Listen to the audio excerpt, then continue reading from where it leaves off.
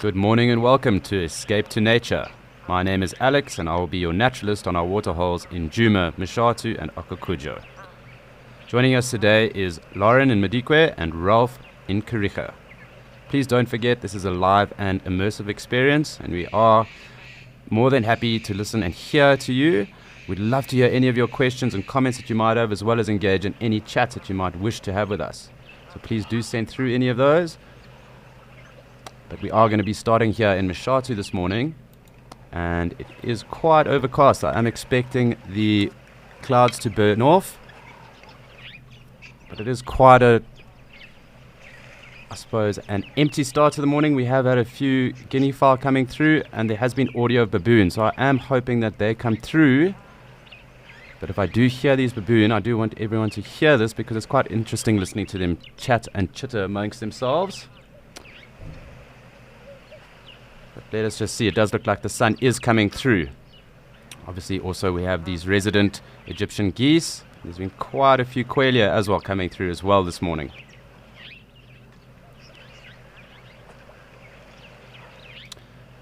But as we start, it's probably a good idea just to have a look at what the weather is for today.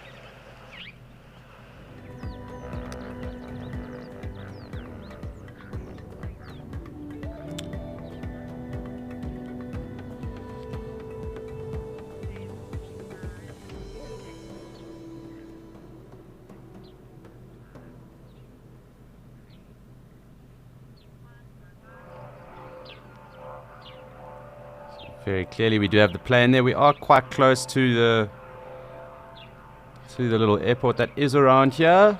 So that is why we do have that audio.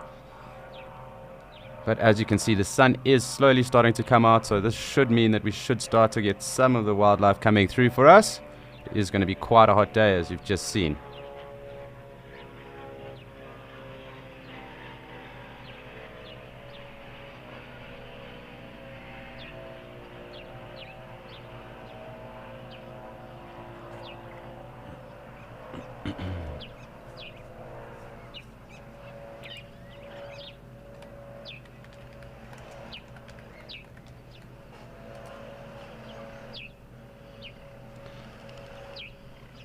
But considering it's quite a slow start up here up in Mshatu, let's go and see what's happening in Djuma, as there's a bit of action there.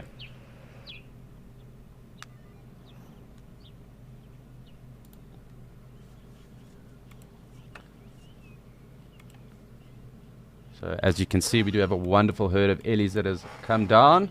It's also a bit overcast here today, but this is probably also going to burn off. Must be quite hot and humid in the Lowveld currently. Let us just zoom in and let's just watch and see what happens with these ellies this morning. Do you think they're probably going to be quite quick here at the water? It's quite cool, so there isn't much need to start to wallow or spray themselves just yet. But that could all change once the clouds decide to burn off. Lovely to see a nice breeding herd this early in the morning. Obviously, few little drongo around as well, and they'll just be picking off any of the insects that the ellies might rustle up as they walk through the brush. So you will see them kind of dive bombing and almost fighter planing themselves around those little blackbirds that are around there. Those are the fork-tailed drongos.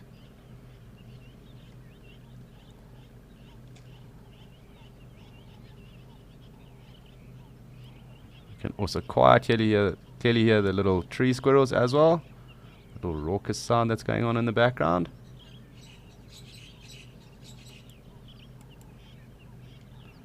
Something is clearly irritating the squirrels.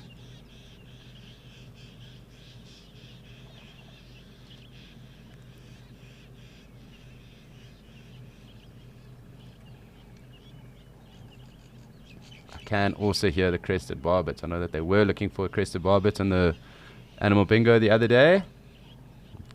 They didn't find them. However, we can hear the audio of one right now. I don't know if we'll be able to see it, but you can hear it. Almost that quite repetitive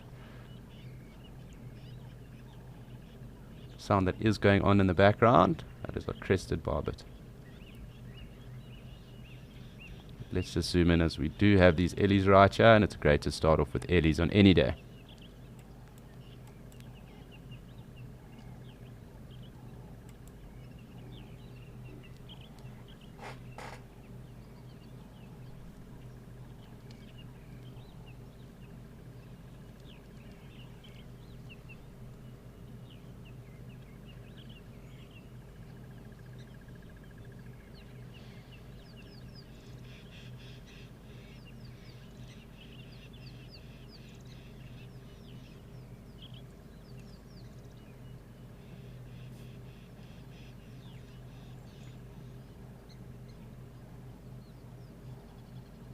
Lovely, nice cows. And the one facing the back towards us does look to be a little bit pregnant.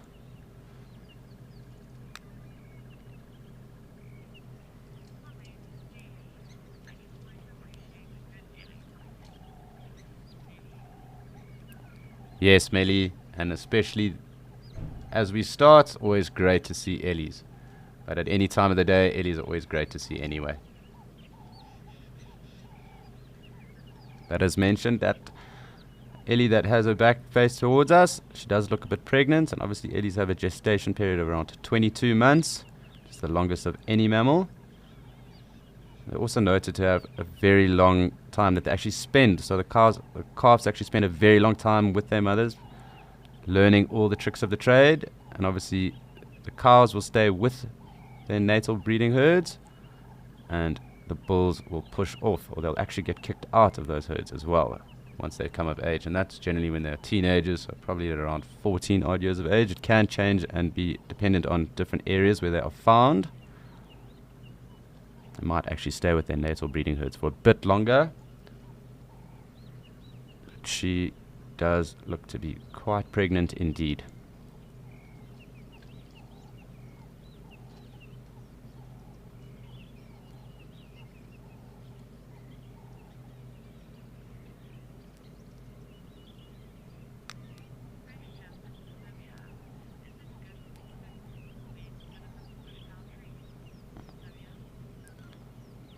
Yes, Livia, it is very good for that because they do create homes for other smaller species. So Ellies are also known as the gardeners of the bush. So they do help with creating other little habitats and homes for other little species as well. So that could be little tree squirrels, mongoose as well. They do have certain trees that they do favor, and that obviously is again dependent on areas and obviously where the trees might be found. So in this area at least, they do like to push over the knob thorns. Sometimes that is a little bit detrimental because whiteback vultures love nesting in knob thorns too, and giraffe also love feeding on the knob thorns as well.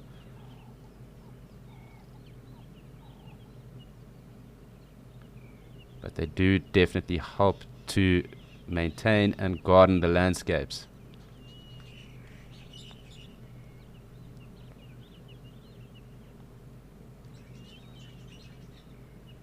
This little breeding herd does seem to be very relaxed this morning. It is nice and cool at the moment, so I'm sure they will just be enjoying some nice feed. Probably a little breakfast for them. Nice little breakfast run around the water. And you can notice them mixed feeding, so some will be taking grass and some will be browsing at the moment as well. Obviously the grass around these water holes is obviously quite nice and sweet.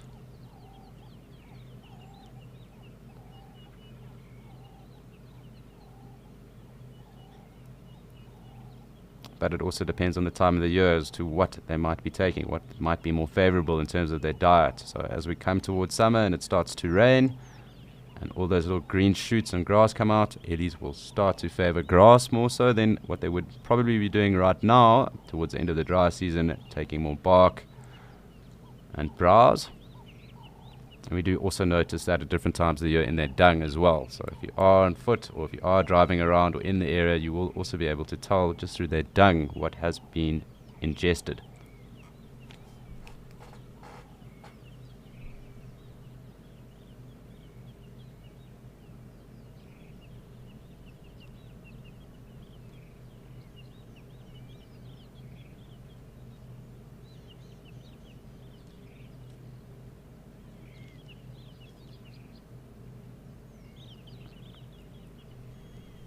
So also depending on the time of the year and how much nutrients is in the vegetation they are consuming, they can feed up to around 16 hours a day.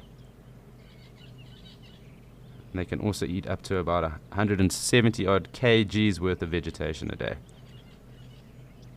So that is a lot of browse, fodder, vegetation that they might be taking in, and they spend roughly 80% of their day eating.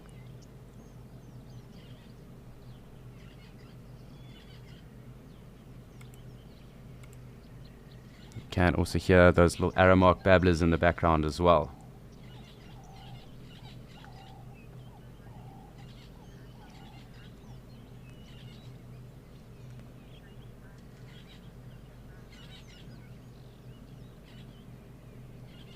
So it does look like these ellies are slowly making their way into the drainage line. We will track them as far as possible, but you can see some of them are already down there in the drainage line already. And they do become quite ghostly. So in a matter of seconds, ellies disappear, and it's actually quite phenomenal to think that something so big can disappear so quickly. And they can almost be silent. Sometimes when they aren't audible, you literally wouldn't even know that they are there, other than for the sounds of trees or branches crashing. Sometimes they are actually quite silent, and you wouldn't even know that an elephant was actually pretty close to yourself.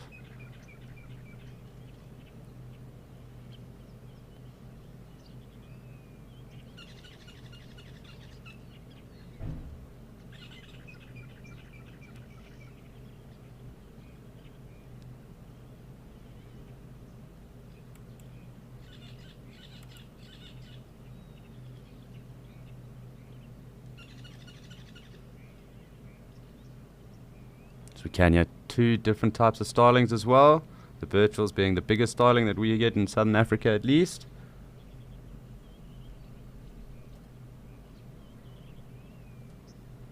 It's the one I've heard predominantly around here. And they can actually be more common in localized areas, although they're not that common a bird either in different areas. The other starling that we've heard calling there is the greater blue-eared starling. You can also hear oxpeckers. So where there's big game like this, the oxpeckers are also around. Generally they are an indicator for us. Specifically when you're on foot, you always like to listen out to them as well. They might indicate that something is around the corner, big or grey or with big horns. Definitely try to avoid, or you have your wits about you when that is the case.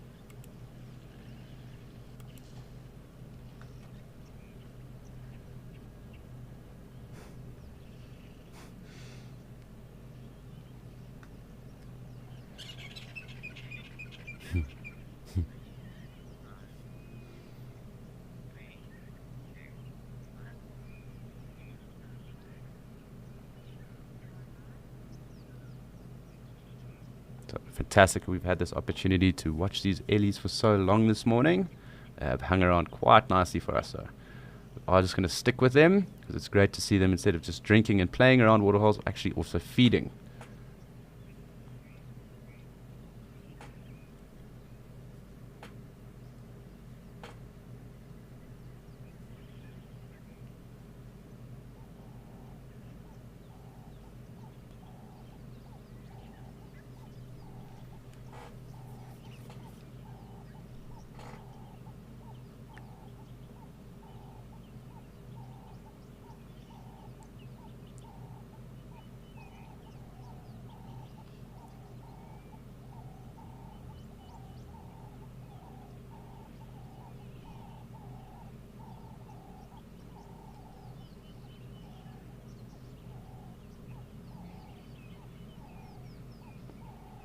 Here the Natal spurfowl in the background, and they're also generally found quite close to water or along the drainage lines. And the cousins, the crested francolin, are more so in the drier areas, so it's a little bit more sparse. And there are our illegal immigrants that are around there, the Indian miners.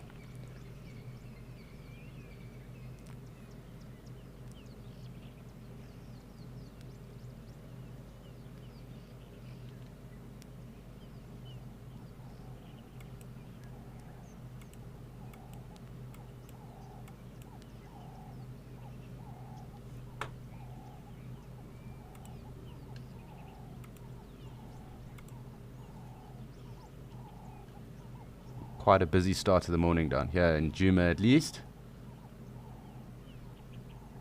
Just fascinating, just noticing how much an elephant's diet varies. So you can quite clearly see the one down here taking this fodder right off the dam, and the other browsing just on the top there.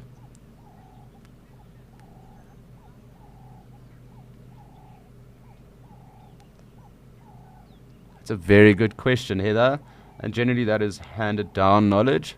So within their breeding herds, the matriarchs and the older aunts, grannies might teach them that, or more than likely will teach them that. So it's something that they pick up, and it's ingrained then through the behavior of the ellies that they are surrounded with. But also, as the bulls then also push out, the bigger, older bulls that they might follow also teach them knowledge around these things as well. So there's a lot of knowledge that ellies learn. And as I was saying, other than in humans, elephant keep their calves with them for a very, very long time, probably the second longest out of any other mammal other than humans. So that is until they reach maturity, and then they either will stay in, so the cows stay in their maternal breeding herds, and the younger bulls get pushed out.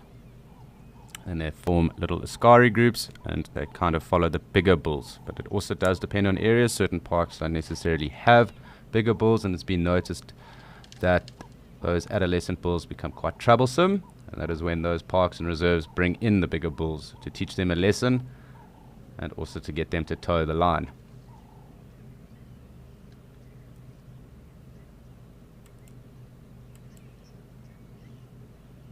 But lots of oxpeckers around at the moment. You can hear them just chittering and chirping there.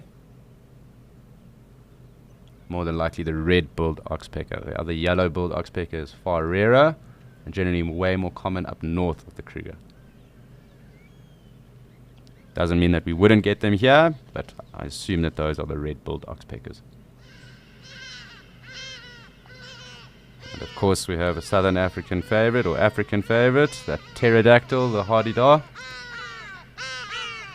Anyone that has been to Africa knows exactly what that sound is.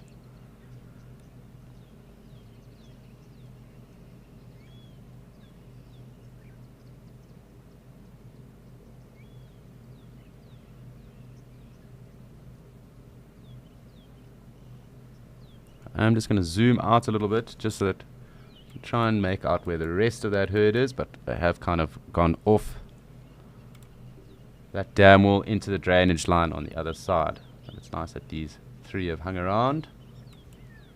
As I said, I just want to zoom out and just try and see if we can't see where the rest of the herd might have gone.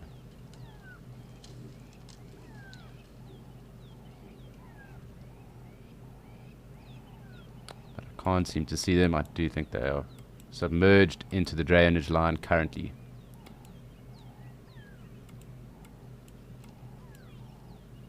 Can also hear the go-away bird, very closely related to the turacos.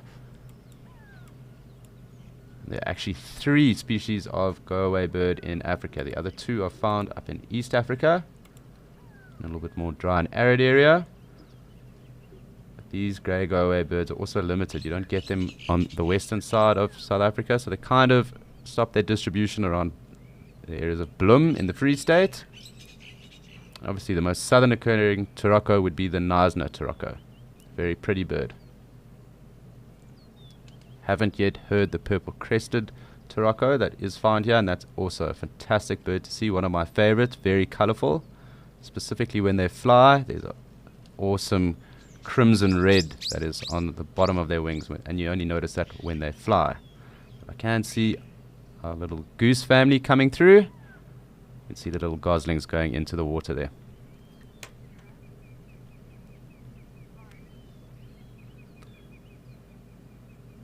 But it's time for us to go and have a look at what Lauren has found in Madikwe. I'm sure she's still very happy from her brown hyena sighting yesterday evening.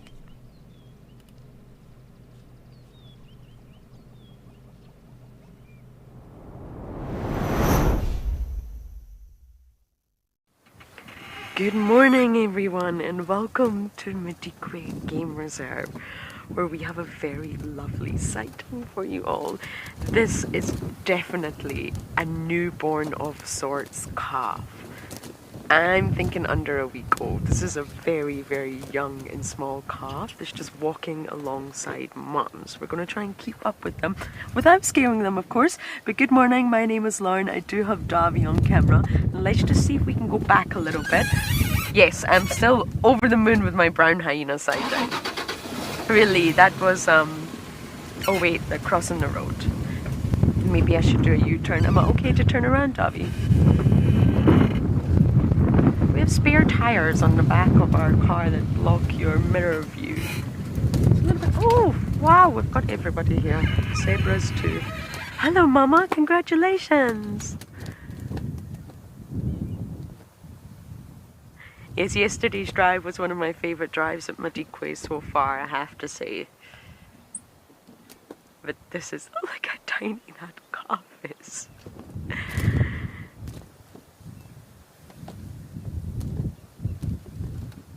It is so tiny.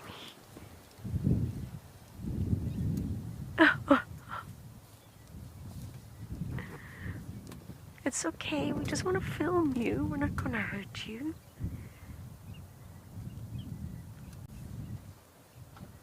Maybe about a week old, actually. A bit older than I originally first thought. But still very, very young, new to this world. Giraffe calves grow remarkably quick, and they're already born at about 100 kilos. They're already big calves, of course, they're big animals.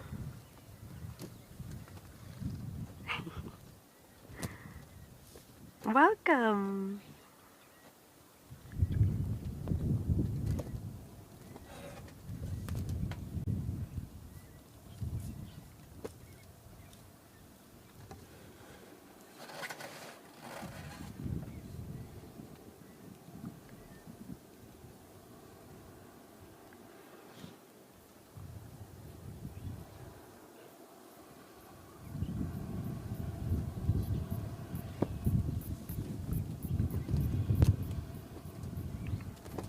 Riley, not long at all.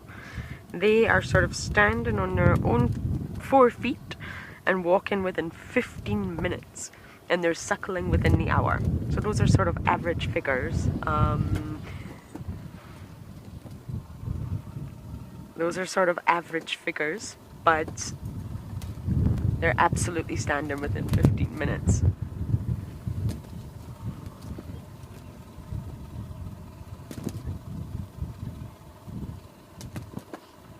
We are going to have to reposition everyone. Very unfortunately, we've got a vehicle wanting to get past, which is rather annoying, but just bear with us. I'm going to try and reposition.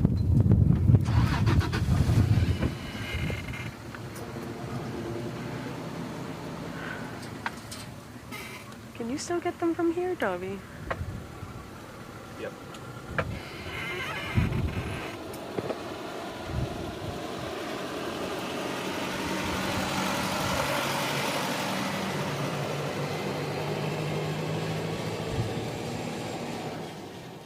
Apologies about that. I mean, I did park across a main road.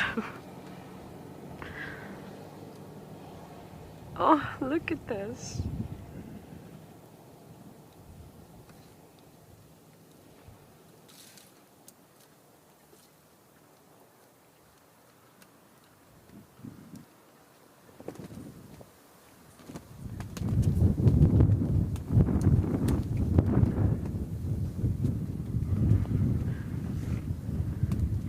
Final reposition, everybody.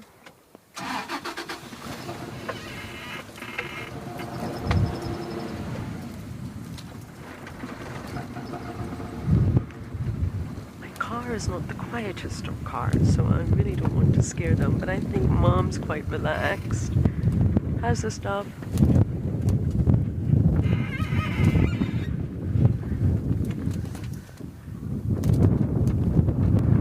And it's extremely windy today. My goodness, the wind has picked up again. I feel it died down at Madikwe and it actually got quite calm, but the wind has definitely picked up again. It's a windy few months.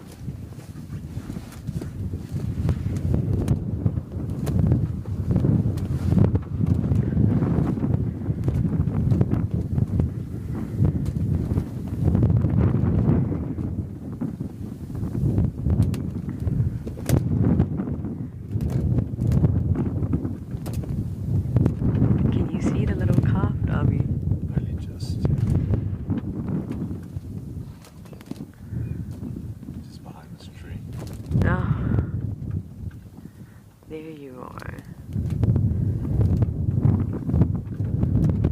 A little bit nervous nervous, but we'll soon realize we'll very much follow Mom. Mom is relaxed around vehicles, so sooner or later she'll understand. I'm actually not sure the sex of this calf, not checked. But the calf will understand, oh, vehicles are nothing to be afraid of. Oh, but lions are. The behavior will soon pass on.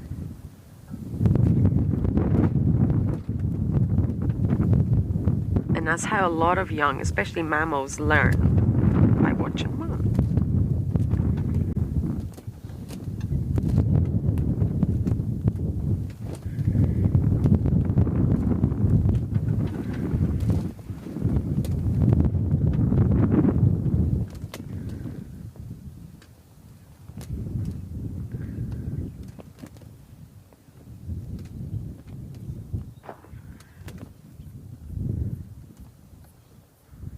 Got a perfect view, Dov. I don't know whether to go forward a little bit. The calf may move, of course. There we go, that's it, yes.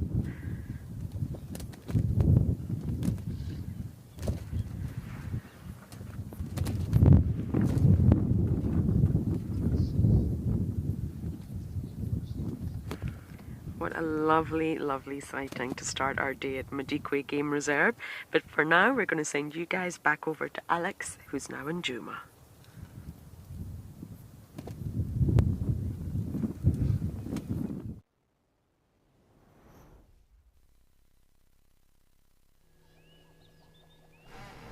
Thanks, Lauren. Good to hear you're having such a good time in Madikwe, especially yesterday with that brown hyena. They are lovely to see. But we're back here with the Ellies.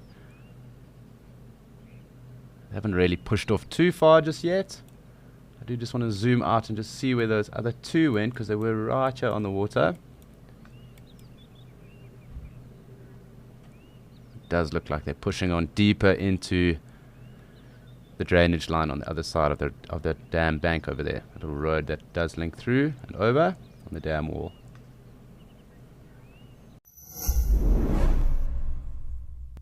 The Explorers program brings nature lovers together and helps share authentic wildlife experiences with the world. Explorers receive so many great benefits, including a chance to watch completely ad-free, luxury travel prizes, access to behind-the-scenes content, and don't forget the weekly newsletter filled with inside information. Explorer subscriptions are available in monthly, 6-monthly, and yearly. Find out on our website.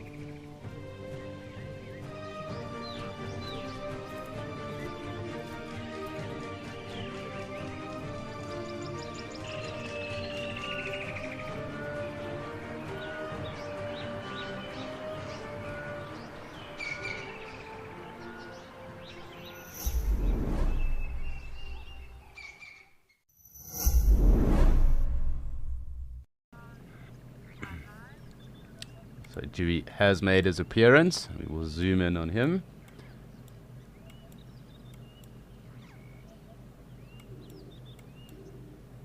very nice big bull hippo.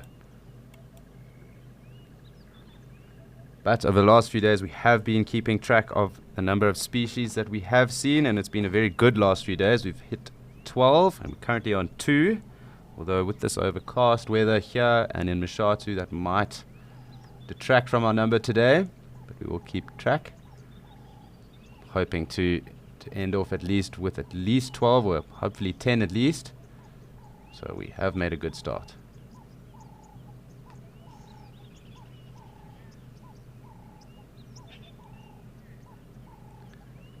It seems that Dewey is deciding to submerge himself and he's a bit camera shy this morning, so it's probably a good time to go and check what Rolf has in Kariega.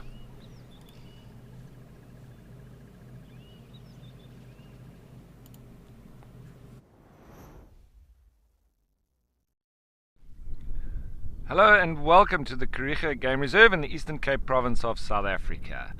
I'm coming to you live from just next to the Scotia Dam, and my name is Ralph Kirsten. I'm watching this seemingly pretty old wildebeest bull, but he's got a bit of a limp.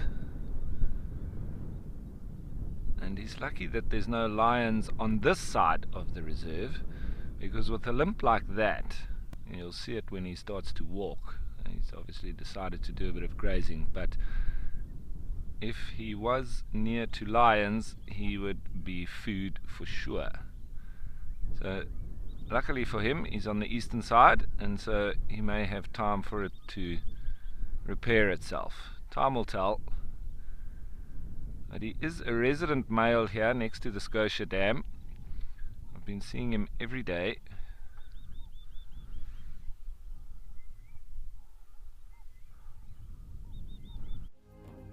Hyena and hippo walking side by side, terror etched on the expression of little hippo.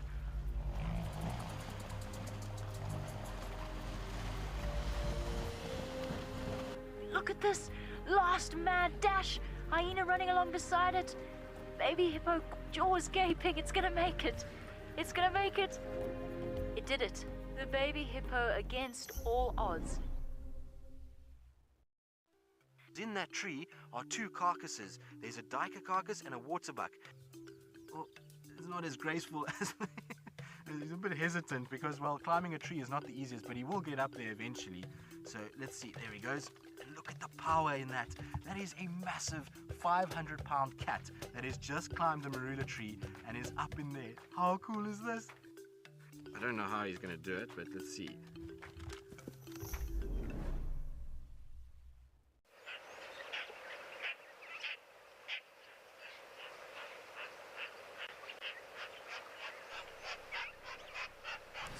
So we are just back here in Mshatu, and we did just have some impala that were around. However, there was also a warthog too. I was hoping we would get visuals so we could confirm and add to our list. But I am just going to try and pan around and get us a better view as well.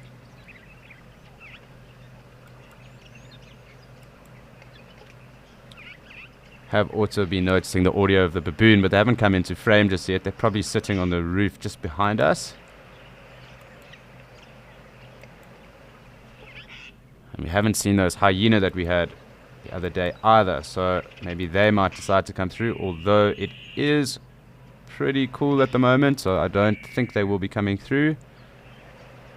From what I can see, the Corey Bustard is back there as well, near that wallow, which is getting ever bigger every day.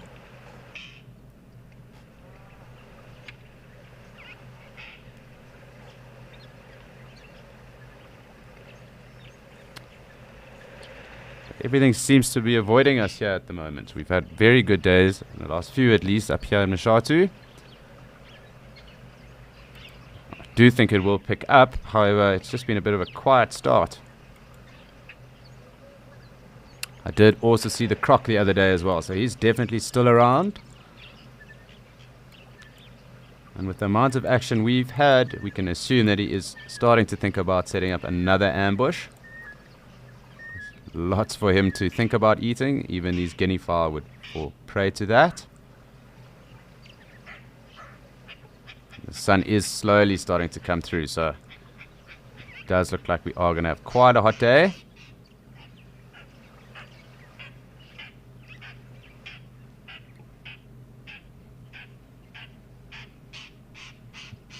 There are numerous guinea fowl here in Mashatu as well, so it's quite a common thing to see, and specifically also in numbers like this. And what is noticed is that, at least with the females, they stop becoming reproductive at around 6 to 8 years of age. And what happens also is that you can tell the age of these guinea fowl, these helmeted guinea fowl, also because of their casques. Their casques grow with age as well, and I've actually seen examples where they actually curl over. They almost look quite prehistoric at that time as well. Not that they don't look prehistoric already, but with that curled casque, that is a very old bird. And obviously when they're very old, they become unproductive. And you actually need to have the younger females coming through so that the population maintains themselves. But obviously with lots of predators around, that isn't really a problem, because the older birds do get taken out, and they don't then mess with any of the breeding cycles of the younger birds.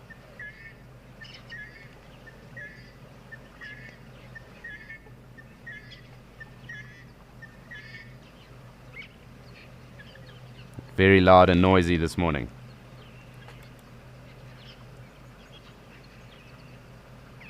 I'm going to keep panning around here. There might be something that could have come through. As I said, we did just have those in Impala, but they have pushed off. And I'm convinced that this is where the croc likes to rest. That might actually be him there on the side, so let's just have a look. We do have audio of the baboon again.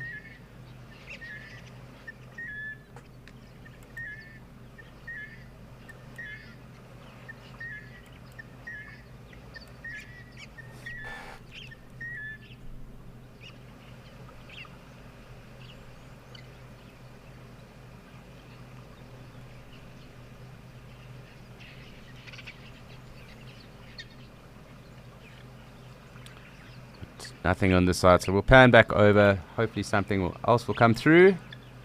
It's always good to keep a bit of a wider pan over here, just because we see what else is coming through.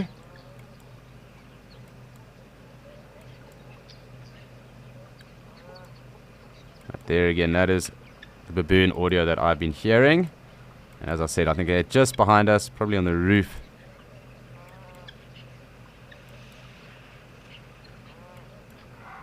Does sound quite awkward, but that is definitely baboon audio.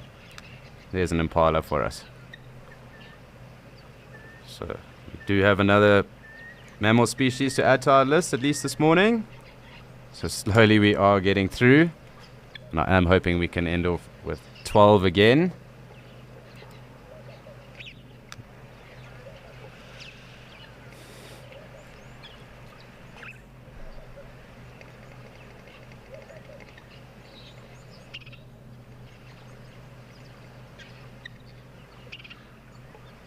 So it's quite interesting with regards to the reproduction of impala, is that in some areas, obviously where rainfall has fallen very heavy and the vegetation has stayed through, it has been noted that they can actually have a second breeding cycle or even a second rut. And sometimes that'll obviously be the ewes that would have lost their lambs in that season already.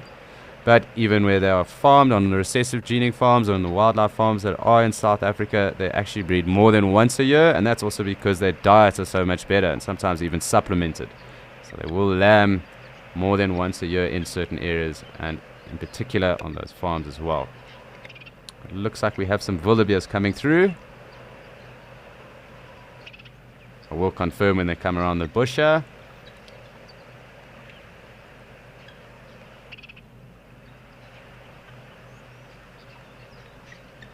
But to me that looks like a nice herd of wildebeest coming through as well.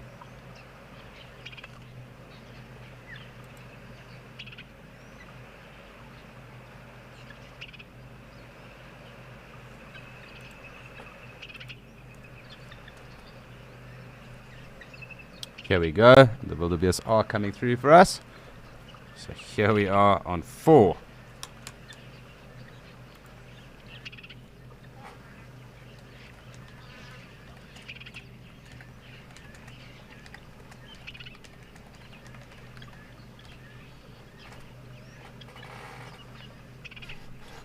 course, you can just see the guinea fowl getting chased off. And these wildebeest are clearly quite thirsty. Sometimes a little bit tougher to see the wildebeest and zebra in certain areas of Mashatu just because the grass cover actually does go. And in the area where we are in right now, just off, and you can actually make it, is almost the Limpopo floodplain, and it does lead into a few flays. But I do know of 1 or 2 other flays in the area. Some a little bit more west of us, and that's more towards where more of the archaeological sites are in Mashatu. Some of the rock paintings, as well as some of the old burial sites of chiefs, as well as some of the Stone Age tool areas that are found in Mashatu. And of course the iconic Mapungubwe and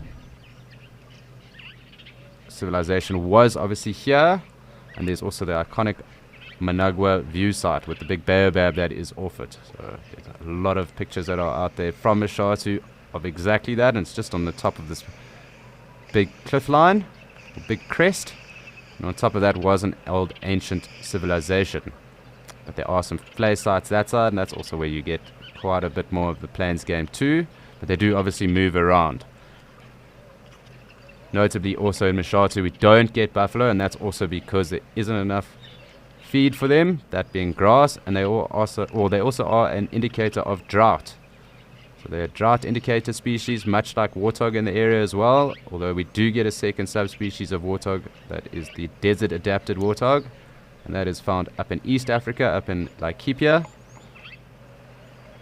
into Somalia. And those are obviously more specially adapted to more arid areas as well, but warthog are very dependent on water.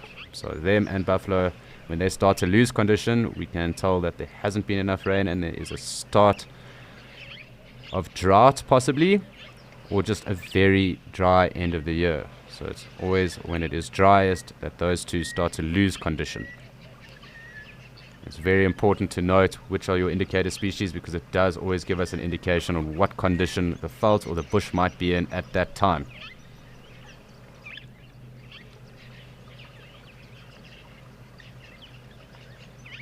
But of course drought is also a very good thing to have at times, because it does play into natural selection and is crucial in weeding out bad genetics as well. So much like any healthy ecosystem, it is crucial to get bad genetics of certain animals and species out of the system and only maintain the stronger genetics.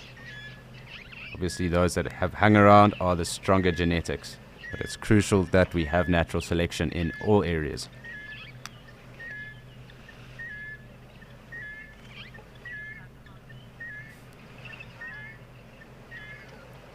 You can constantly see the little quelea coming through the camera. Those little birds, little swarms coming through, those are also the quelea.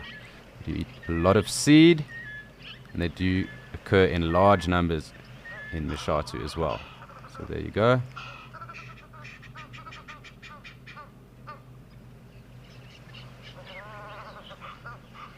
So that audio is a mixture of the baboon and the Egyptian goose.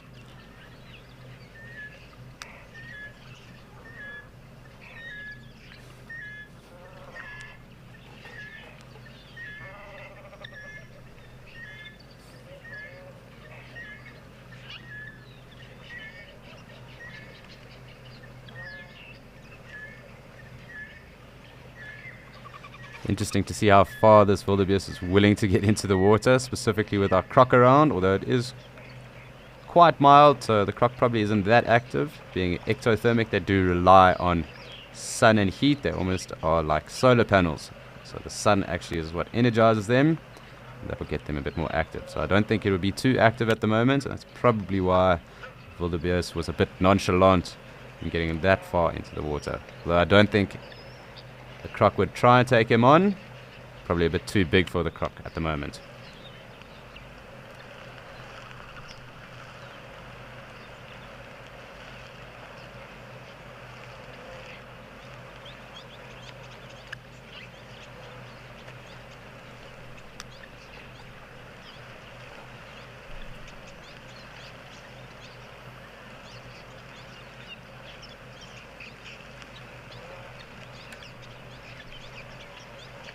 Looks like the guinea fowl have plucked up their courage again since they got pushed off by those wildebeest.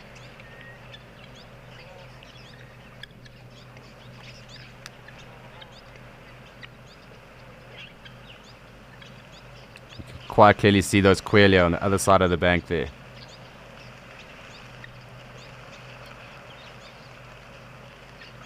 Big numbers of them around. And I'm hoping we might get to see some synchronized flying from them as well just now.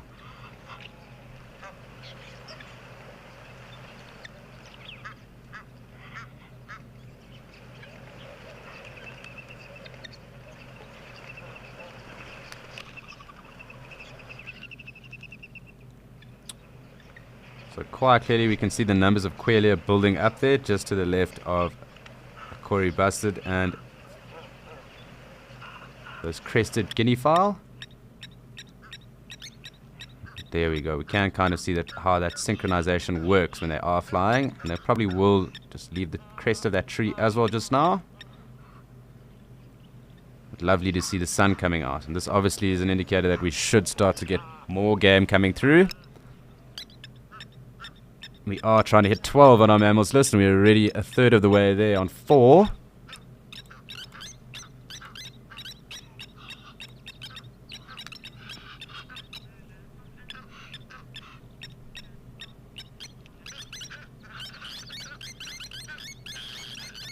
Hi Lola, yes they are. It is a Transfrontier National Park or Conservation Area. And just on the confluence of the Limpopo and Shashi River, and the Shashi River is the border between Botswana and Zim. They can get through to Mapungubwe and also part of the Greater Tuli Circle, which is in Zimbabwe as well. So it's quite a big Transfrontier Park, and there is quite a bit of transference between the animals from that as well. So some of the predators obviously move right through, so the lions as well as leopard and cheetah and hyena. There are some wild dog in the area, at least they were brought back a couple of years ago into Mashatu. And obviously the ellies move as well.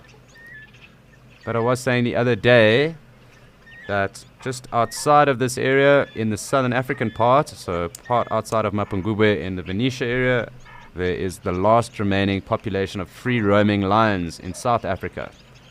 And there's a study, I've actually read it, scientific paper that was out a couple of years ago. And it is definitely there. They are confirmed. So if you do know of anyone in the area, please do make sure that they are conserving those lions, because they are vital for the genetics of this area. And obviously any lions we do lose, because they have been losing quite drastic numbers over many years now, it's crucial that we keep the genetics of these systems going and that those lions remain safe. But we can see the water coming down here, so we are on 5. And a zebra there, so that makes it 6. We're half the way there.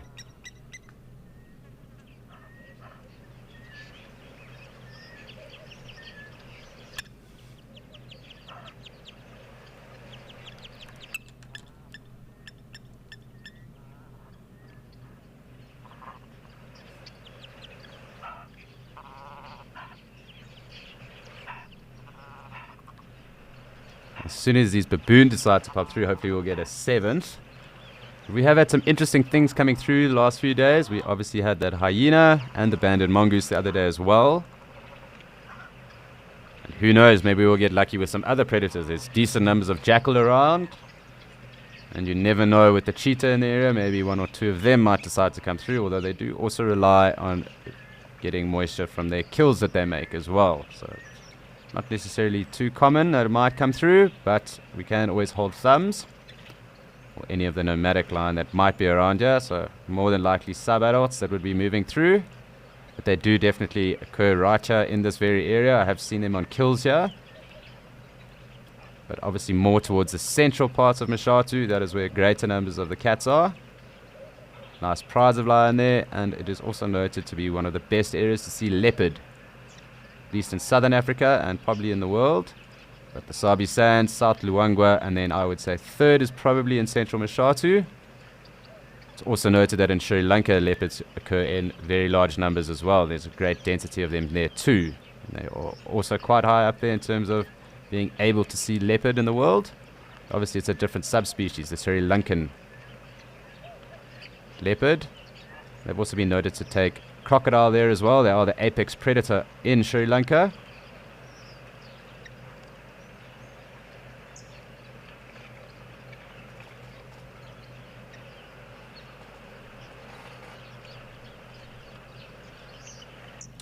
They also take on the odd sloth bear in that as well. It's quite a diversity of wildlife that is in Sri Lanka. Obviously they don't have the tigers, but the two apex predators there are the crocodile, which would probably be a saltwater crocodile, and like jokes, I think there is also a freshwater crocodile as well, and then obviously the Sri Lankan leopard. It's also noted to be quite a big leopard as well, and they are quite gregarious in terms of leopard. They do actually socialize a little bit more than what we have here. And they don't necessarily climb trees as much either, just because there isn't too much of a threat, them being apex predators or apex cats.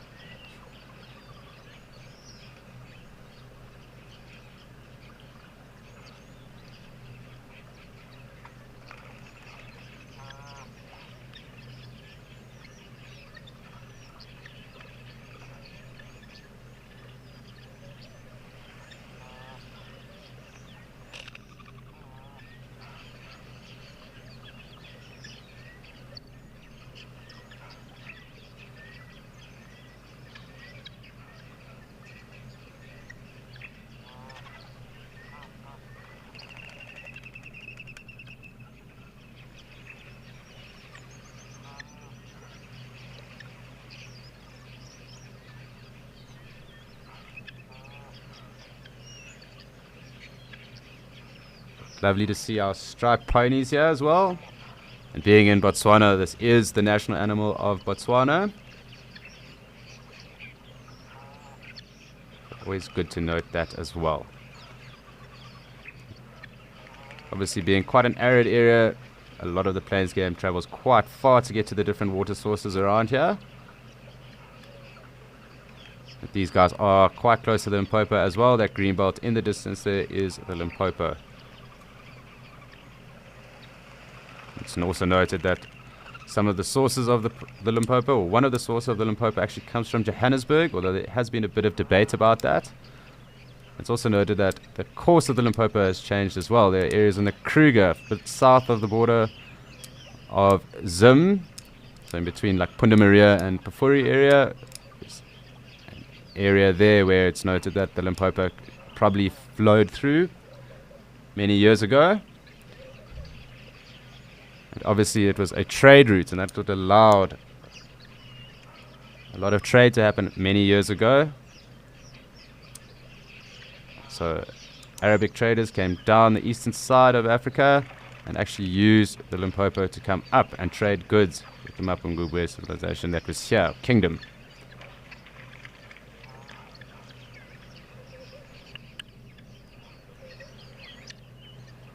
So the area is of high archaeological importance, specifically in southern Africa. It's also noted that there are dino footprints around in the area as well. I haven't seen them just yet, but I have heard of it a few times. Anyone has seen of it, I'd love to hear about it. But I've heard it's very fascinating to go and see these.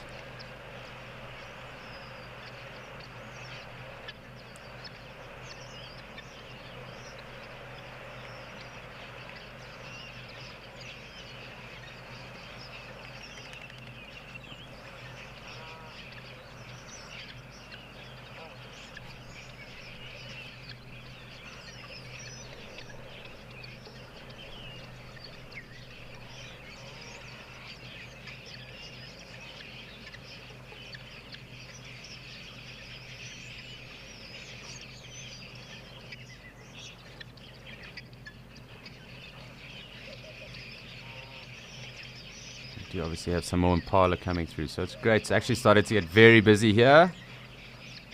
We're roughly an hour in and we've ticked off many species already.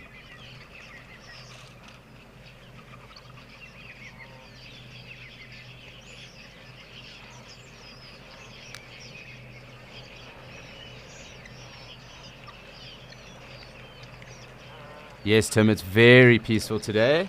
We obviously haven't had the boisterous Ellies come through. I'm sure when they do decide to come through, it will get a little less peaceful, but it's been a great start to today. Everything seems to be very relaxed, and that's probably also to do with the weather being a bit overcast and mild.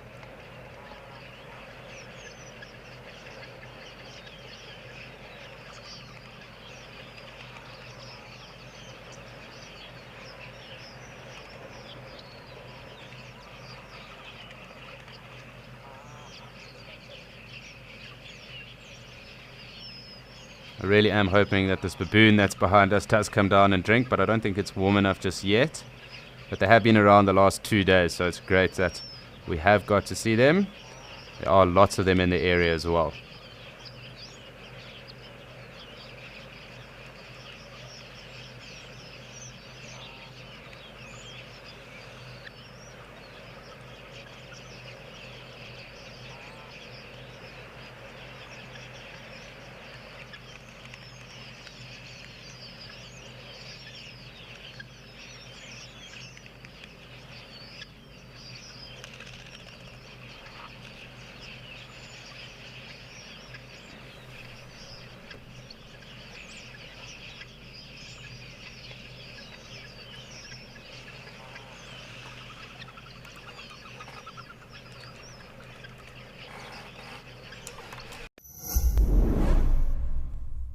Wild Earth is excited to announce the launch of our massively updated app.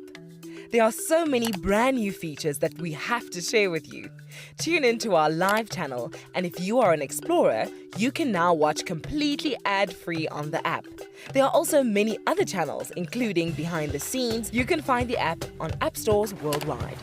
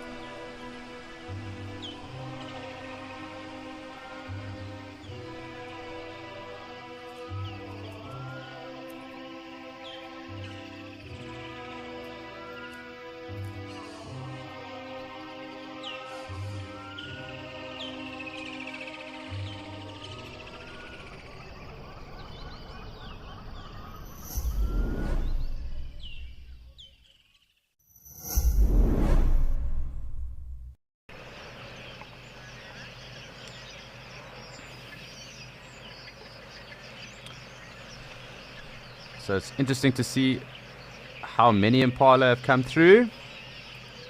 I would love to get in a little bit closer, but I don't want to tempt fate and mess with the controls too much today. It is also lagging, so they might just spook and then we are going to be left with a bad frame. But it would be great to show you the difference between the two subspecies that we will get on Escape to Nature. The black-faced up in Ukukuyo, and then these being the common impala that we will get here and throughout the other areas where we are coming to you live from.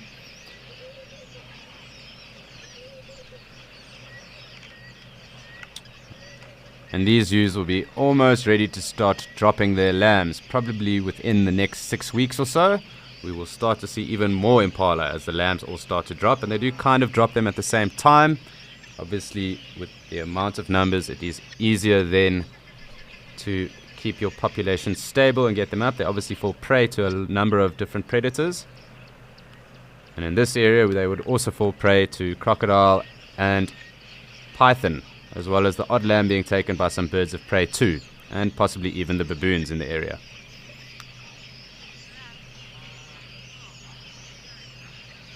It is I sit here with this beautiful herd of impala. It's time to go and see what Rolf's getting up to in Kariega.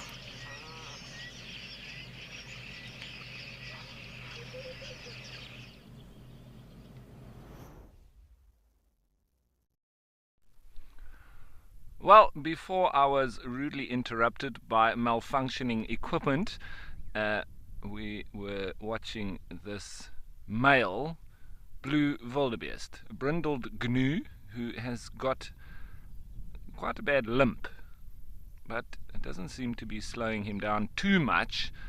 He's right now alarm calling at something, I'm not quite sure what. I've been looking in the direction that he is having a snort at, but I don't see anything that should be worrying him. I do see some other blue wildebeest off in the distance. Maybe he's just giving them a piece of his mind.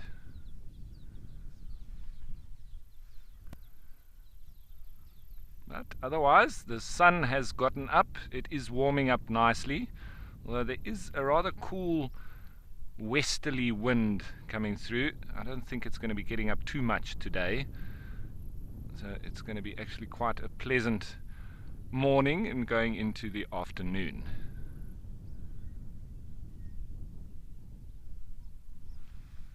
Here on the Kariega Game Reserve, and what a wonderful game reserve it is.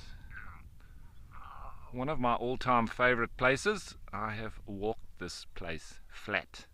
When I say flat, I mean I've walked all the hills and roads and in between, training the trails rangers. Yeah, it's not an easy place to walk, I must say that. It's not like walking in the Kruger area, very flat. There are some small hills and koppies that you do walk through there, but here it is generally mountainous. Nice and open here on the plains, but otherwise you've got the thickets and hills. That's what it's characterized in this particular part of the country. So we got very fit, that I must say.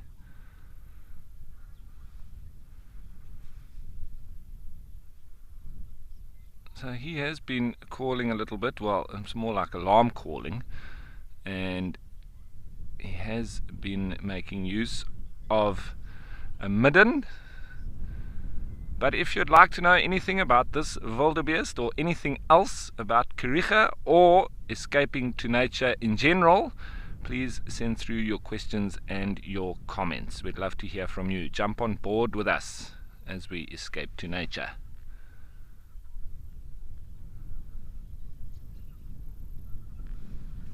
This is the life of a bull wildebeest.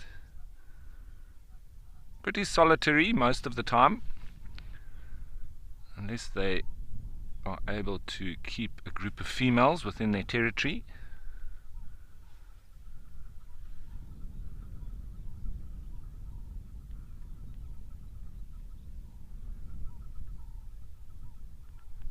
Yeah, Cape turtle dove calling, or the ringneck dove, emerald spotted wood doves calling as well. And I must say, I've been hearing every day now Narina trogons calling in the thickets. Very difficult to spot those birds, but they are one of the special birds that people come from all over the world to come and see, and any birders would tell you that that is one of the special birds, lifers as they call them, to see. I don't know what's bothering him. And there when he ran, it seemed like his limp wasn't too bad.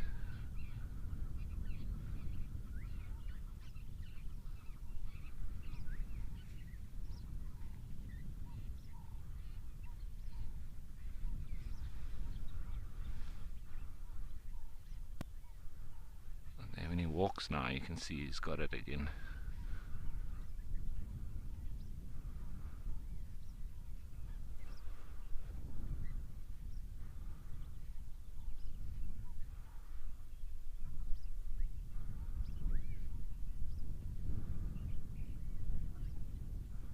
Walking past some prickly pear. It's one of the exotic plants. It's not endemic to South Africa.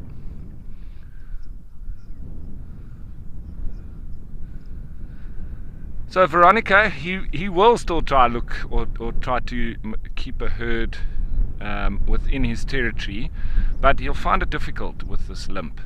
So I don't imagine he's going to have much success until his leg is healed, because no females are going to want to mate with a limpy blue wildebeest, and he won't be able to keep too active maintaining them inside his territory while he's under this condition. So he's got to get better first.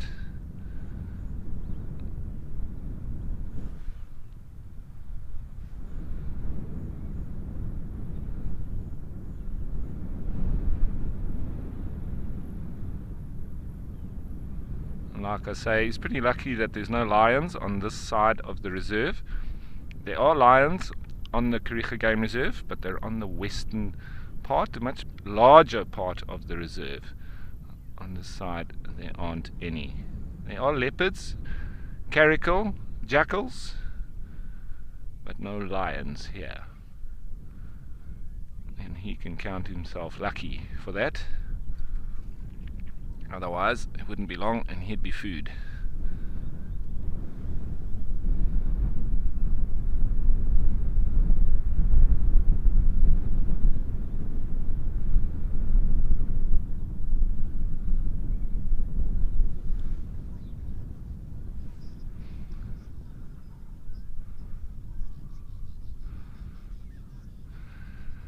Darcy Miller, thanks for your question as always. Lovely to have you on board again. And I would have to say that so far I've really enjoyed watching the ostriches carry on with their antics, chasing each other around the plains here like on a racetrack. Their calling, which I've never heard so much of anywhere else ever than I have here on the Kariega Game Reserve. Their displaying and their mating. Now, it's always like that, it's Murphy's Law, because I've had them do it so much, but obviously as soon as we go live, it's they stop.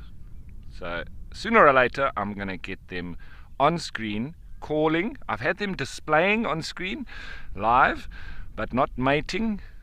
And so I've had the displaying and the chasing in the racetrack, but not the calling and mating. So I'm hoping for those two. But I definitely have to say that those the antics around the ostriches are my most memorable, and every day they keep doing it even more, and it's hilarious watching them chase each other around. So Darcy, that's it for me. What's yours so far? I'm still waiting for the little grebes to show us their little chicks. I think they've still got eggs for now, and as soon as they do and the little babies are riding along on the backs of the adults, I'll put that on screen as well.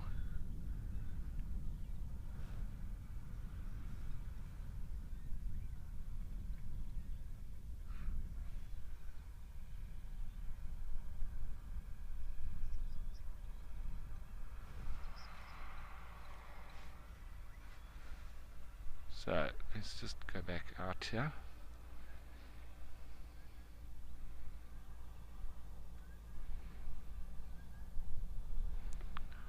I want to leave him and just show you a little bit of the landscape here.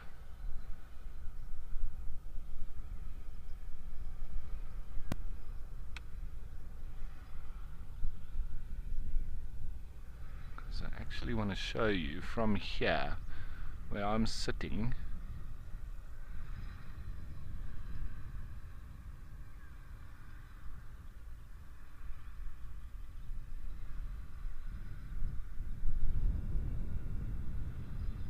that kind of thickets. That is the natural vegetation. It should be here, and up there on top of the hill, that is the main lodge of Kariega.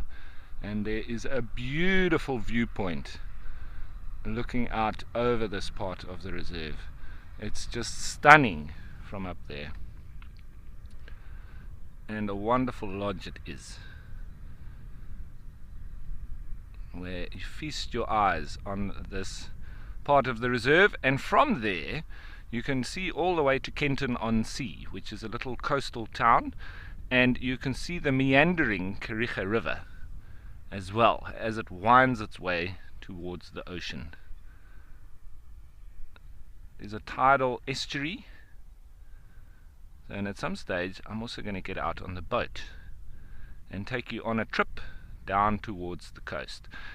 I've seen in these different estuarine rivers, from the Bushmans to the Kariega, as well as the Cowie River and the Fish River.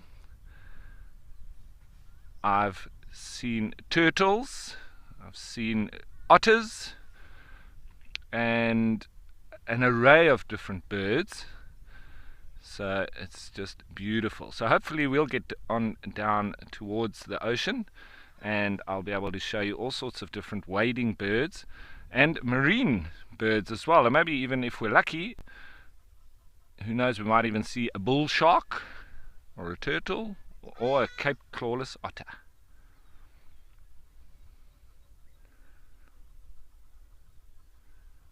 And I often hear the monkeys and baboons alarm calling from inside those thickets.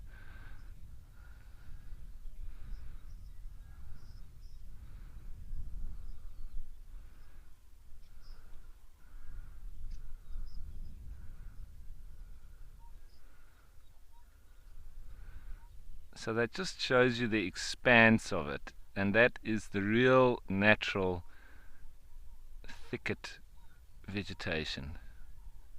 Most of these areas would have looked like this, but obviously with the farming activity they've cleared out some.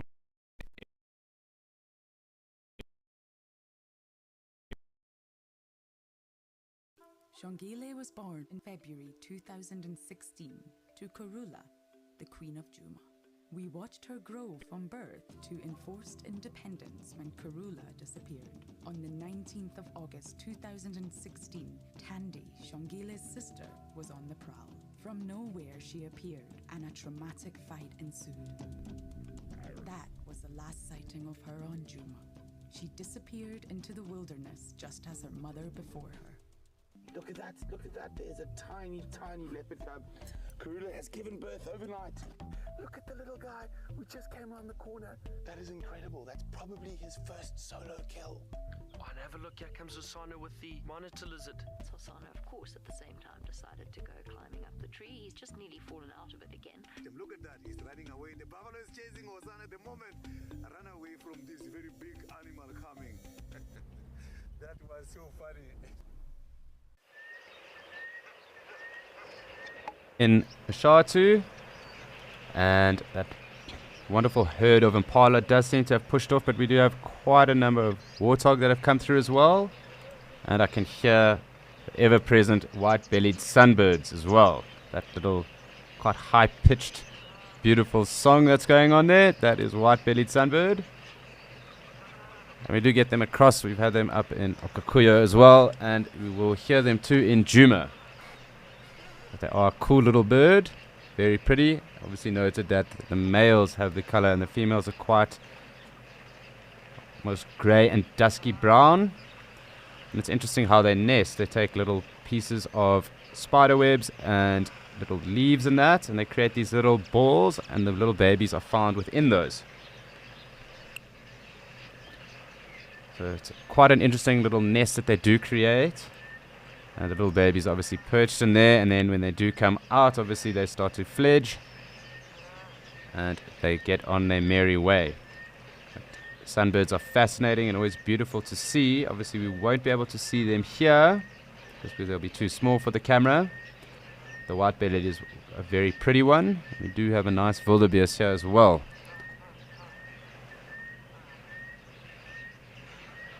and some ostriches in the background. But it does look that it is getting quite hot now. And we have noted that all the animals are starting to come and make their way through.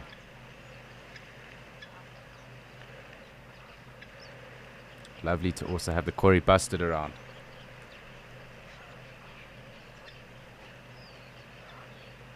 And there are our mongoose. So, pretty sure those are the banded mongoose. I'm going to try and get us a better view of them, just because it's fantastic to see them. And I think they are going to treat us to a little drink.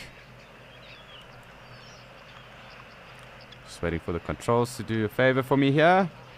It does look to definitely be banded mongoose. And this is the second time we've seen them in the 6 days that I've been here. I'm trying to get us a better frame.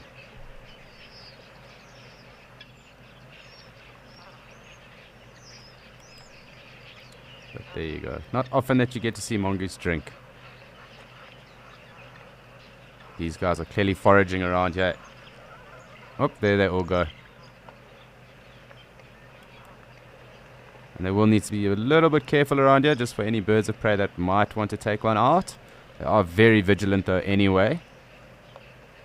But specifically when they are a bit distracted here, having a drink, and you can see them going to where fresher water is there. They can be very naughty as well. I've seen them in dumpsters and that in different reserves as well. And they do raid those areas as well. Obviously easy calorific content for them to get. So waste would be a thing that they would go for, and probably the fruit or the insects are around that. I'm going to try and get in a bit closer.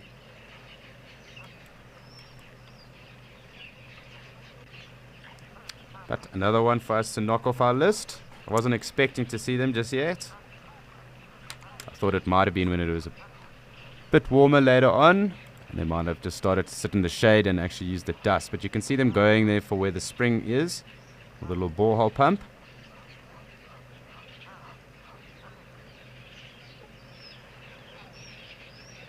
Yeah, obviously very gregarious, but you can quite clearly make out the little bands on them as well.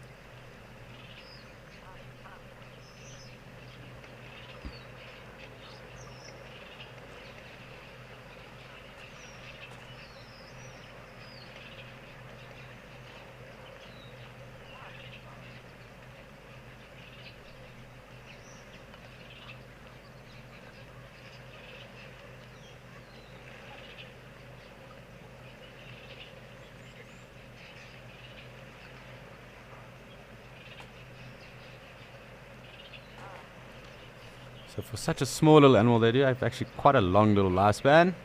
They're around 10 years in the wild, and they're noted to live up to about 17 years in captivity.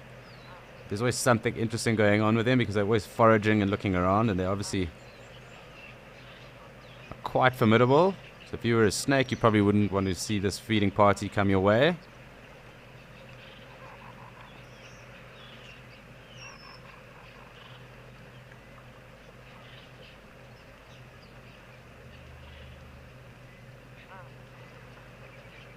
They have quite an interesting scientific name, being Mungus mungo. I quite like that. It's got a nice ring to it. It's always fun watching mongoose go around their business though.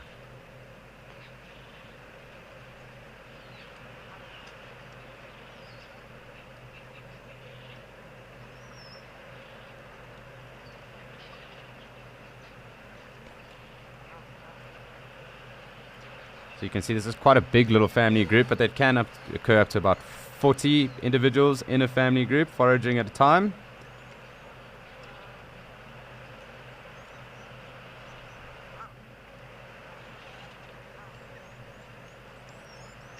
They have quite a wide variety in terms of what they take in their diet, so it can be anything from snakes, lizards, fruit, eggs, beetles, ants, termites, caterpillars. So it's actually quite broad if you consider.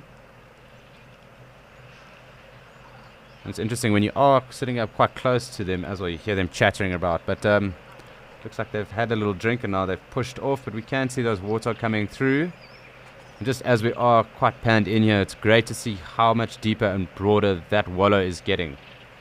And it's kind of almost blocked off, so I don't think the croc will get in there, so it's actually going to be quite safe almost for those warthog. But we did note also the other day when the hyena were around, the warthog were quite unfazed by that, and they were just chilling here, and the hyena were actually just wallowing in the water on the other side. But I do think these warthog would get away from the hyena, at least here. They are actually remarkably quick. And there must be a den or burrow around as well.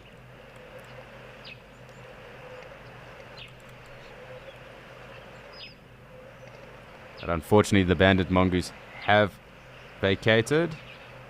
Trying to just see if can see where they've gone off to, but I think they've just pushed off. They probably are underneath that little shady area on the left, or they've actually left completely.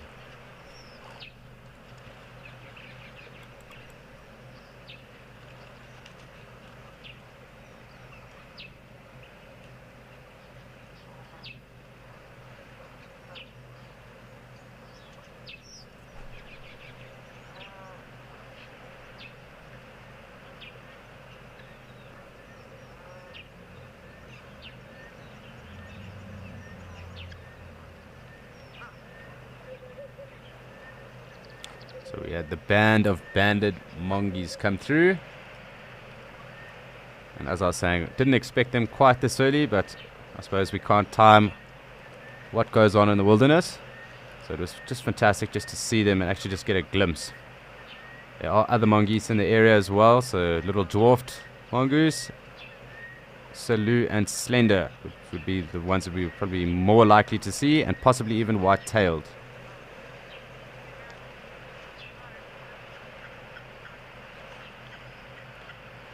Apparently, Lauren has something awesome for us to see in Madikwe, so we're going to go head off to her.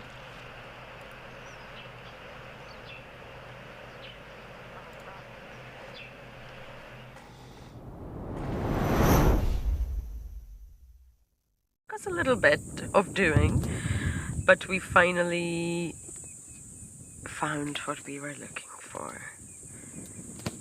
The wild dogs, the painted wolves. The painted dogs.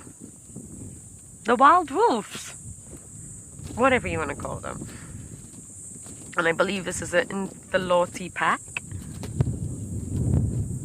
And of course, look at that. Perfect patch of shade. I couldn't have done it better myself.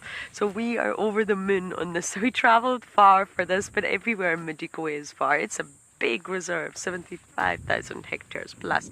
So I think we've got very lucky. And most likely they'll just sleep all day. We're not too far away from water, so I can guess when they do need water which direction they're going to go in. I think they're going to go to Twasa Pan or Dam. And it's also really nice down that side.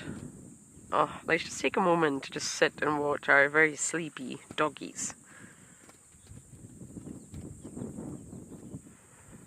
They found that perfect patch under the shepherd's tree. Really, shepherd.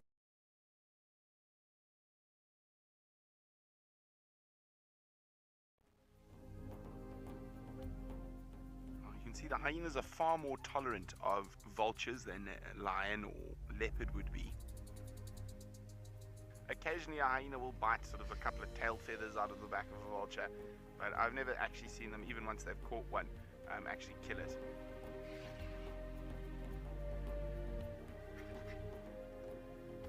Oh, there we go. Nearly got him.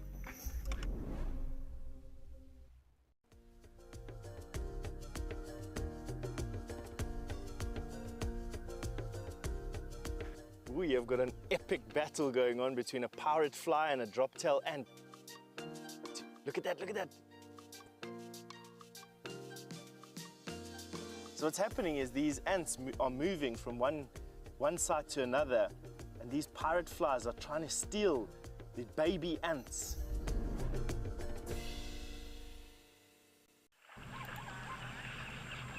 And unfortunately we did lose Lauren there, but we are up here in Okakuyo, and no better time than to have a look at it now. We haven't actually had a little gander yet, And we can see that the oryx are down, some springbok, and it looks like wildebeest on the other side. I will have a look, try and get a little bit closer.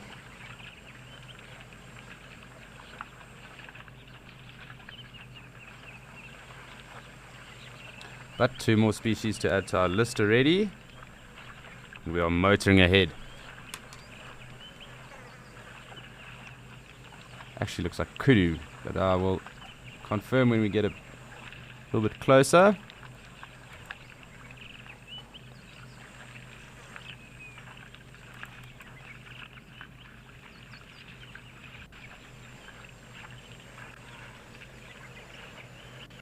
As you can see, that oryx is going right into the center of the dam over there. I have noted quite a few black rhino over the last few days in the evenings. Don't think we'll see any during the day because they aren't really around water sources then, but we could be lucky at one point.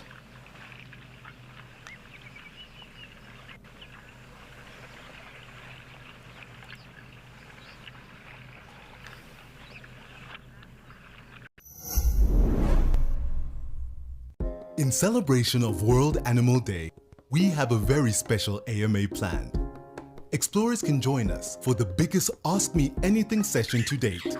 And it's all about animals.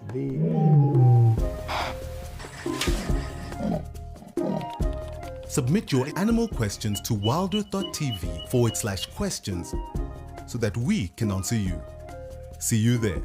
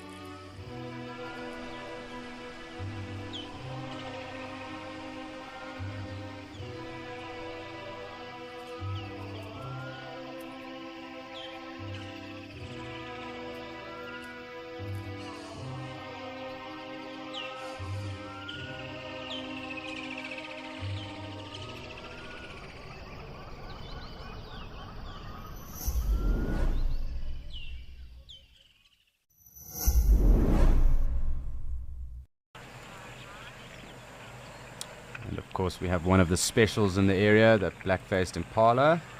You'll notice that ram coming in there now, and you can quite clearly see the black face on it. And hopefully at some point I'll be able to show you the difference, and I will show you what the other impala look like. There is also a little black line on them as well, however it's not as pronounced. And these guys are a little bit more arid adapted.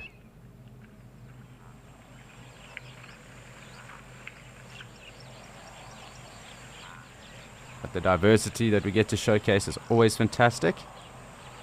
And it's great to show you guys all the difference between these animals. It sounds like there's a hornbill around.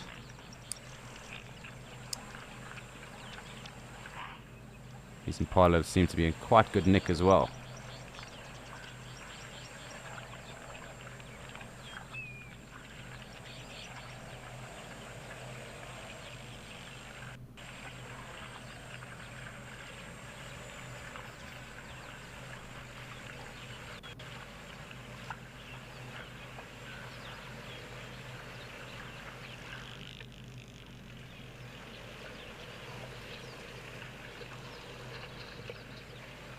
So I am keeping a watch on the clock because we've had a lot of early action, but it's normally only from around 11 o'clock.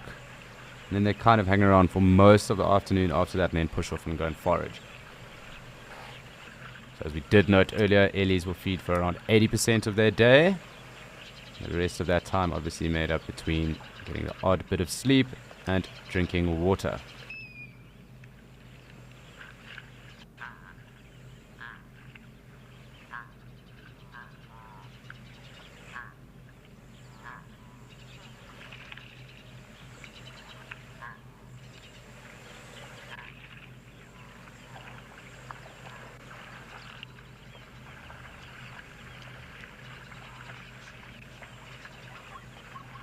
And the ever-present blacksmith Lapwing here, Mashatu, as well as in the Sabi Sands. And of course Ralph has mentioned it as well, and I'm sure Lauren has seen a few too on the different dams where she's been at.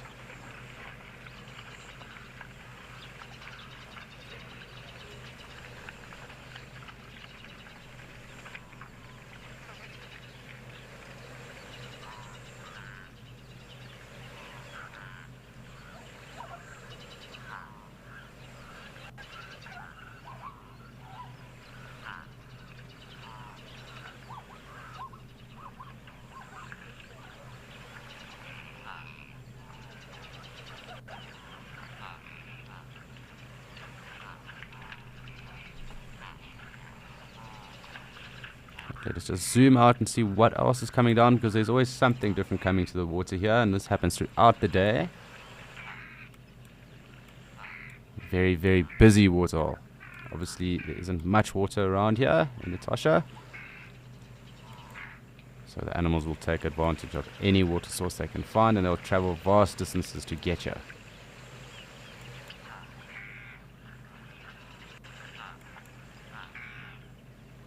There you go, you can hear those Cape Crows, and as I was saying is that they are actually parasited by the greater spotted cuckoo, and that'll happen now as they start to migrate through and as it gets to breeding season. But just interesting that the main parasitic contributor of that, and I think roughly around 10%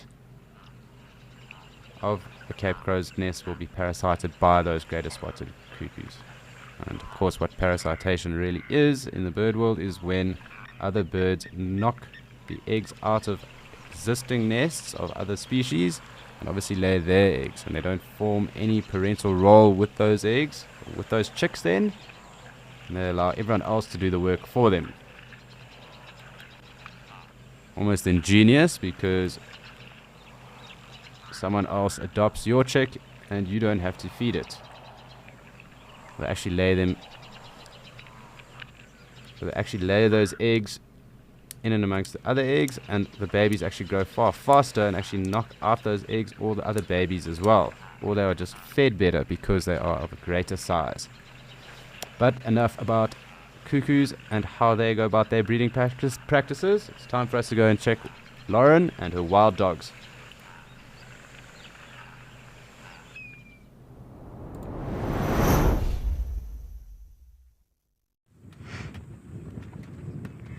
We're back again, sorry about that. The wind, honestly, I know I mentioned this earlier, but the dogs are probably loving it. And it's very pleasant, but it's also very difficult to drive in. It's quite exhausting. Wind of this strength, I must say. And this is a very sandy, dusty environment. The dust devils are crazy, especially when they hit you in the face. And you come back covered in dust. Your hair is orange, your face is orange. You look like an Oompa Loompa. You see that male standing up. He's collared for research. I'm going to presume he's an alpha male, but I think he will be the alpha male if he's collared.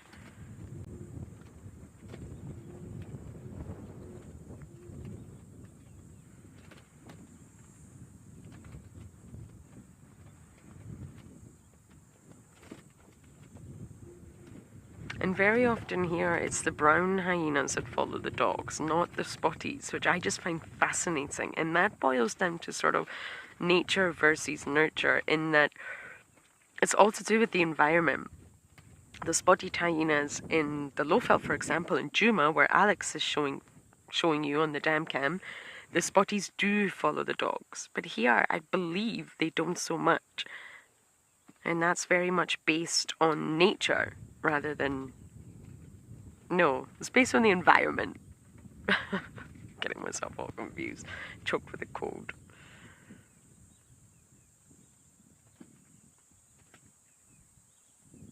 Dogs leave a lot of opportunity in the way that they eat. Here at Madikwe, the predator density is high. Lion density is really high. Cheetah. Hyenas, both brown and spotted. Leopard, believe it or not so easy to see, but they have leopard here. And, oh, there's a warthog going to stroll on by. Do you see that, Dovey? You guys are going to get a fright.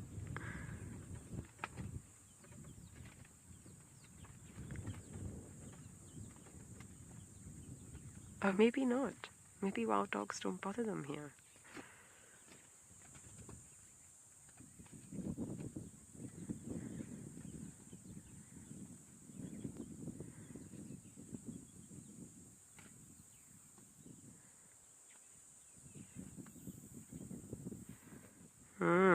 Now you see them. Oh, we're going to trot off. We're going to get out of here.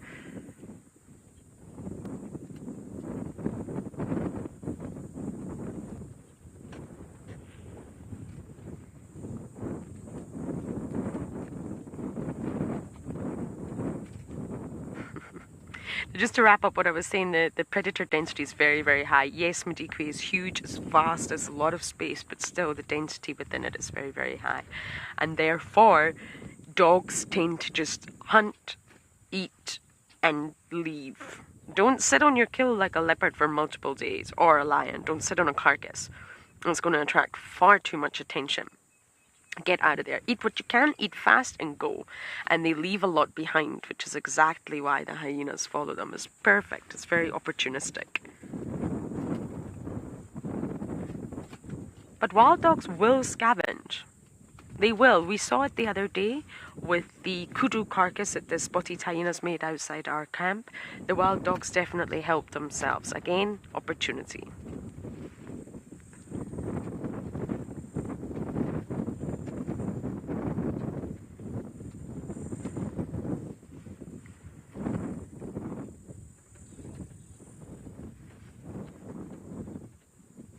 Is picking up. You'll definitely hear it, and I apologize for that. There's not much I can do, but it's nice just to feel cool, which means you need to top up the sun cream because you probably won't feel the sun. But we are just going to sit here for a moment or two and just watch these sleepy wild dogs as they also relish the breeze.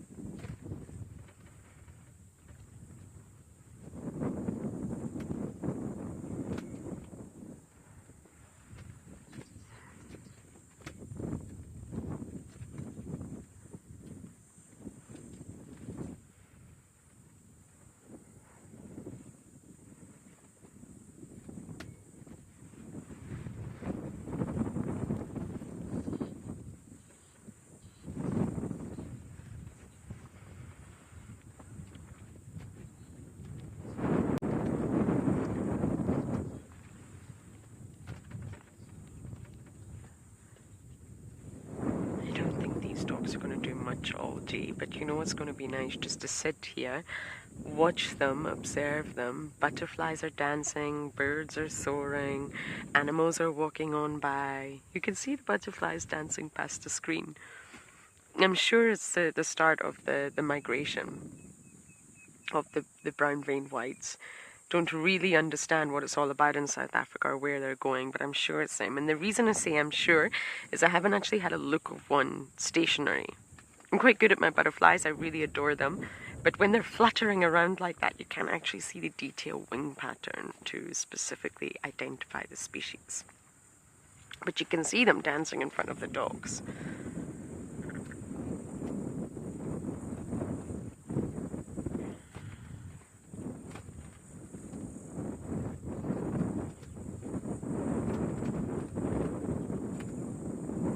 I often think that wild dogs have quite an easy lifestyle. They sleep all night, albeit probably on a knife's edge. They probably can't go into too deep a sleep in case a threat comes by. Then they get up in the morning, they play, they run, they drink, they hunt, they eat, and then they sleep in the afternoon again.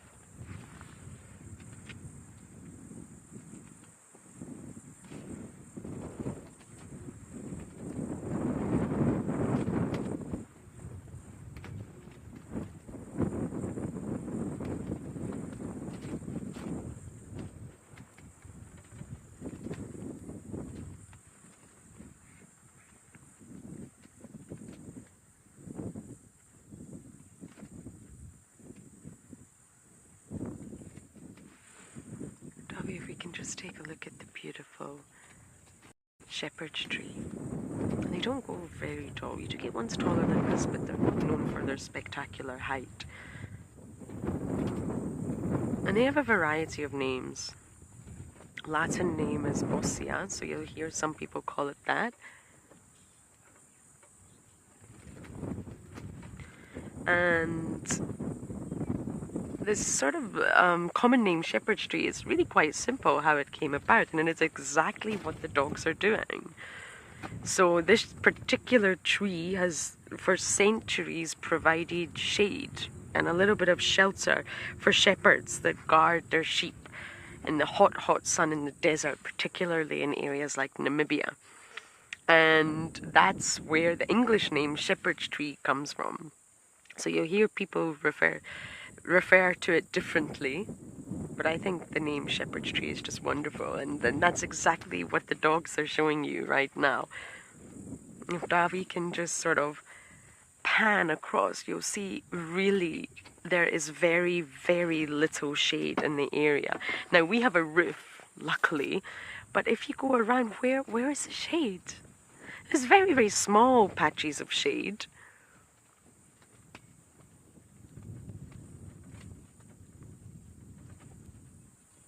But I mean, nothing. So the shepherd's tree really are the savior out here for many animals, especially the dogs. And they will seek them out. They probably won't be visually, maybe by scent, because they know it's enough shade for the pack to sleep under. I just think that's lovely, and that's why it's called the shepherd's tree.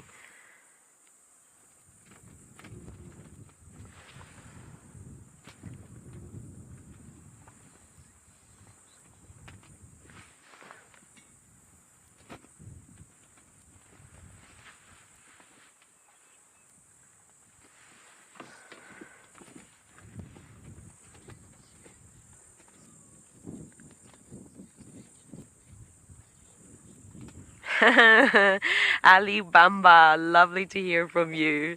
And I love the fact that you did, of course, change your name all because of Mr. Tristan Dix.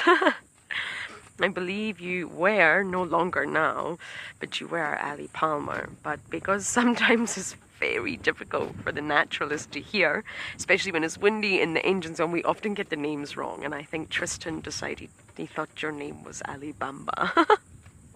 I love it. I love it. Because, of course, not here, not in Madikwe, but in the Lowveld, Bamba means sort of the kill site, the animal, sorry. You will say the lions are on a Bamba. It's not the same in Madikwe. They are obviously Swana and not Shangaan area, but I just think Ali Bamba's great. Anyway, you're asking about will they fight over territory. Now remember, wild dogs are not territorial per se. So they are the roamers, the floaters. They are known to be the vagabonds of the bush. So because they cover such great distances, it's phenomenal how far wild dogs can travel. They only really can be classified as territorial during those denning months where they are sedentary and they really won't sort of move very far because they can't. They've got young puppies stashed away in a den somewhere, whether it's a termite mound or a burrow. So they're very much restricted to that area, and they will defend the den site, which therefore means it's an act of being territorial. But other than that, they are really not territorial animals. They have a huge home range for their needs. That's why it's impossible to ever have a wild dog as a pet, for a multitude of reasons, but you could never meet their needs for the area that they need to cover. And that's very often why they are collared, to try and track, to try and understand, in order to conserve this animal. Africa's second most endangered canid after the Ethiopian wolf. How can you conserve it when you don't fully understand the vast size of the areas they need for their home range? Which is why you will often find the packs in particular reserves collared. So I don't believe they would fight over territory. No, I think they would avoid one another. They live in a highly chemical world, so they will recognize the scent of another wild dog pack. Remember, a wild dog, oh my goodness, this wind. A wild dog doesn't have to recognize the scent of individual leopards. Doesn't have to recognize Tandi or Tlalamba or Tingana or Hosanna. No, because it's not the same species. It only has to understand the scent of a leopard. That is a threat, lion threat. It doesn't need to know the Inkohumas or Talamatis. But here, they will need to understand the scent of other packs. They will need to understand that barcode, that piece of information, because your own species is a very big threat to yourself. You need to be able to recognize your own, and it's a really fascinating topic when you read papers on it, how species recognize individuals of their own species. So they will be aware of other packs, they may even have encountered other packs, but I believe it will be a case of let's just get out of here and run. So as for fighting over territory, Ali Bamba, I do not believe so.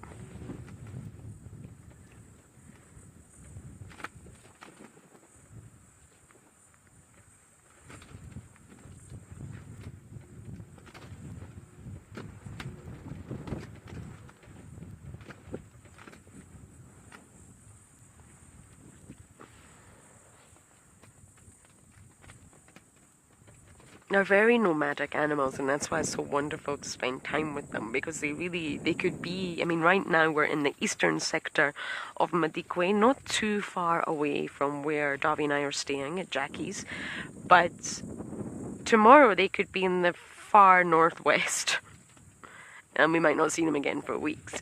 So we're quite lucky with regards to the fact that we do get to see wild dogs often here due to the nature of their lifestyle.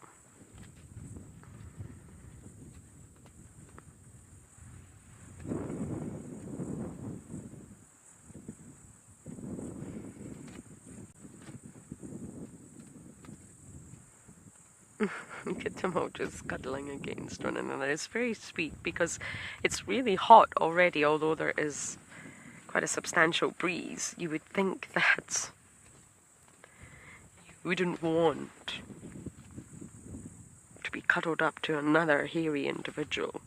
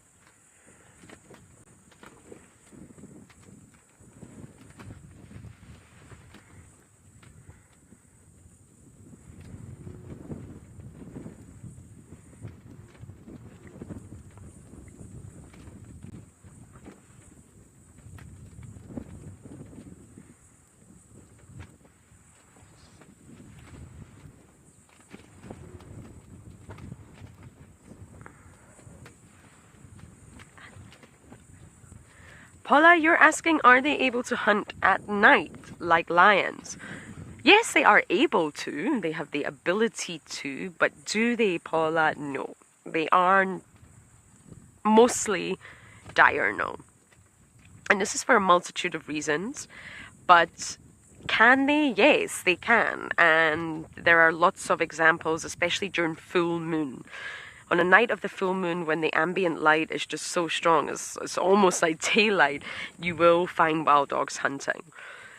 But the way I like to sort of describe I don't like to say hierarchy. I feel you do get taught hierarchy in your guiding learning. But I personally feel that's not really the right word when talking about all the predators in an area, mammalian predators. Because it's more like a big, huge, massive pizza. And each predator is a slice of that pizza that fits into the greater picture, rather than a hierarchy. I understand that lions are said to be the apex predators, but I think putting them in a hierarchy, to me, doesn't necessarily work when you're talking about the predators. So, because wild dogs they're actually really small. They're not too much bigger than my old dog, who was a beagle. They're definitely slimmer. That goes without saying. Definitely taller, got longer legs, but they're really petite animals, and that's because they need to run. They need to sort of hunt by coursing.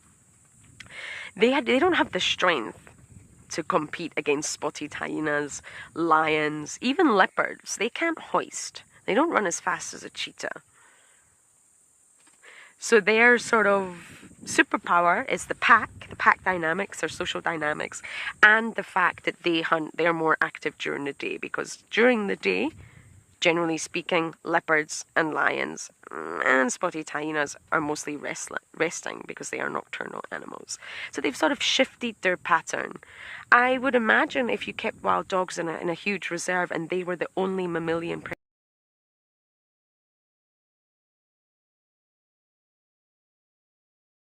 Shongile was born in February 2016 to Karula, the Queen of Juma. We watched her grow from birth to enforced independence when Karula disappeared. On the 19th of August 2016, Tandy, Shongile's sister, was on the prowl. From nowhere she appeared, and a traumatic fight ensued. That was the last sighting of her on Juma. She disappeared into the wilderness just as her mother before her. Look at that, there's a tiny leopard cub. Karula has given birth overnight. Look at the little guy, we just came around the corner. That is incredible, that's probably his first solo kill. Oh, and have a look, here comes Hosanna with the monitor lizard. Hosanna, of course, at the same time decided to go climbing up the tree. He's just nearly fallen out of it again. Look at that, he's running away. The buffalo is chasing Hosanna at the moment. Run away from this very big animal coming. That was so funny. So unfortunately we did have to lose Lauren there, but we will definitely be back with her at some point throughout the day. It's always awesome to watch wild dogs, even when they are resting during the heat of the day. But we do have the first of our Ellies, and he's come through and drinking again there from just where those banded mongoose were earlier. And I'm still trying to figure out if it is indeed the bull ellie we've had around the last few days that crosses his legs. But we did note already that Mashatu has a huge number of elephants, and it is quite possibly not him. We are just going to have a look, but good to know that the ellies are starting to come through, and I'm sure we are definitely going to have more. And this baboon has clearly found its roost for the day. Hasn't left, although it hasn't come into our line of sight just yet either, so we won't count it just yet. This ellie does look like it's about to have a sleep. Always noticed by that trunk being quite dormant.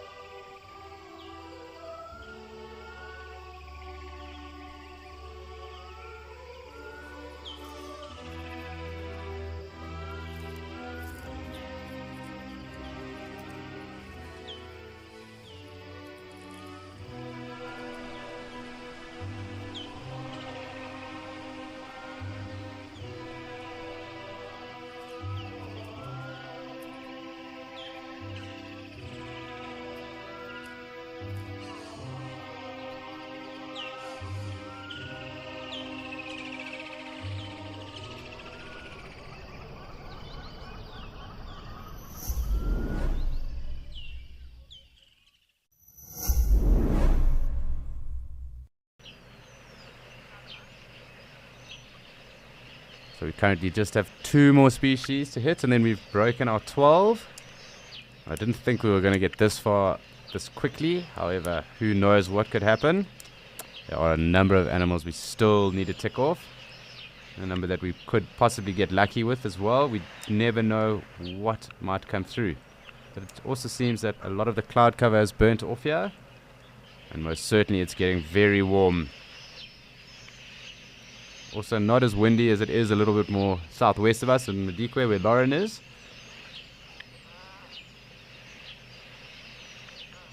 I can assure you that both areas are going to be very hot today.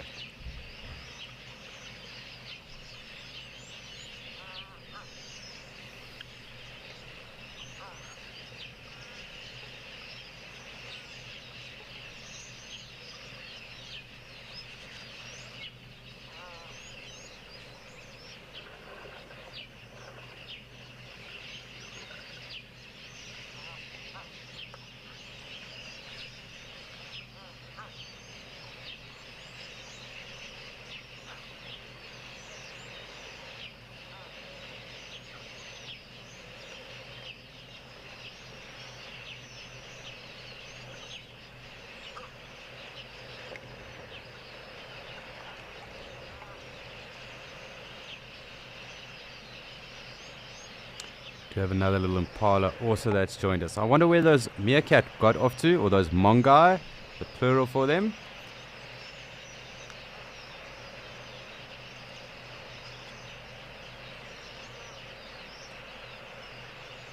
Yes, Megan, it's always awesome to watch how they use their trunks. I always find it quite fascinating that when they rest or sleep and that trunk goes dormant. Like right now, slowly starting to power down or then power up. So he's definitely getting some form of rest. See, it hasn't quite got too hot just yet, also because his ears aren't moving that much.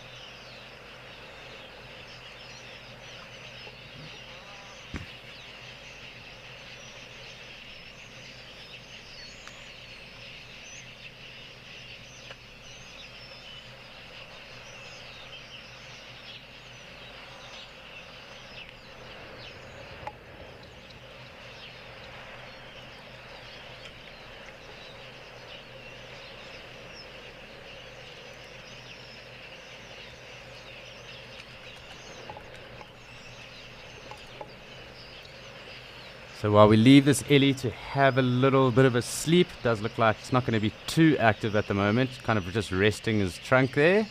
And the warthog have also moved out. He is also blocking the water hole. So it's probably time for us to go and have a look at Juma and see if Dewey's got up to anything, as well as maybe being joined with his girlfriend and the calf.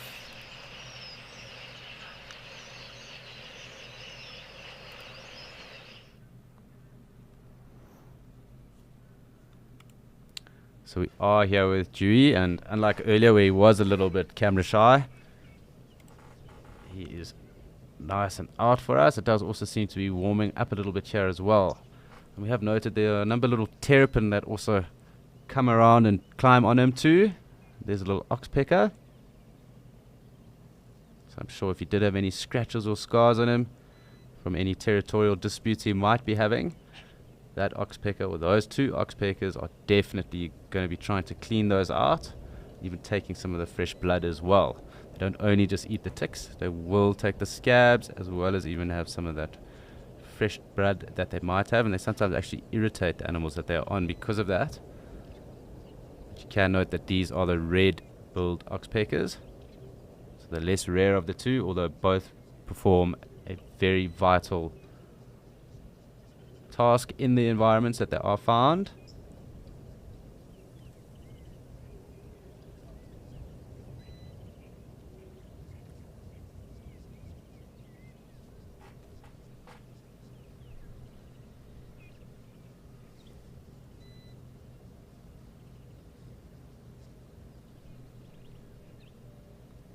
Just in such a obviously submerging itself, it wasn't too fun for those oxpeckers to be around. But let's just zoom out and see if there is anything else around. We do obviously have that little family of Egyptian geese as well. You can hear a puffback as well calling there, that little chickwoo chickwoo in the background. Otherwise I do want to see if we have the monitor around.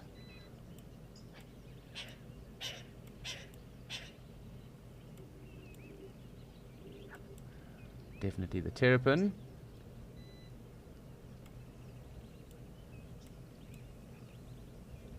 And terrapin, when they are picked up or played with by anyone, they do let off a rather repulsive smell. And I've caught one or two of them by mistake when I have been fishing in other dams. And the smell that does come off of them that they release is really unpleasant.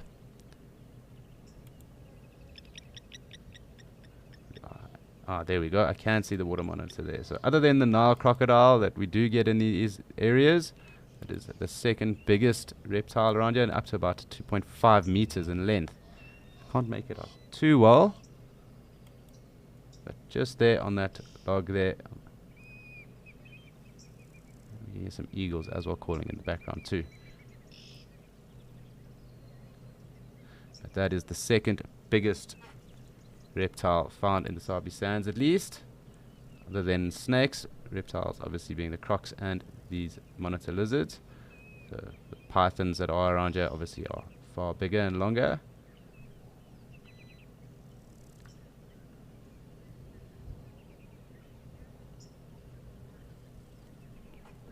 Hi Richard, I must just check something with I don't think so, but let me just check something here again because I have gone blank on that. So I will get back to you now, Richard.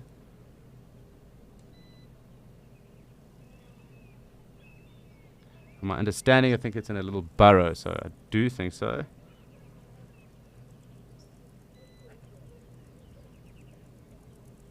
Obviously, like all reptiles, or most reptiles, they will lay eggs.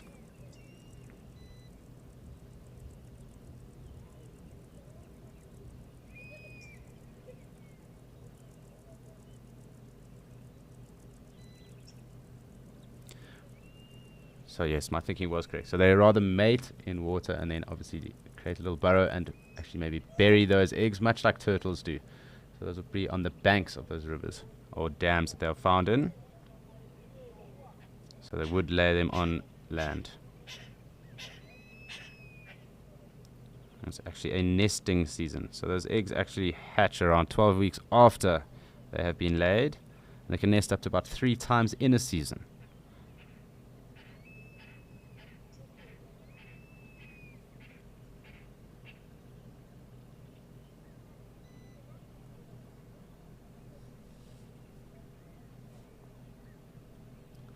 Cool just to see the monitor and just some diversification on what we have been looking at. We obviously had the lovely herd of breeding ellies around here earlier, and of course the hippo. There have been a number of other animals that have been around here. So we'll just zoom out just because that is quite far and I can't get any closer unfortunately, and it's not the best view. So we'll just try and see what else is here and just pan across. The bird of prey calling in the background, and I will try and rack my mind just quickly.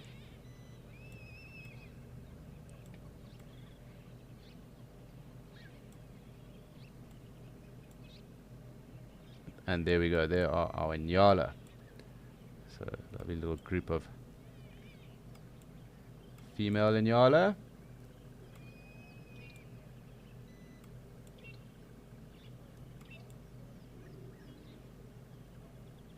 And of course, Nyala are the most sexually dimorphic of antelope in Africa. The females being this rusty red color, and the males being far more grey. Also, the dimorphism obviously comes through with regards to the bulls having horns and also having that big mane and the stockings that they have as well.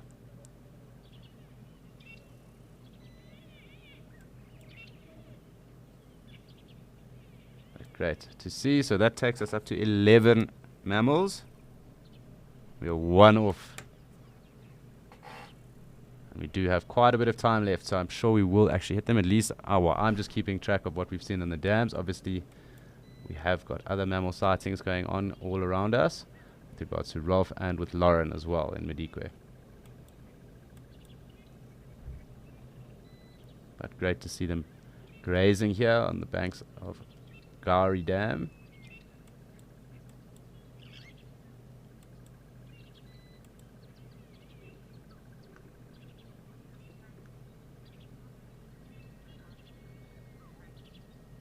Hi Frankie, yes it is. They don't necessarily have to be with a bull all the time, although there will be a bull around. They do form almost a loose association at times. Doesn't mean to say that the bulls aren't always around and you don't see them together. It's not uncommon to see them without bulls.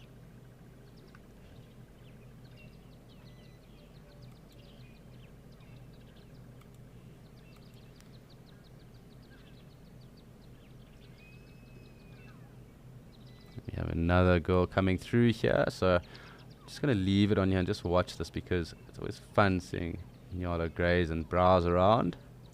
And it's also something different. We haven't seen this today.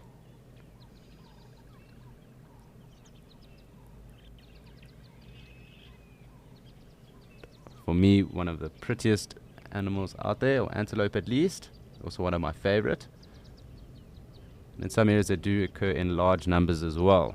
So in particular in KwaZulu-Natal and also far north, up in Pafuri, you see large herds of impala, of Inyala, congregating together along the rivers.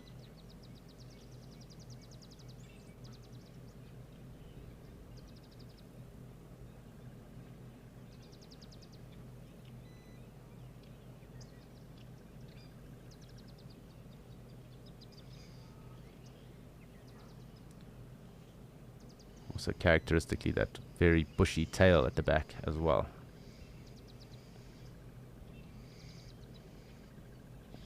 And of course, much like our fingerprints, those stripes are unique to each Inyala. Each Inyala has its own unique striping, which you can quite clearly see there, the different dots and the different stripes, and also the length of those stripes as well in some areas as well. So obviously each one is completely different, and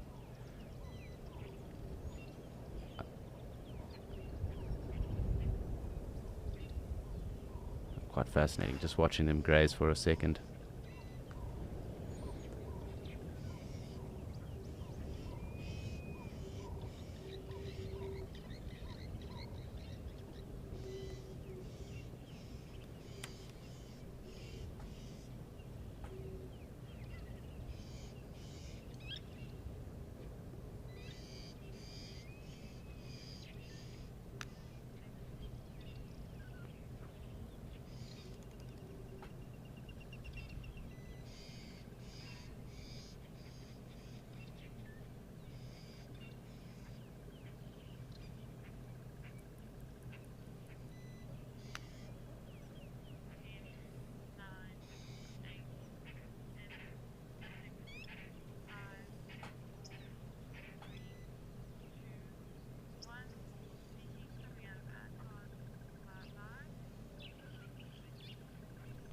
Quite a busy morning here, also with the bird life that's going on in the background.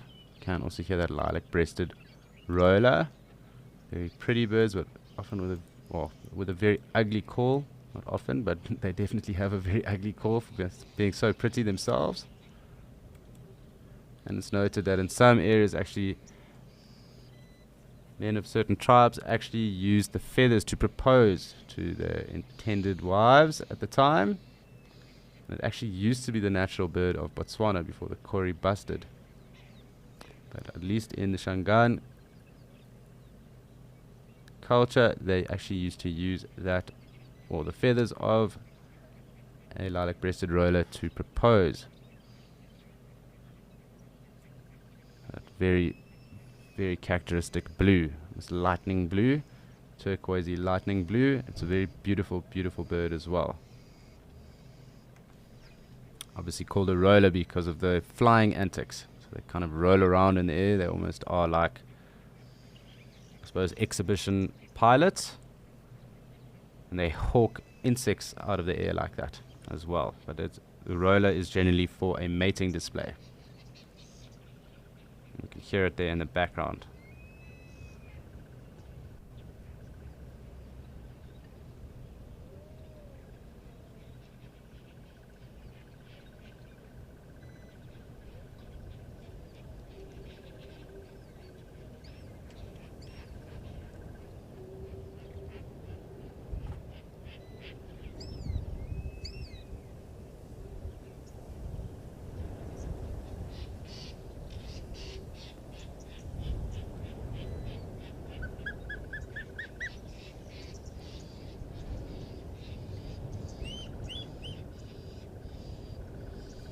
Quite love just watching Inyala.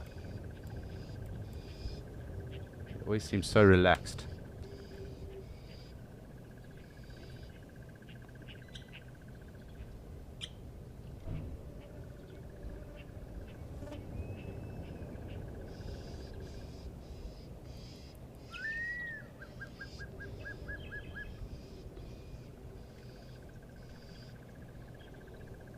You can quite clearly hear the crested barbet as well.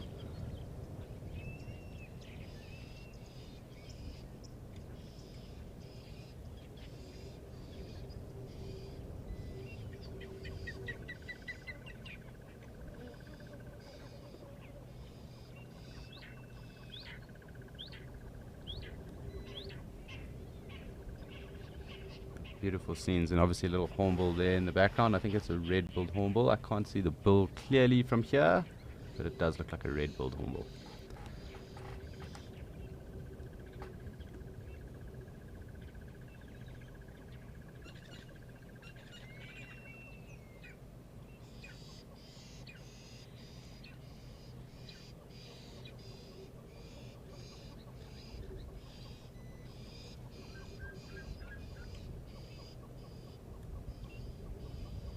Very, very busy morning. We've had such awesome sightings today already. It does kind of seem to be getting a bit more overcast as well here in Djuma. In the background there is the Birchall starling as well. So if anyone was ticking off a little bird list, we'd actually be doing quite well.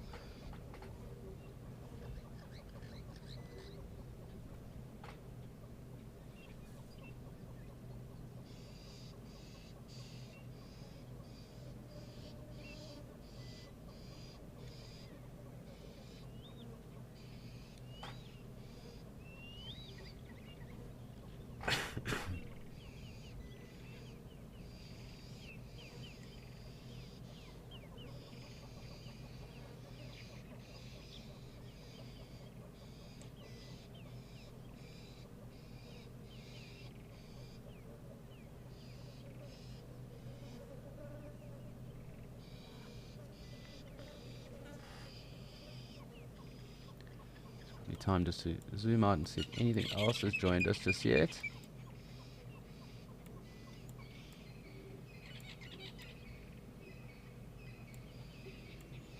We have had a number of nice stalks around as well lately, so I'm also trying to see if any of those have decided to come through for us. Of course, that bird calling there is the Birchall starling, and that is the biggest starling here. He's found in southern Africa. Not dissimilar to the Meaves, where the Meaves has a longer tail, but we don't get Meaves here in Djuma. We do get them though in Mshatu, and we've heard them just about every day. They do call pretty much non-stop at certain parts of the day there. Just having a look to see what else might be around.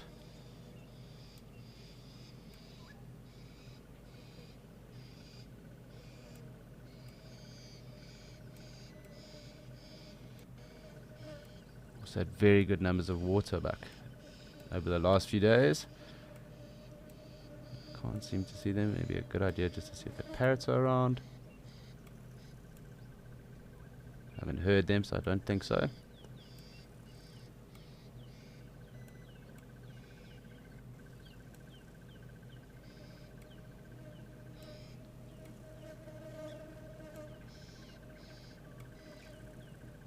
Also trying to see if we can't get any of those squirrels that have been around as well, so we could add that to our mammal list.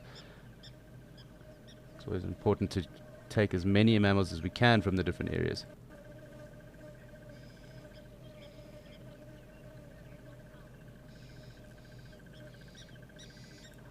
Hi Demi. So only other real nocturnal birds of prey would probably be a bat hawk. Just also from the name, what they focus on feeding are bats, and obviously when the bats come out, that is generally in the evenings, maybe even in the early mornings possibly, but other than owls, that's probably the only other nocturnal bird of prey around here. But I don't think we would get them here in Djuma, but definitely in the area. I have seen them along the Sabi River, so they will go for the bat colonies in the early evenings as well. So that would probably be the only other nocturnal, but I would say more crepuscular as opposed to nocturnal. But owls, obviously, as you said, they are nocturnal. There are certain that are actually active during the day, like the pearl-spotted owlet. You do often see pearl-spotted owlets during the day as well, and you often do see other owls as well during the day, although that's generally when they are roosting.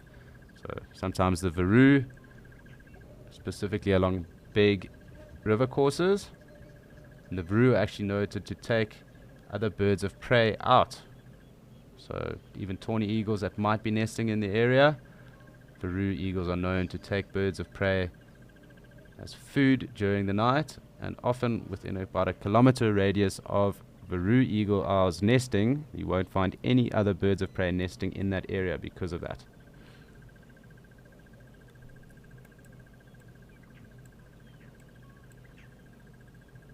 Let's just see what the hippo's up to.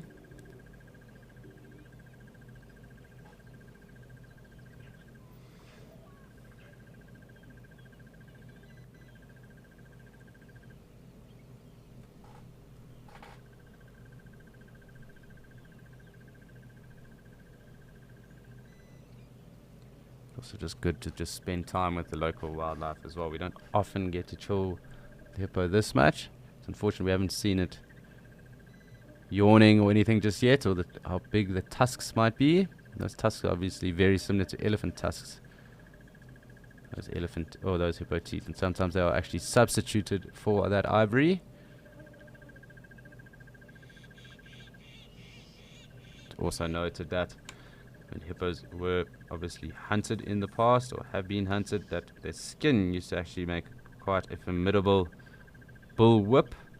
They were renowned for that, as well as the meat being quite popular as well in areas.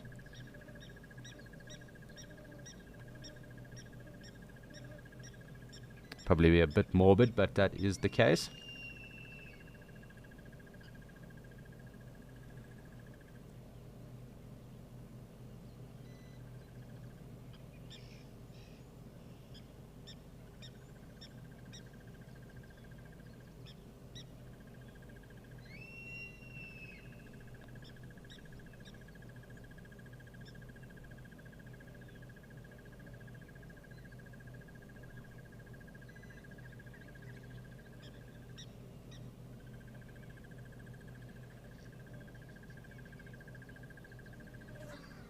We can quite clearly hear that crested barbet right now. Very audible.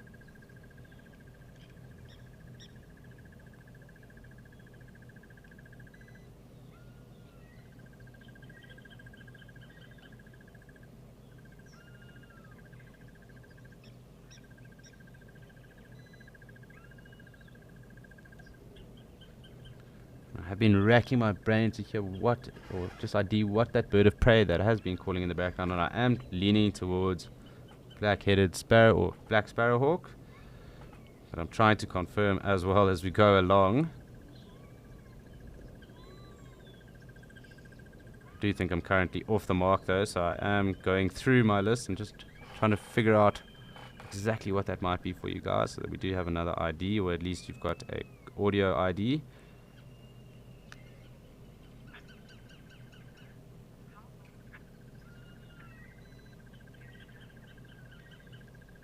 Hi Jessica, a hippo will hold its breath for around 5 minutes underwater. Obviously those would be the adults. The calves don't hold their breath for as long.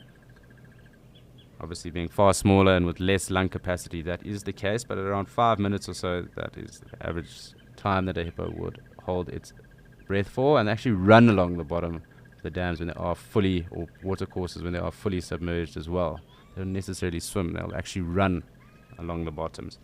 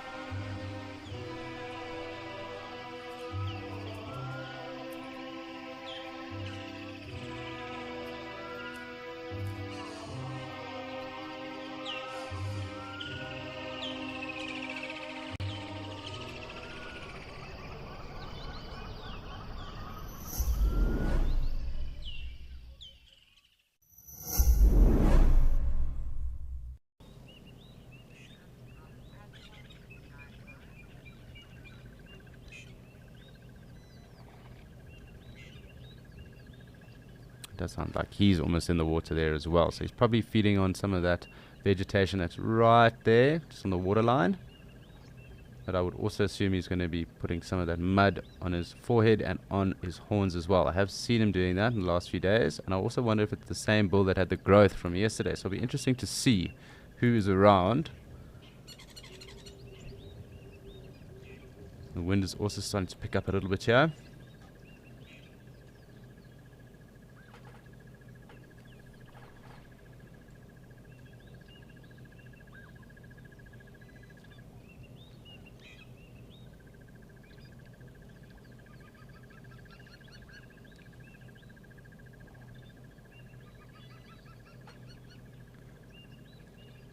Just off the little crest line that is there, that goes along the drainage there.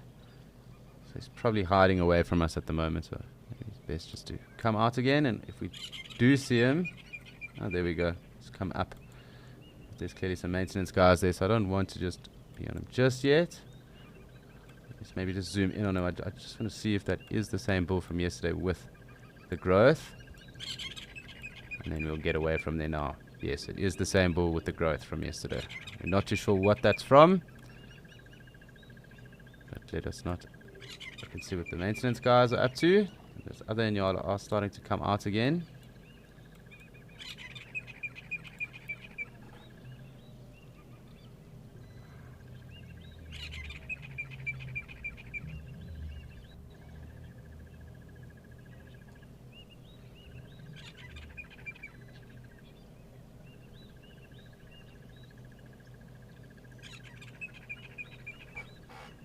Very busy down here at least today, and we have been very busy as well in Mashatu, and of course in Okakuya is also always busy throughout the day. Numbers of animals coming through for a drink there.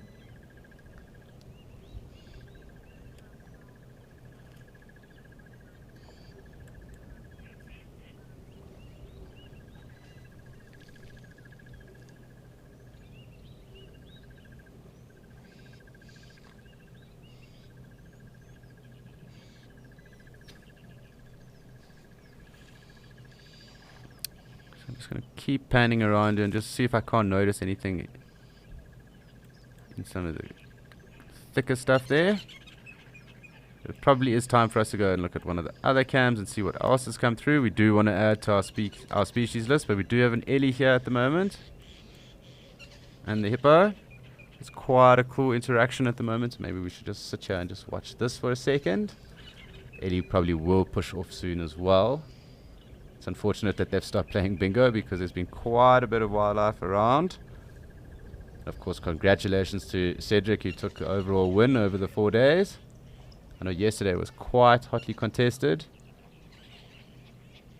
but Cedric did take the win, so congratulations to Cedric.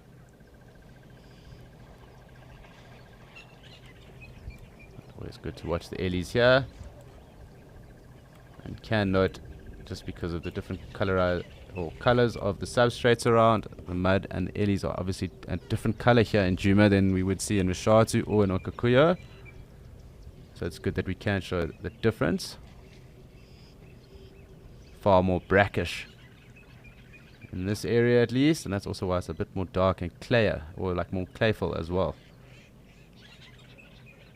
So that's why it's a darker grey color with that mud around here. Not the best to drive through when it's wet and rainy. There will definitely be areas of this part of the reserve that would not be accessible once it does start to rain just now.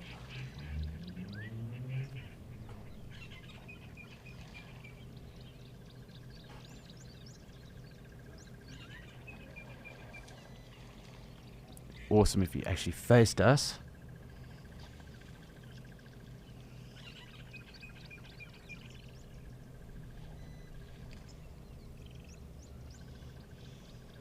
That does look to be the end of him having a splash.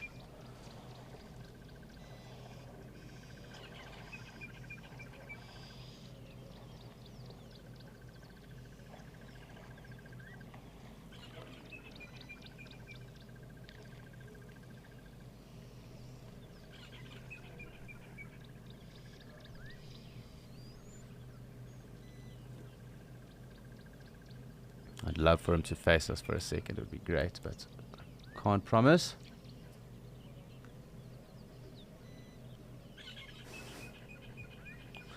I've learned my lesson of not calling the Ellies heffalumps. I was reminded about this just now. And every time I have, or the last time I did, the controls didn't play a game with me afterwards. So I definitely have learned my lesson. We don't insult Ellies on the damn cams anymore.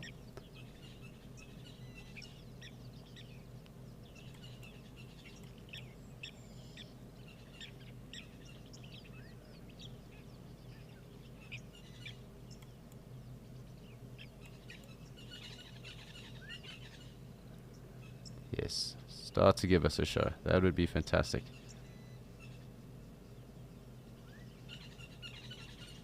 Thinking about it at least. You can also just see the tip of his trunk over there. And on African elephant, what is different to the Asiatic elephant at least is that there are two, almost like little finger points at the tip of there. Whereas the Asian elephant only has one.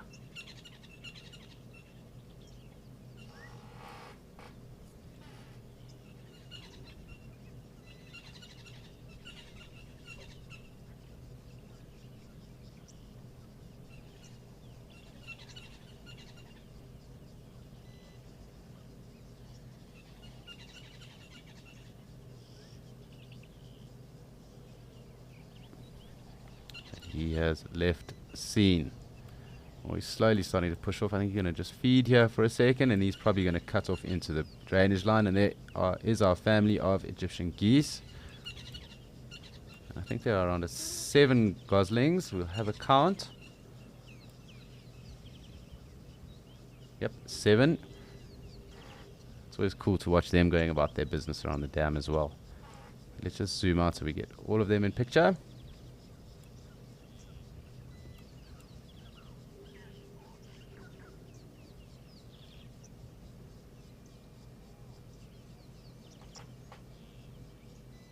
Again, we can also hear the oxpeckers coming through too.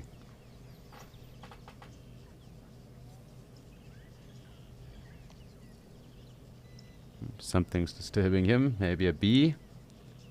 They aren't the biggest fans of bees. I suppose if you got stung in or up the trunk, that probably wouldn't be the most enjoyable experience out there. I do think he's going to push off down the road and probably just down off into the drainage line on the other side here. Probably feed down there.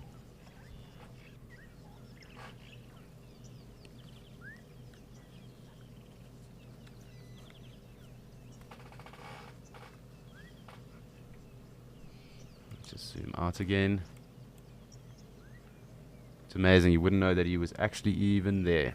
If you were looking here right now, the sun is definitely coming out and it's definitely going to get warmer here.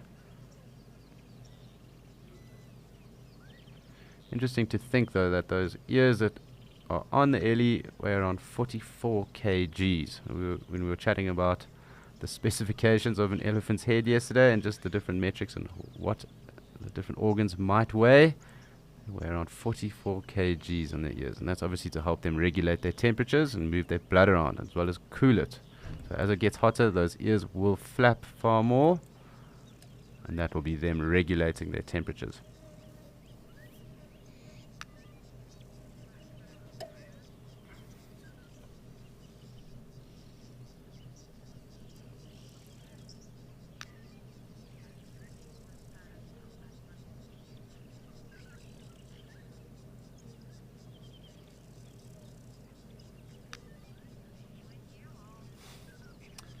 So I think as this Ellie decides to leave our frame, it's probably time to go and have a look somewhere else. And I think it's time for us to go and have a look and see what's happening up in Okakuyo.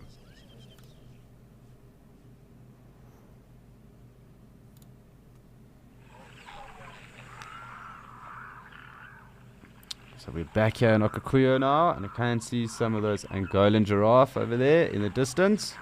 And that does mean we've broken the 12 on our species list. So anything more from this, we will be increasing what we've got every day. And that is pretty awesome because we've been hanging on 12 for the last 2 or 3 days at least. I can also hear that morning dove as well.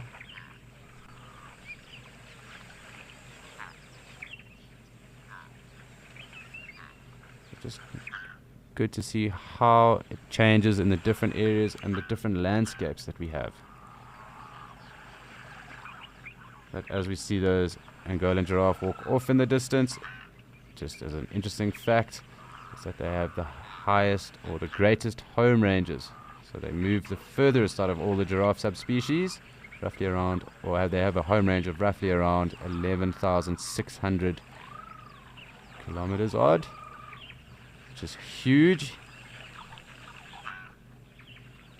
Well, at least they can have that as well. So, I mean, obviously in areas like this where food is plentiful and there is water, they don't need to move that far, but they can move that far. And obviously with Namibia being very arid, it is noted that they would need that. So obviously throughout the Damaraland, and that's also where we get those desert adapted ellies, throughout southern Angola, that's where we would find them. Moving in that distance at least.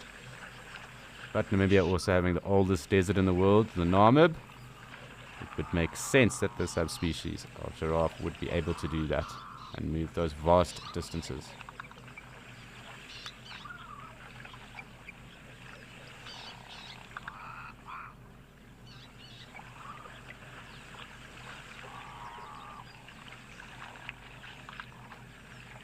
So I do just need to get the comms there again, Janet, and I will answer your question.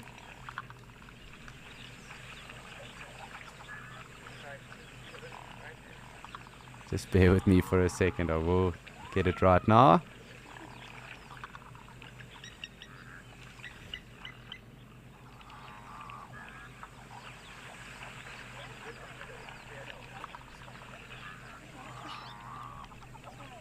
Can hear that white-bellied sunbird again.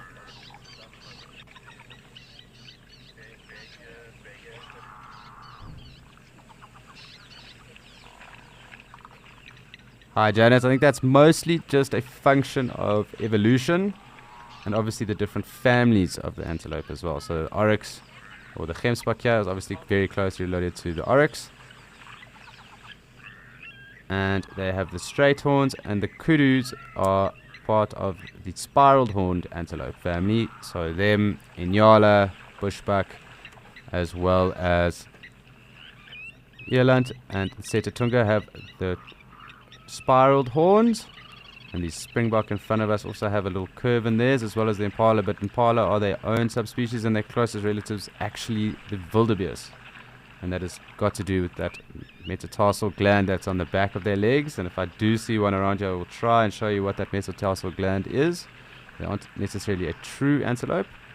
Their closest relative is actually the wildebeest.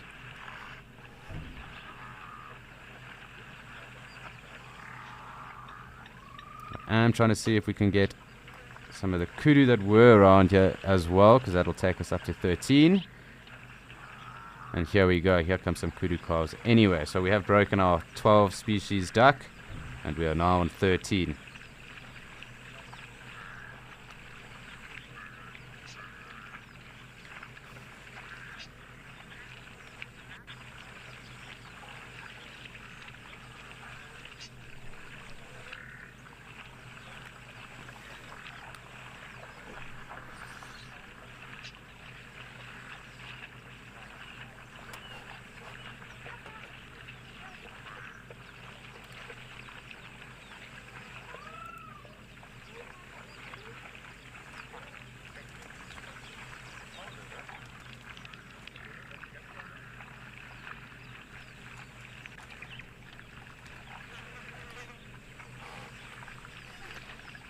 So great just to see everyone coming down and getting on with their water party today. The kudu are coming through, and we've also got the gemsbok in the water, as well as the zebra, and clearly the springbok and impala. So 5 different species here currently. It's not at every sighting that you get to see 5 species, so it's definitely awesome to hang around waterholes for that exact same reason. I'm going to try and zoom in as the kudu come in, because we haven't had much content of them of late. But we'll obviously get quite a bit of their moisture from their diet as well, being browsers. I don't know why the controls are on the fritz, but I will get back up there.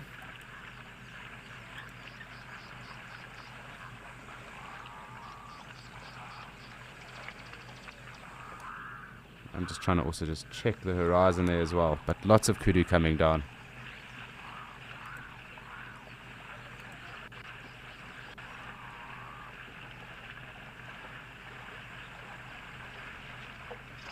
Hopefully, if the frame is stable, we will get a nice image of them now. So I do think a few of them will come in.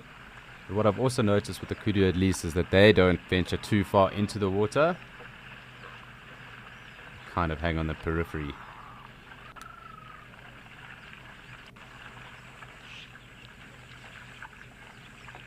A nice little calf there as well. There's the little grebe that's just ducked under the water.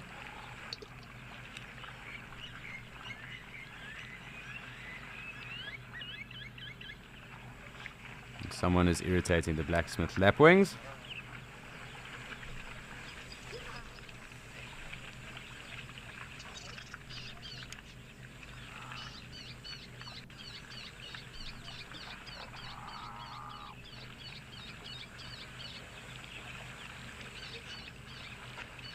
So there are some more kudu coming down, so I'm hoping a lot of them all congregate this side. From what I've noticed is they mostly do come from the right to the left.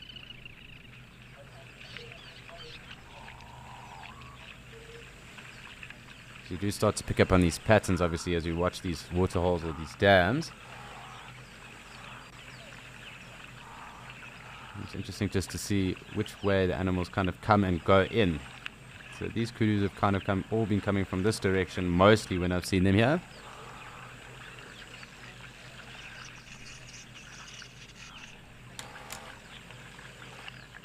So we are just going to leave and watch these kudu because we haven't seen them for a while, and we actually haven't spent too much time with them over the last few days either.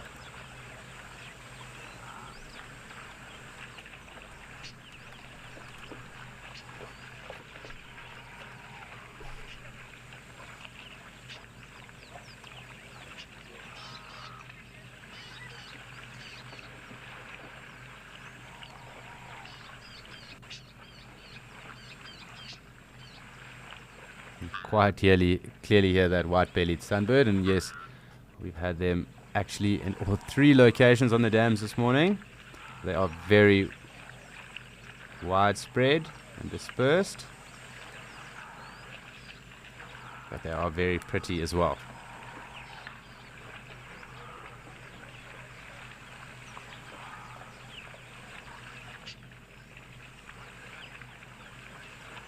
So as I sit here with these kudu and watching what goes on with them, it's time to send you over to Rolf, who's got some zebra in Kariega.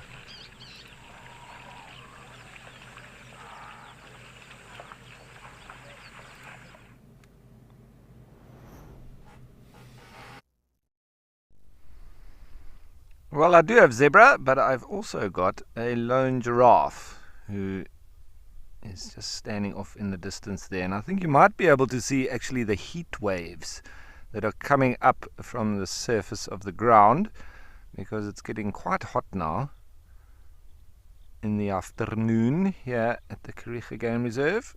And some of those giraffe now just feeding on that scotia, or the Karoo boerbean. They really like those leaves. Looks like some blesbok off in the distance. You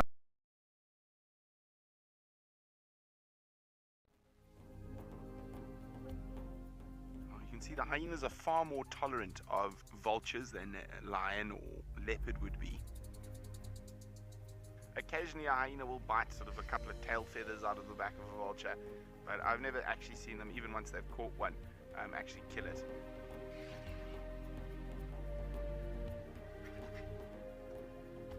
Oh, there we go. Nearly got him.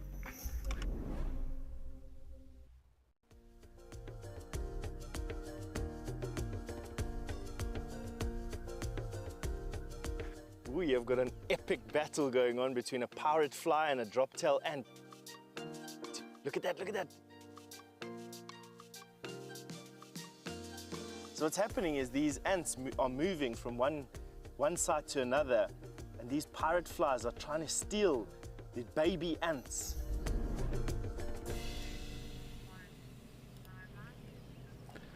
So we are back here in Djuma, and just as the Ellie bull decided to push off, we have this breeding herd that's come through. So the second breeding herd of today.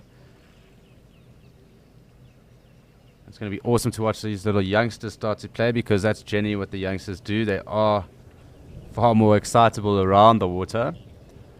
So I will make sure that we try and get those.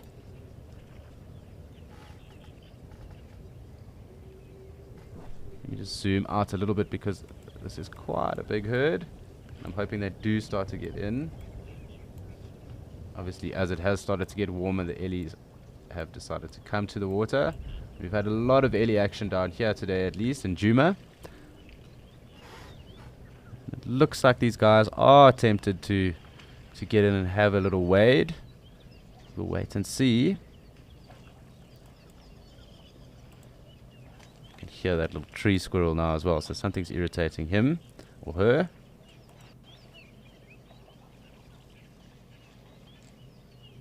And again, the lilac-breasted roller. But I do want to just pan out as well, because out of the corner of my eye earlier, I did see another mammal for us to add onto our list. These Ellies, I think, will hang around for a bit. I just want to see if I can find this antelope here quickly. There's another Ellie. It was right here, but let me just pan up here. Please excuse me. It was a bit too far.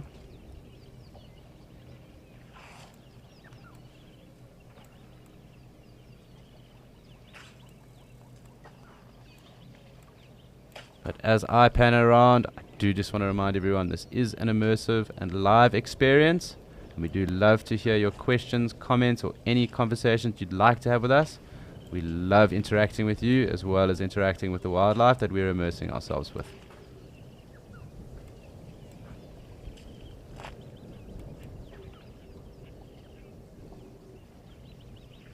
But quite cool just to see this little family hanging around. And obviously the one that's on the left of us is a bull. They do kind of keep that distance from the herds, at least. Obviously, when they are wanting to mate or a female is in heat, they will obviously immerse themselves within those herds. However, they generally do kind of keep that distance and follow on.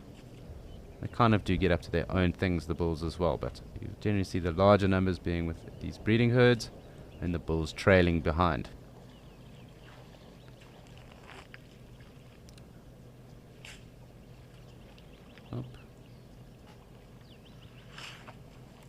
I think that one or two of them look to be a bit pregnant as well.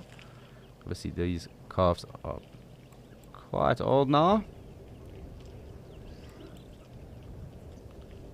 So we can assume that there might be one or two babies that are born in the coming months. Don't look to be overly pregnant just yet. But that could also be the camera lying to us.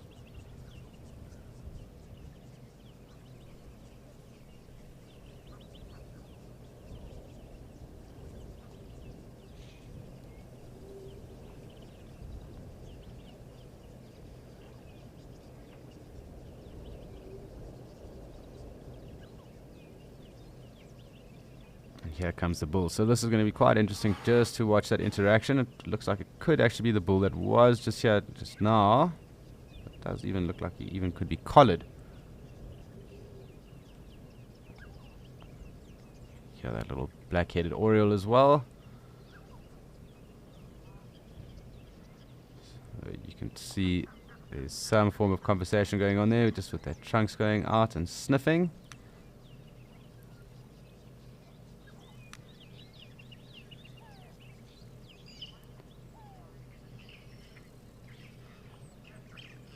Hi Yasmin, so you will obviously see them being a bit more rotund, a little bit wider.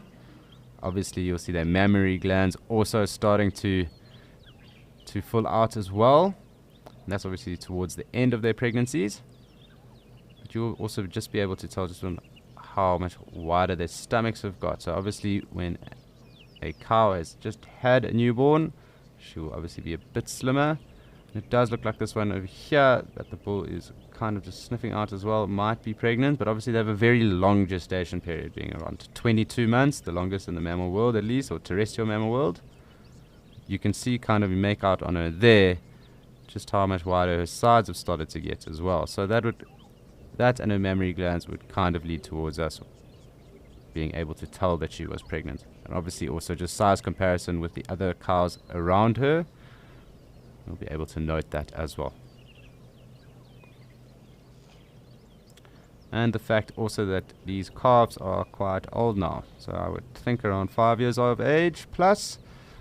So it would seem to me that these girls are pregnant. At least 2 of them.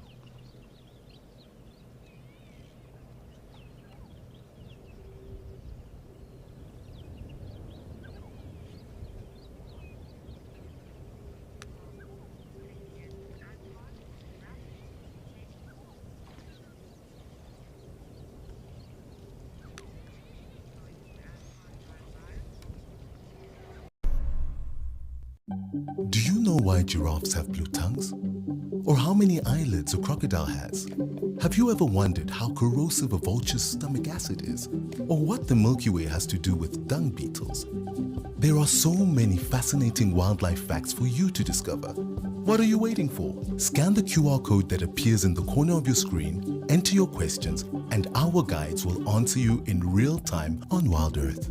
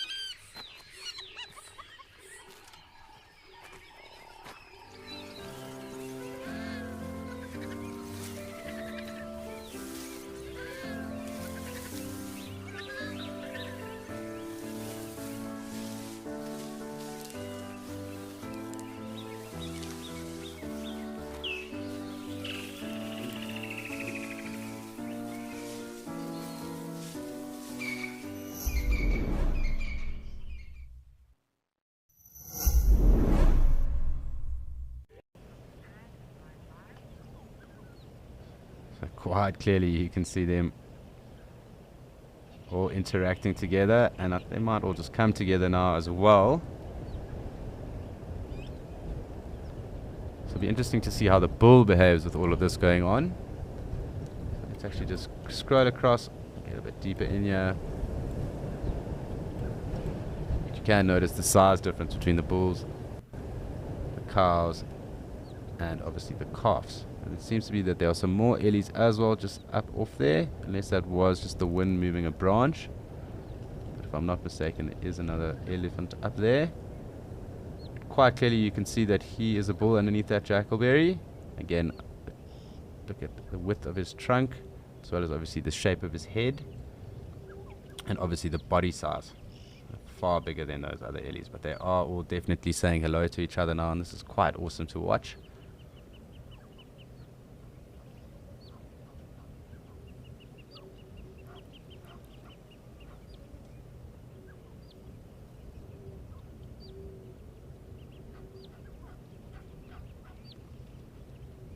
Yep, and here comes another bull.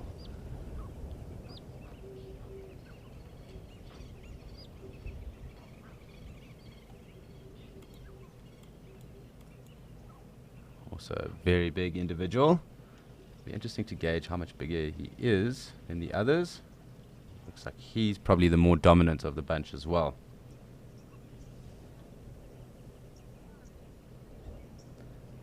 But as our Ellies all mull around here and get acquainted with one another, I think it's time for us to get acquainted with what Lauren has in Madikwe.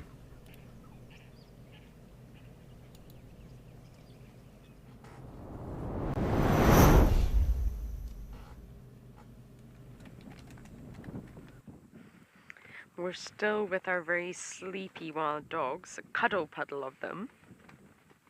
They haven't really moved much. One by one, they keep getting up, going to the bathroom, shall we say. Yep, right on cue. I don't know if it's the same individual.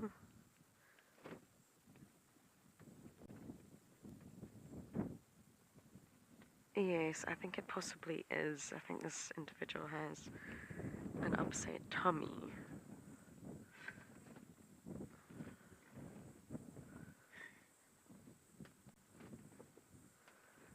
Let's just try and mark it out. If you look at that tail, it's almost like it's double banded.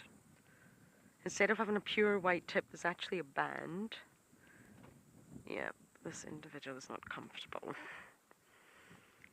I think it's the same one that keeps getting up.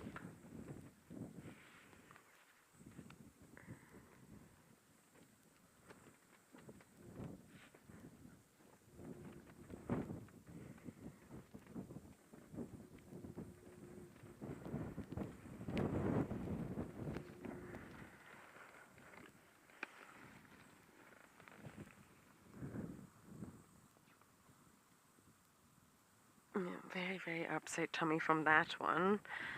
Whereas the other ones are just snoozy paloozy.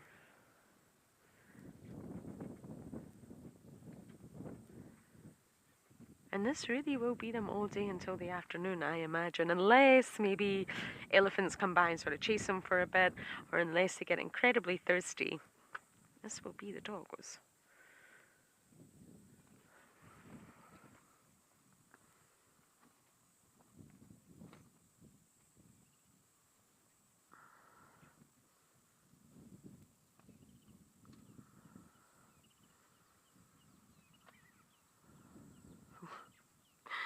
I'm using my binos here, and some of them are in a really, really deep sleep.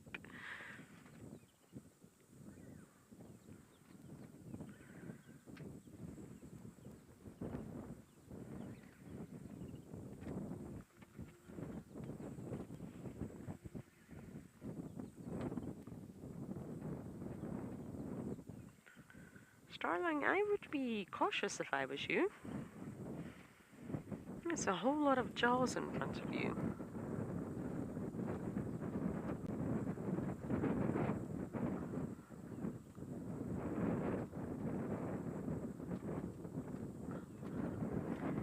Very brave little starling.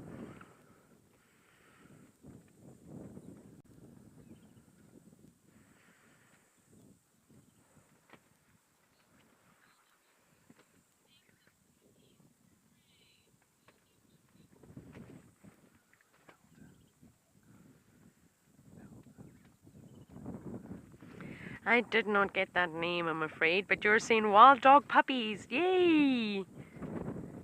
Don't actually know the dynamics, or I don't think any are puppies, as in very small, but I'm definitely guessing some of them are much younger.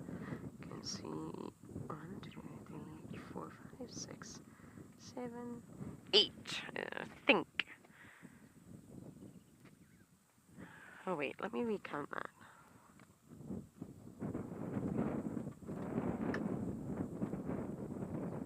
Nine.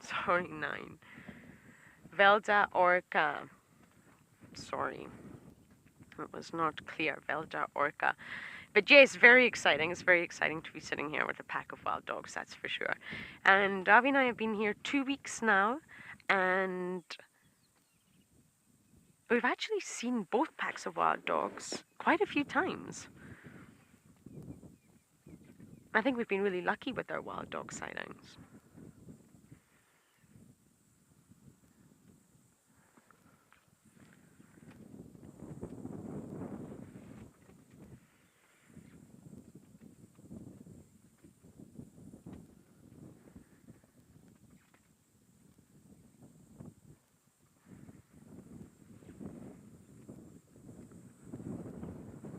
We're actually very close to the airstrip where you land.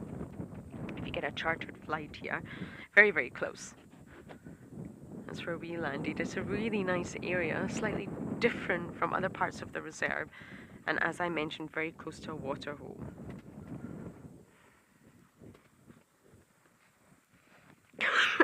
Excuse me.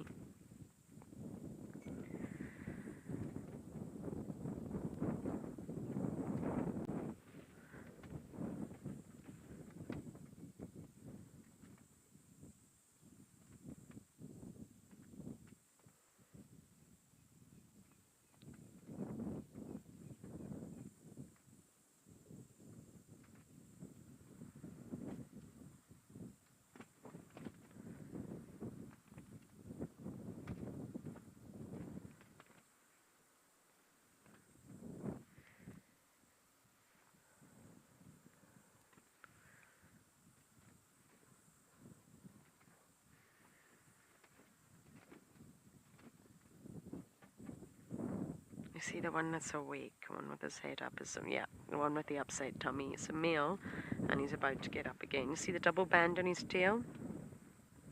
He's very unhappy. Oh dear, dear, dear. What a shame. What did you eat?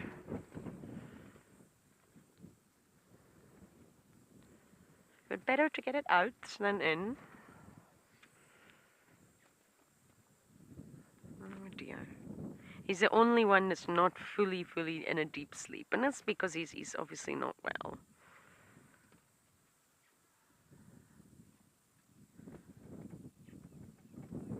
I think he needs to sleep though.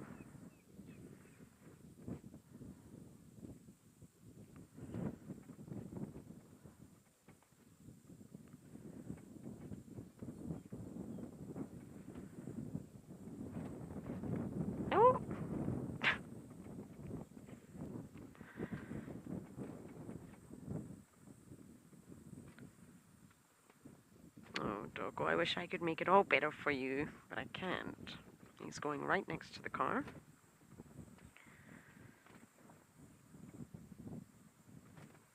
Very glad I've got a blocked nose.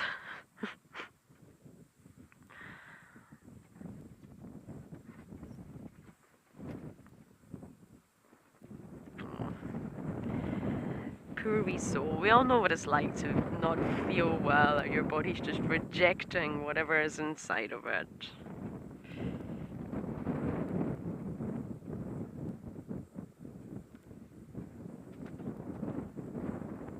I don't actually know if they hunted this morning. I believe they must, but I'm not aware.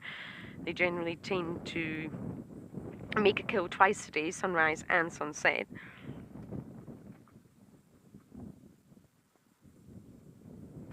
But I'm not aware of what happened this morning. The other pack of wild dogs, the Bates pack, I believe are not too far away. I mean, not terribly close, but in the same sector of the reserve.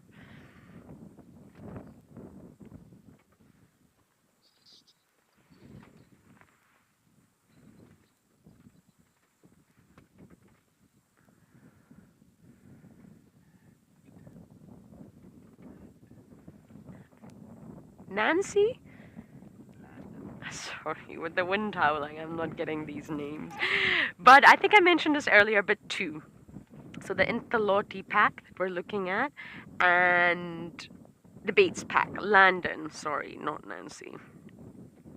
The wind is absolutely howling. Yes, two main packs on Madikwe. And that's why I was saying that it's very special that we've had as many wild dog sightings as we have had, because Madikwe is huge. But the one thing you can the benefit of being here is there are so many water points, dams and pans. And because of the heat, I mean, yesterday it went up to 38 degrees, and the wind was not like this yesterday, that most animals will go to water. Yes, you get those sort of animals that are desert adapted and they're a little bit more water independent, but generally speaking, when it gets as hot as it does, or as it did yesterday, you will find that most of these animals go to water.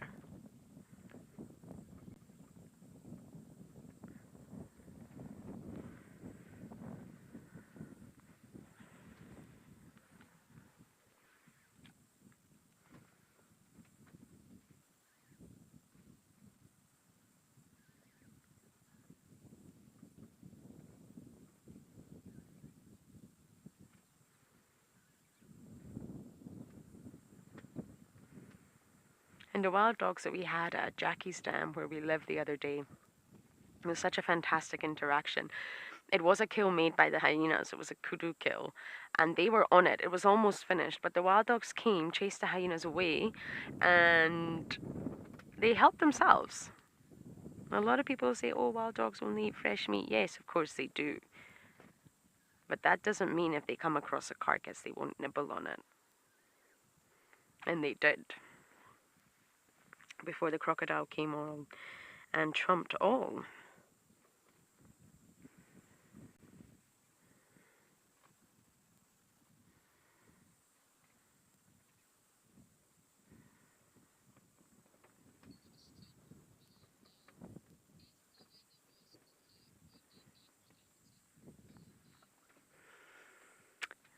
Melinda, generally not. If you spend time with wild dogs, as we do a lot on Wild Earth, not really. The pattern that I discussed just earlier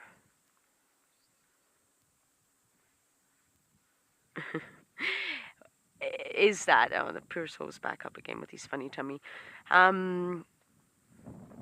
The pattern that I discussed earlier, where they are primarily diurnal, they will sleep most of the night, wake up in the morning, play, hunt. I went through all that. That's the general pattern of wild dogs. They might move a bit more in winter if they didn't manage to hunt successfully in the morning and they're still hungry and the whole pack's not being fed. It's almost altruistic, a wild dog pack. I'm not sure any organism can be completely altruistic, but almost, and every pack member must be fed. So if they only manage to kill a scrub hare, didn't feed the whole pack, then yes, they will hunt throughout the day, more so in colder months. But this is a general pattern of wild dogs.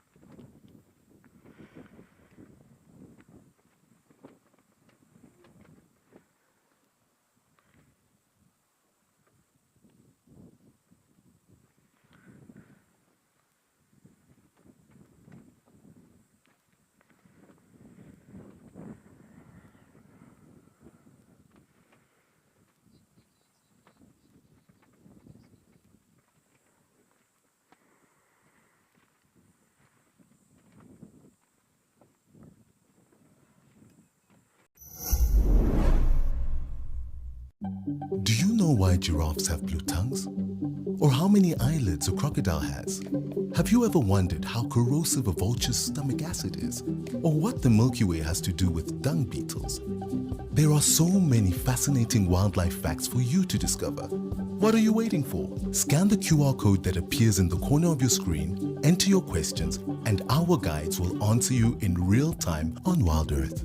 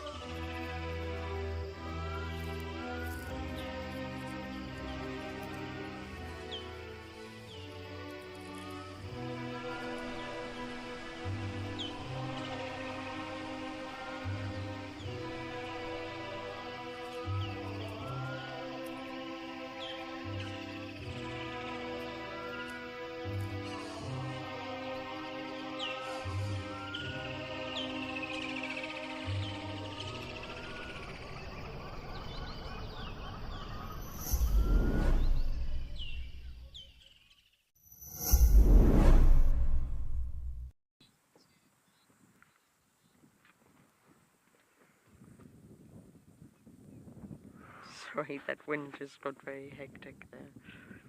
Hectic.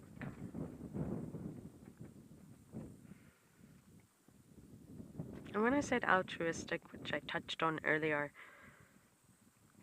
there's a lot of debate about altruism in the animal kingdom. It's a fascinating topic. If you sort of research it, a lot of different opinions come up. But wild dogs are the ones that really stand out to me with regards to that topic. And I always say wild dogs are the pack are the dogs. The pack is the essence of who they are. It's so intrinsic. It's so wired into their DNA, and literally their superpower.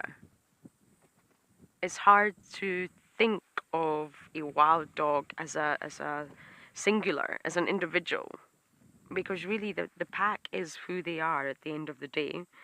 And it's extremely structured social order.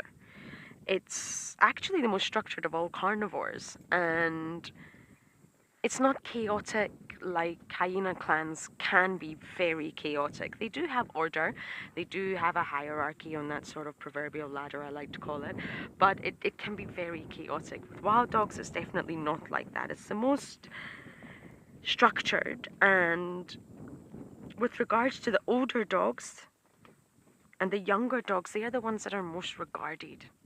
And for me, as a human, I relate to that. I'm not saying I relate to it in a wild dog perspective, because I'm not a wild dog, sadly. I am a human. But I relate to that. I guess maybe humans are the same. We absolutely should regard our elderly, and we do regard our young very, very highly.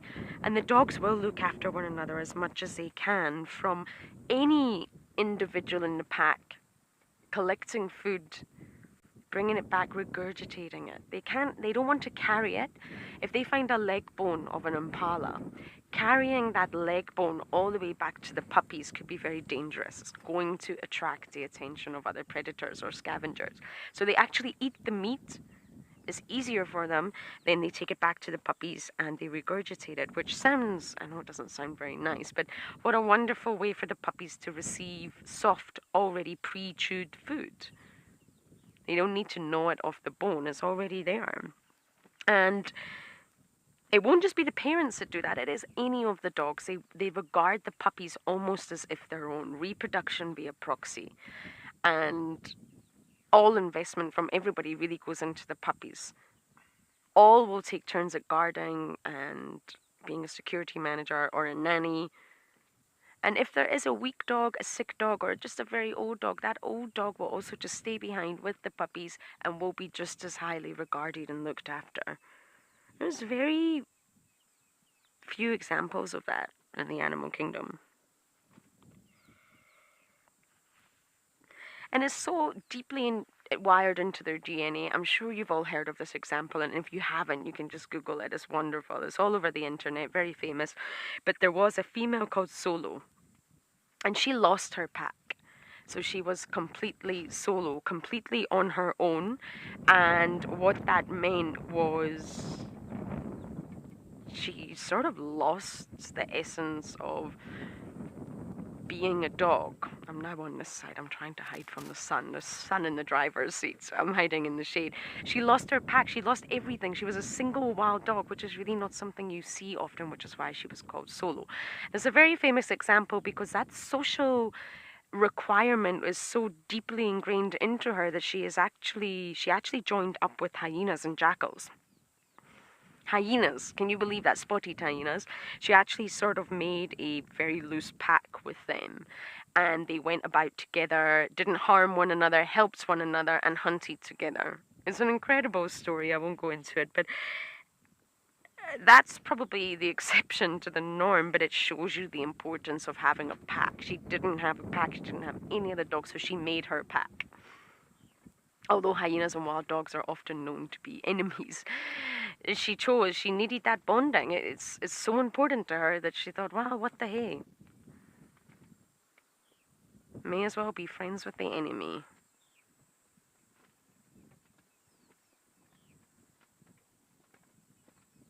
But if you haven't heard of it, you should check it out. It was just a really lovely story.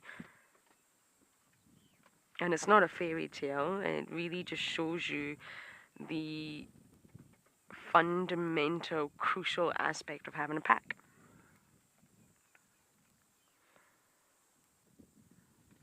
I'm not sure if she's still around anymore, actually, but what a wonderful inspiration. Make do with what you have.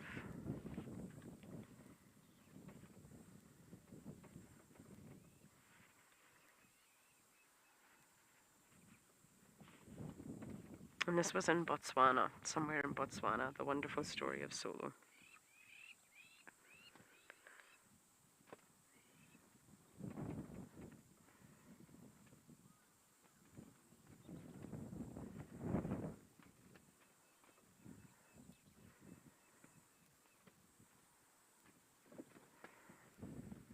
You don't have the socializing, you wouldn't have the protection of the pack, you wouldn't have the ability to take down bigger prey because you've lost the strength in numbers. You could survive as a lone wild dog, but really it's going to be difficult for you.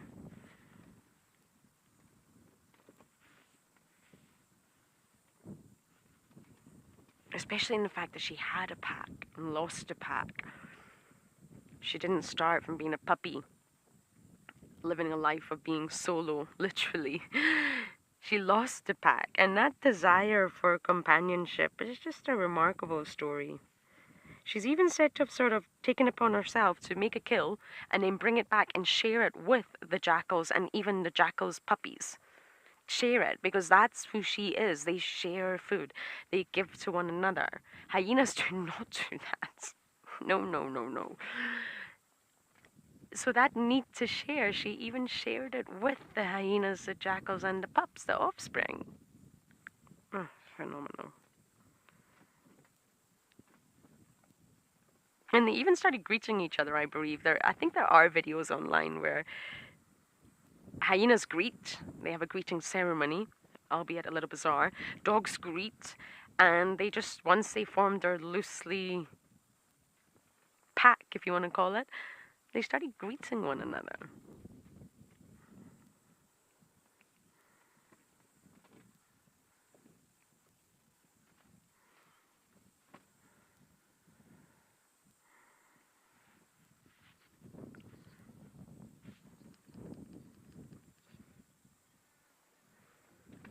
My earphones are not working. Sorry, Davi can just...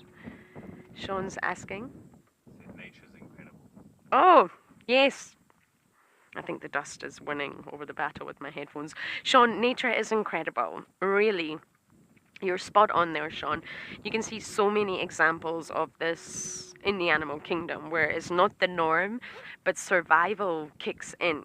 And depending on what species you are or what organism you are, you're going to behave differently. And with the dog, she, when I say she, I mean Solo, she was so ingrained to having a pack, she just desired a pack, whereas she probably could survive on her own. She chose to seek companionship, and I use that word quite loosely, but she chose to seek others because there were no other wild dogs in the area. She chose to find another way of getting a pack, and the options were jackals and hyenas. They obviously saw the benefit of hanging around her. She made fresh kills every day and didn't finish it all. So for a hyena, that is just the best day of your life. The hyena probably thought, I love this dog. But in all seriousness, nature is amazing. And that's why we need to sometimes step out of the realm of textbooks. Textbooks are fantastic tools for education. We've all been brought up on textbooks, from maths textbooks to your biology, homework, chemistry. But really, sometimes when it comes to the animal kingdom, we need to stop thinking that we know everything and we understand everything, because we actually only understand it from a very limited perspective, from a human perspective. And sometimes we need to step out of that box and see how much we can learn through observation and thinking in a different way. And I think Solo is a great example of that. If we were all of a sudden taken out of Earth by an amazing spaceship that came down, beamed you up with that light, and then decided to put you on a different planet, doesn't matter what planet that is, and you survive, you're still going to act like a human, and you're going to seek those human interactions and those human things that you need and you require. Even though you're in a completely different environment, a foreign environment, it's all new to you, you don't know how are you going to survive, got none of your family and friends, you're still going to seek those things that you need to be a human.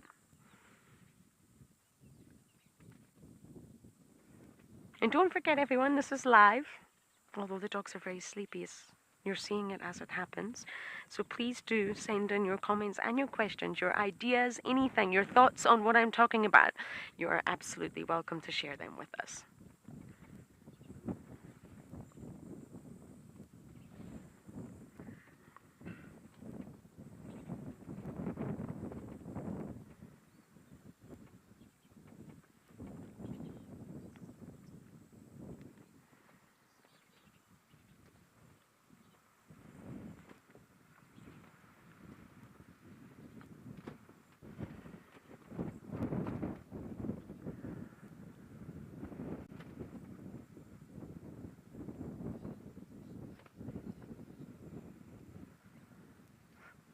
I'm not sure if you can see the gusts of sand that are just blowing across the dog. It's really uncomfortable. Especially when a vehicle races past you here and you just get hit with this huge wall of dust.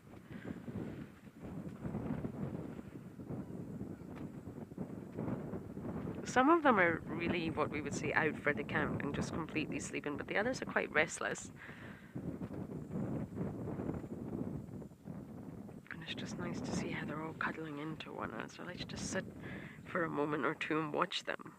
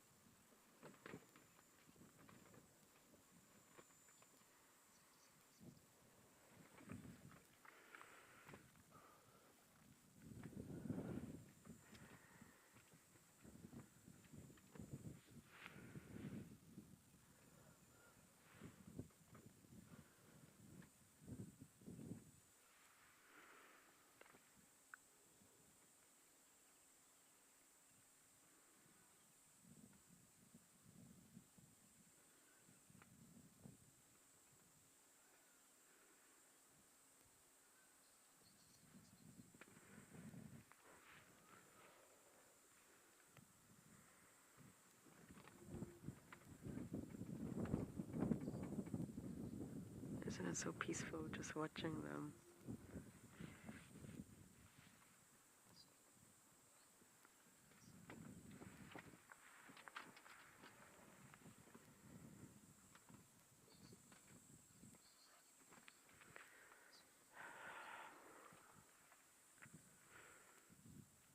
I don't think we're going to go anywhere for the rest of the day. I'm hoping for my sighting with a brown hyena. Not part of the pack, no. Just following the pack. I think that interaction would be quite fascinating, even if it is just one-sided.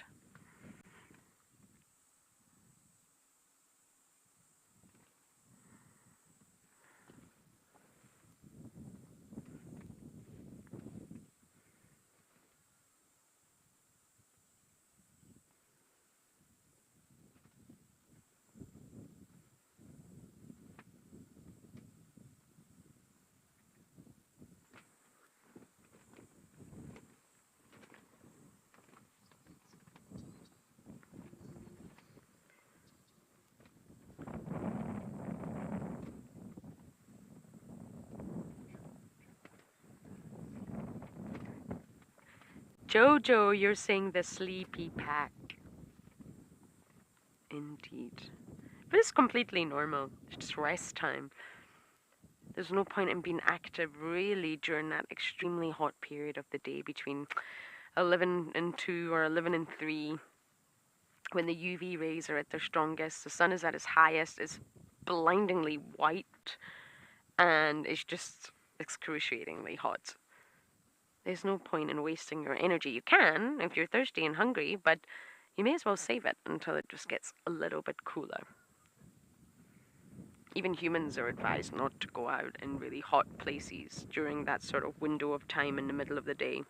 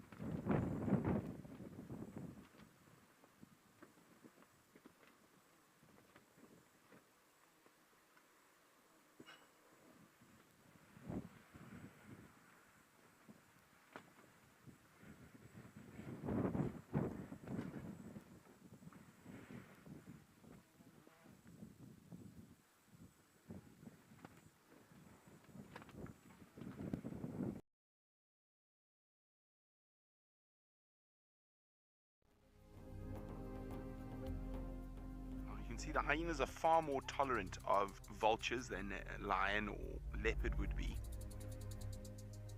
Occasionally a hyena will bite sort of a couple of tail feathers out of the back of a vulture, but I've never actually seen them, even once they've caught one, actually kill it.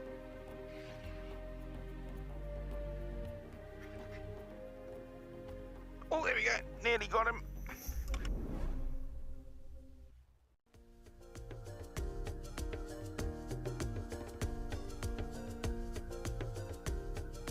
We have got an epic battle going on between a pirate fly and a drop-tail ant. Look at that, look at that. So what's happening is these ants are moving from one side to another, and these pirate flies are trying to steal the baby ants.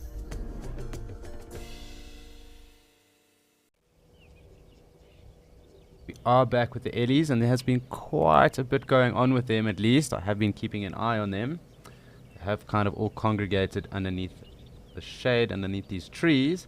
However, there's a second breeding herd that is through, and the bulls have been going pretty mental.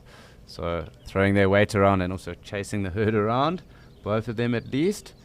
But there was some awesome interaction that was going on with them all, and it might change now. I think they're all kind of just waiting to see who decides to take over the wallow. And there's another big bull that did just push past me right in front of the camera.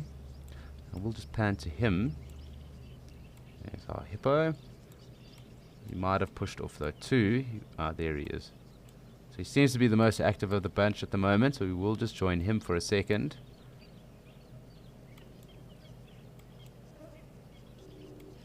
Was also trying to see if we couldn't find that waterbuck that was around, but I think with all the activity that and the commotion of the elephant, the waterbuck has also moved off. So that would have been our 14th species, and that would have actually been our high, but 13 is currently our high, so hopefully something else does decide to pop up and we can have a view and we can give you some more information on that animal. But as it stands, we're here with this bull Ellie, and the other two groups of breeding herds are underneath on the other side of the bank, as well as there's some other bulls over there. We will keep an eye on what these guys are up to. It is starting to get rather hot, and I do think some of them are going to start to walk towards that wallow.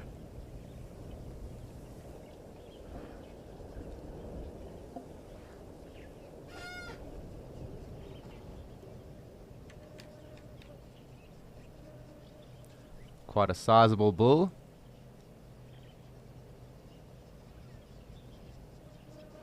Probably around 40 odd years of age. You can start to see the indentation over there on his temporal glands.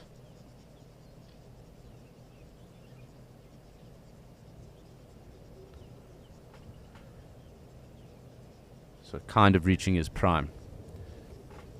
But very sizable bull indeed.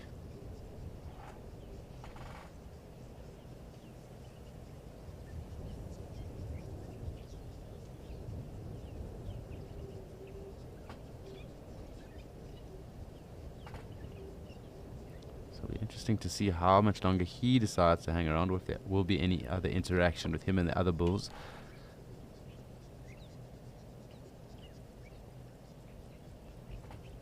Kind of looks like he's just taking a rest at the moment. So while he decides to have a rest, I'm going to just pan back to the others, see if anything else is going on with them. What do we have here? Egyptian goose, I think. Let's have a look over here. There are 7 chicks around as well, or goslings. There's one of them over there too.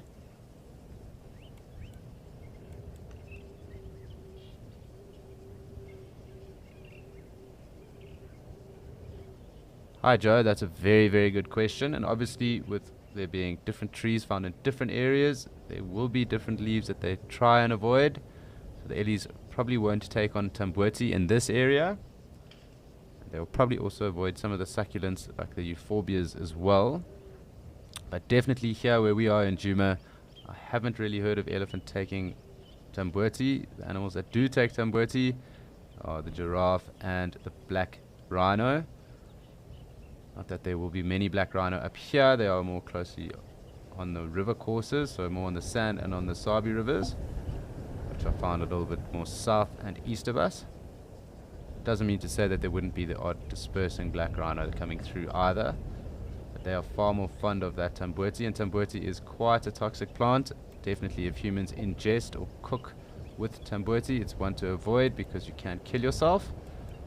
Smoke at least does cause a lot of complications, as well as also that euphorbia I mentioned as well. The euphorbia itself does secrete that white latex, and that white latex is very, very harmful to humans. But however, it is used by the local Shanganis and also other cultures around as a form of bird lime. So they do use that euphorbia as a bird lime, and they use that to actually catch little birds as well to eat. That being the bird lime that is created. But in this area, the tree that these ellies would probably avoid would be the tamboti. And also in certain areas, obviously where there are a lot of mapani, so up in Mashatu at least, the mapani actually, as we do know that trees do communicate with themselves, and they do release a chemical that makes their leaves untasty or sour. So once they've had enough of being fed on in a little area, those mapani will release that chemical and it will become unpalatable to whatever it is eating. So those ellies then would move off if they were in mapani. Mapani being the second most widely spread tree in the world other than the conifers up north.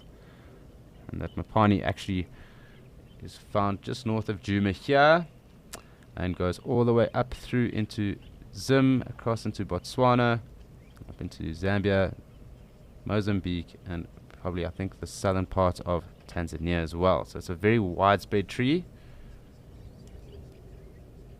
and obviously creates its own special biome as well where it's found, because it kind of takes over as well. But it is noted that they also release that chemical, and with that chemical going on, it depends on what is browsing around the mapani, but within that little area they will start to move off. Much like the other trees as well, they also do that. But mapani are definitely noted for doing that. And of course being very widely distributed, the second most widely distributed tree in the world.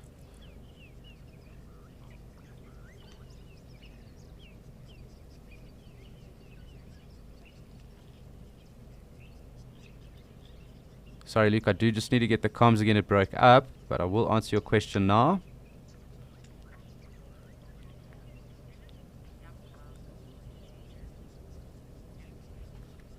So yes, Luke, elephant do adapt pretty well to weather changes. If you can consider that on a day here, at least in the low veld or in Africa in winter, it could drop as far as to 1 degree. I've definitely felt it being that low. But just before that, it could have been very windy, and it could have been at least 40 degrees, and that would have been a consequence of a berg wind possibly. So there are vast temperature drops also in winter as well. So during the day it does obviously get very hot, as I alluded to, and then obviously drops. So yes, they do have quite a temperature tolerance.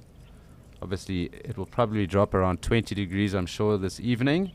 So it'll drop to around 20 degrees and maybe even be windy and quite cool, and it'll be very hot. So it might be up to about 36 odd degrees today here. So that is quite a vast temperature drop and change.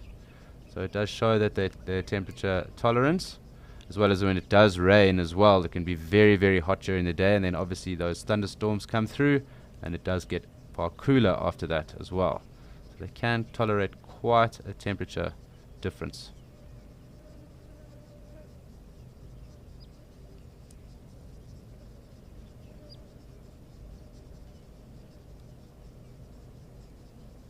But just great to see these guys taking the time just to rest. You will notice the odd one or two feeding, but most of them are actually taking the opportunity just to rest. So roughly 80% of their day is spent eating, and that other 20 odd % is spent either sleeping or drinking or playing. So they generally move and eat as well, so you won't generally see them sitting too stable for too long. They generally push quite far. And obviously depending on the area and how far and how dispersed that vegetation or food resource might be, as well as water, they will move vast distances as well.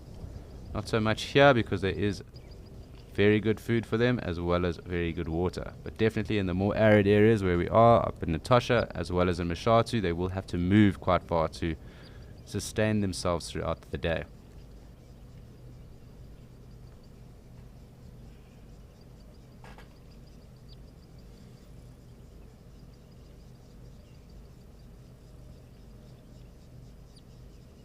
And as the cloud is kind of burnt off and it is starting to get hotter, we've noticed that the bird life has also started to quieten down a bit.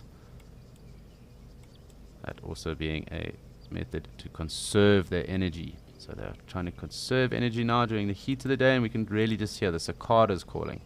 But as it does start to cool down, there'll almost be like an evening chorus. Not to say that they won't be calling throughout the day. There are little waxbills in there calling right now, but it generally will calm down as it reaches the heat of the day. So from now till about 3:30, we will be hitting the heat of the day, and then it will cool off from around 3:30 onwards. So 3:30 will probably be the peak, and that is be when the land is the hottest, and then it will start to cool down from there as the sun starts to drop. The sun is directly above these ellies right now, so it is going to start to get really, really hot. And I'm assuming quite humid just because of that cloud cover that was around as well.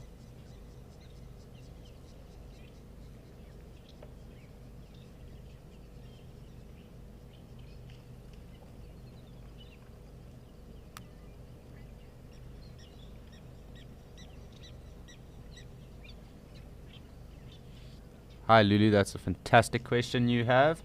And what they will do is that they will push all the youngsters into the middle of the herd, and they will kind of form a, I suppose it's almost like a semicircle, even a circle. It does depend on the size of the herd as well, but they will push the youngsters into the middle, and then obviously the bigger cows or even the bulls around will also form part of that almost phalanx. So bullhorn formation, or depending on semicircular, even circular formation around them, and they will protect the young, and even those that are weak or frail maybe in the middle of that as well. So sometimes those that are injured as well will also get pushed to the middle.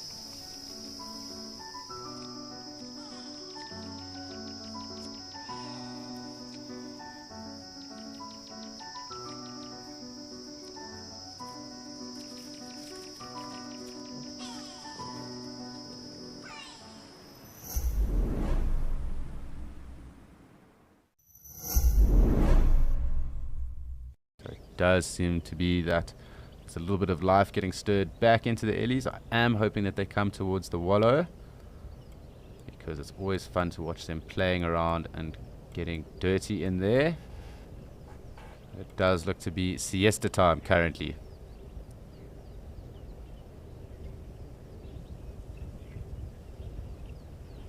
That's a very interesting question, Kim. And obviously there will be audio signals as well as there are other seismic signals as well. So you will often hear them trumpeting and showing displeasure like that. And that was obviously the audio signal. And then obviously through their seismic communication, which they do through their pads and through a low-level base that does travel through the ground and is inaudible to humans, they will use that as well. And that actually travels quite far, so up to about 1 kilometer or so in distance. And other ellies in the area will then be alerted through that. So it could be that there might be lions, perhaps one might have been hunted or poached, or they've had a negative experience with human beings or other predators. And other ellies will then become aware of that and also be put on edge. So you can also tell just by that in an area if there has been anything that has disturbed the ellies. It could even be bees. Bees and ellies don't mix well, or ellies don't mix well with bees. Definitely don't like being stung by them. I'm going to see if anyone's decided to come across though to the wallow. Doesn't look like it just yet. There was an Inyala bull in there as well. He kind of pushed off as well earlier too. Got our greater blue-eared starlings though calling right now. Let's just go back to our ellies. Always fun watching ellies.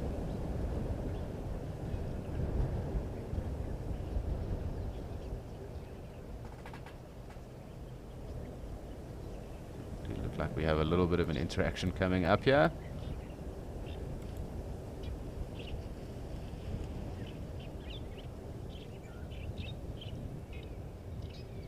Maybe not just yet, but possibly at some point. They are looking to start to stir, and I do think we're going to get them playing just in front of us in the next couple of minutes or so.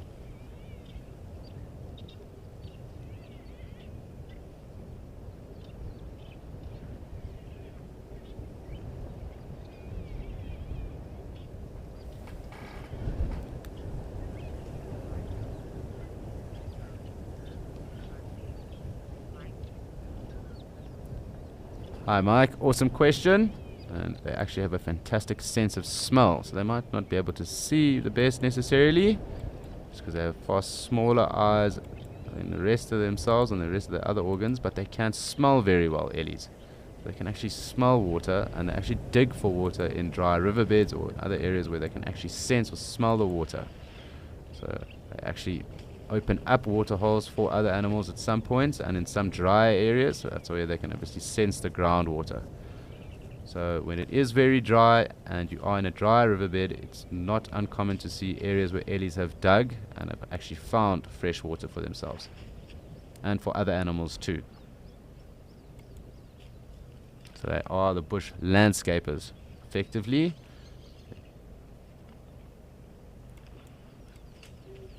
This one seems to be quite active, and it's starting to get to what I was saying, kind of just splashing itself with some mud and some water.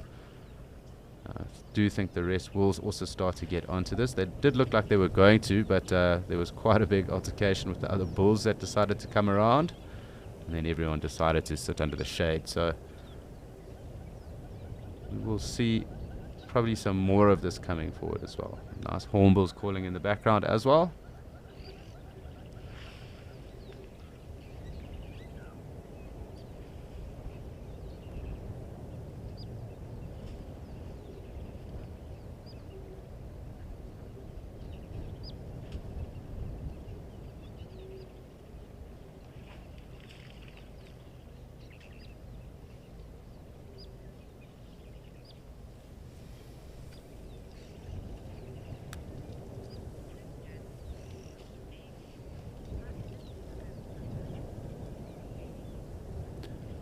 Hi Amy, yes, elephants are very good swimmers. Depending on how deep the water is, obviously, that will obviously, them being so big, that will obviously dictate whether they have to walk or swim.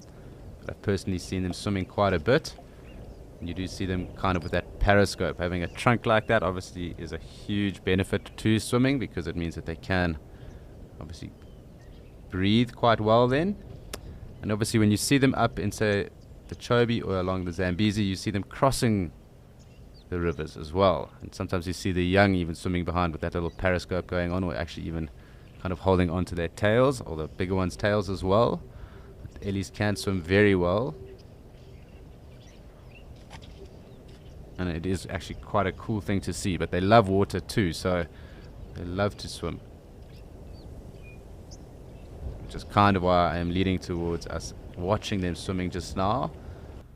But who knows, it might also be dependent on how hot it gets and how much time they're willing to spend around before going off to eat.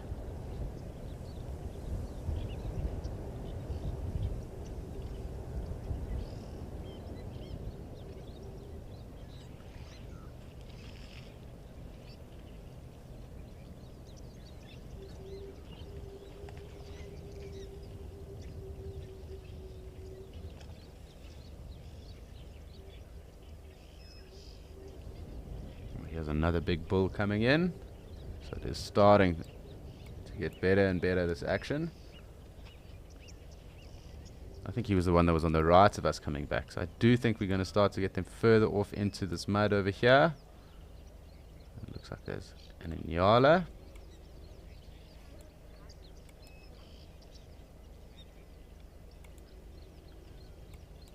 Hi, Hannah. I suppose I've had I've had many interesting elephant sightings, but probably my first ever elephant sighting. When I was about 8, I walked along the river, along the Sabi River, so just south of where we are here, and I walked around a corner into a big bull ellie. I got the fright of my life, and so did he, but that is probably my most favorite sighting of ellies that I've had, at least.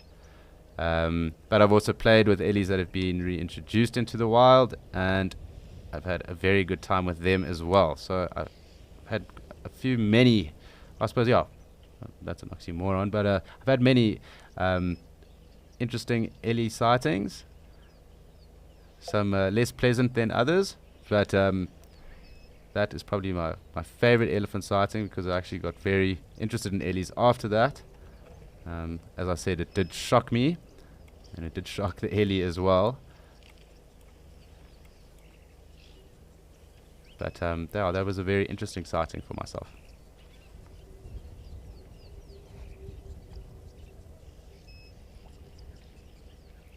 Nice and close bull ellie with us right now.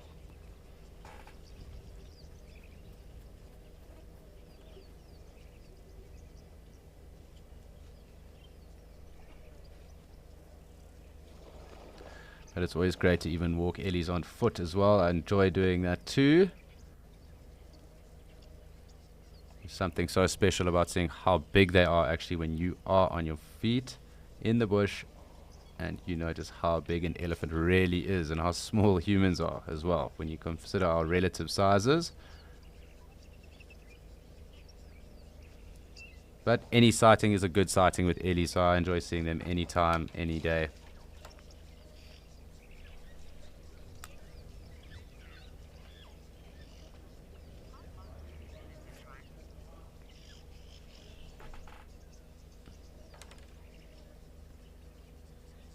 Oh, Ben, great to hear from you. Ellies can move quite quick, actually. And I think I stand to be corrected, but I am just going to double check myself here just so that I give you the correct facts. I wouldn't want you taking the wrong knowledge away from us.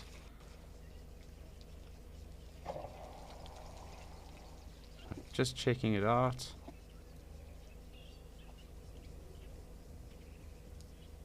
I was going to say exactly that. So it is about 40 kilometers per hour. So it's not necessarily the quickest animal in the bush, but when an animal that size is running 40 k's an hour, you know about it. They can crash through trees. It's actually quite daunting when they do. I've had one actually do that while I was in a tent, go running right through the marula that was literally 5 meters off the tent, and broke right through some of the bigger branches of that. So obviously they're very strong when they do that then. But at around 40 k's an hour. So definitely faster than human beings as well.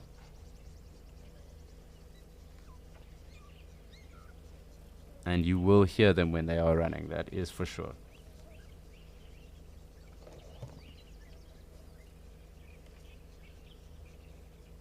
This is awesome that this one is coming so close to us. I'm going to just zoom out so we keep him in frame. He might even come smell the camera.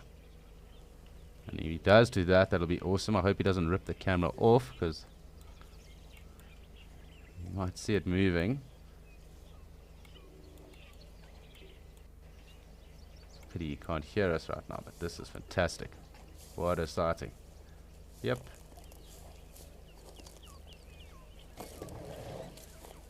Fantastic.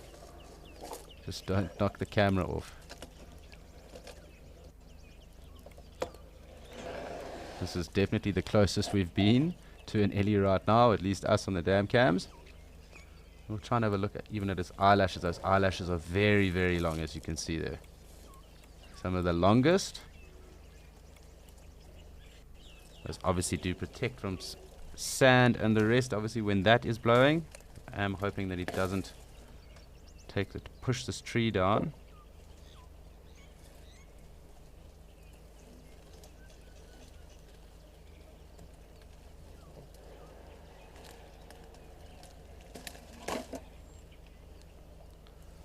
Those eyelashes are going to be around 12 centimeters in length. They're very, very long. As you can see, there's obviously mud on his ones. And you can see the caking of the mud on him as well. And obviously, we've mentioned the skin on an Ellie, and this is perfect to talk about it. Just the different creases and folds. In some areas, that can be up to about 4 centimeters thick. And obviously, in the thinner areas, around 2.5 centimeters thick. Obviously, the creases of the folds, that's where it'll be a little bit less thick. Obviously, on the tops, that'll be around 4 centimeters thick. But he's right here on us. And this is fantastic. You don't get many better elephant sightings than this.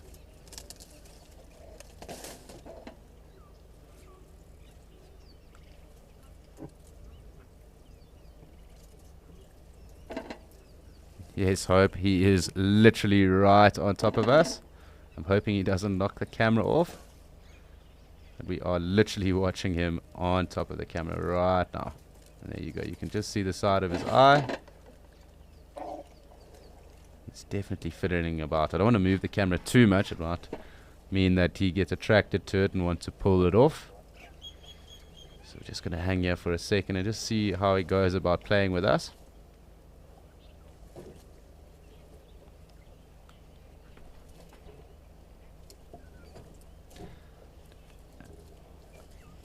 As you guys are aware, this is a live and interactive experience. And we do love to hear your questions, comments, or anything else you'd like to chat or debate with us about. Obviously, right now with this Ellie, it's a perfect opportunity to bring up any of your comments you might have. Look at that skin. It does look like he might just push off. But please do send through anything you wish to chat about with us. Ask any questions. We love to hear from you, and we love to answer your questions as well. It looks like he's pushed off. I'm going to try and get around the other side and see how close he still is. So please bear with me quickly. He should be just here. No, he has pushed off. No more Ellie. Actually just in front of the tree where we are right now, so you won't be able to see him. But that was a fantastic sighting. Really, really brilliant.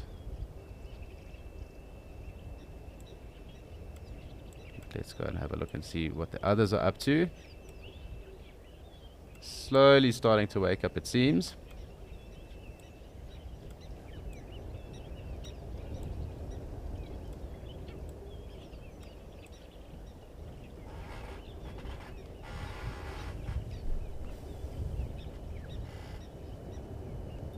Like a number of very sleepy Ellies, so they might have moved actually quite far over the evening. I can't tell, obviously. I don't have a GPS and I haven't been following them all day or morning. But clearly taking the opportunity to have a rest.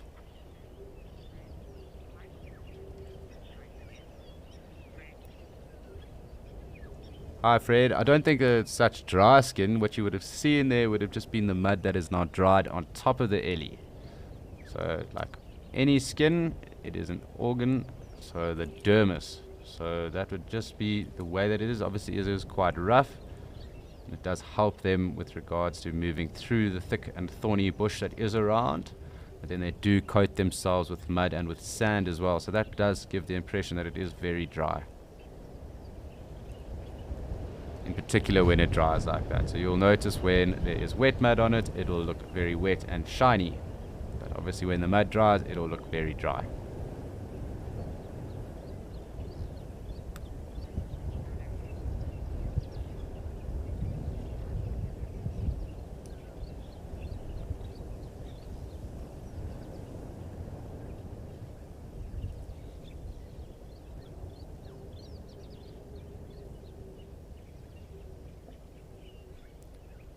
So again, you can see these two ellies that are at least the clearest in frame here. You can see that just because their trunks are so dormant, just lying like that, almost just creased onto the floor, that is the sign that ellies are sleeping, just taking opportunity to rest. They don't obviously need to sleep that much during a day, but there is the perfect example of that. And I'll try and zoom in further.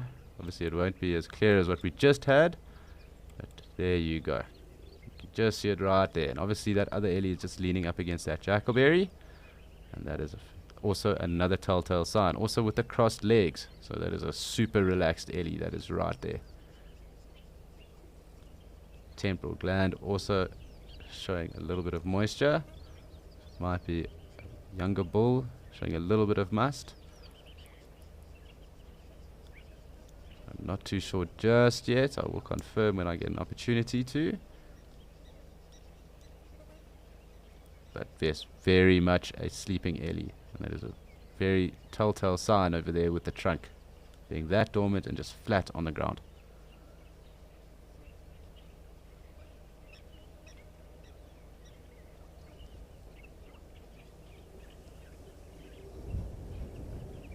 And I suppose in this heat you'd also take the opportunity to lie in the shade or rest up in the shade as well before you moved on to get more food and I suppose even drink. I am hoping that we get more of them down at the water or in the wallows. It's because they are always far more active and playful there as well. Oh, there looks like a little bit of interaction going on between that bull. Try and zoom out again just so we can see. Looked like that other one that just walked past them wasn't too welcome.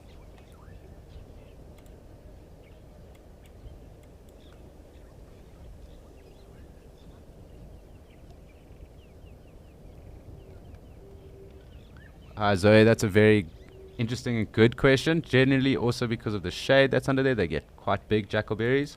Obviously they fruit too, so ellies would like that fruit as well. So when they are fruiting, ellies would definitely go after that fruit. They also are quite nutritious in terms of their greenery, so they are evergreen trees as well. So if there was maybe a shortage around, ellies would definitely eat some of those leaves as well. Not to say all the time, but they would definitely take on some of those leaves. And that big bull seems to be causing some problems over here with the rest of this breeding herd. Seems like he's woken up and he's pushed them off, as you can see. They're not hanging around, so he's obviously maybe in a bit of must. Yes, and that other bull does look like it's also in must as well. So maybe there is a female that is ready to mate as well, and they can sense that and smell that. And they are definitely showing some sign of interest as well. But also with some of the calves around, they won't be too happy of having these bulls interfere with them that much. So that is probably why they've pushed off into the undergrowth there, to that brush. Maybe coming back around, it looks like a little bit. But trying to avoid the bulls. Can just make out the little legs and trunks. So it seems that siesta time is over.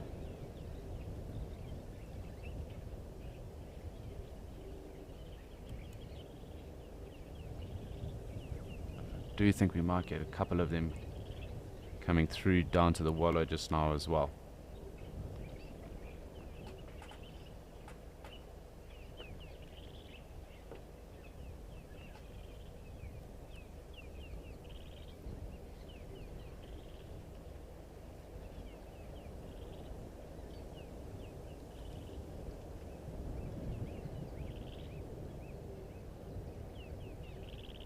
So I have just come out a little bit just because I just want to see what is going on with all the ellies that are around. There are a number of them.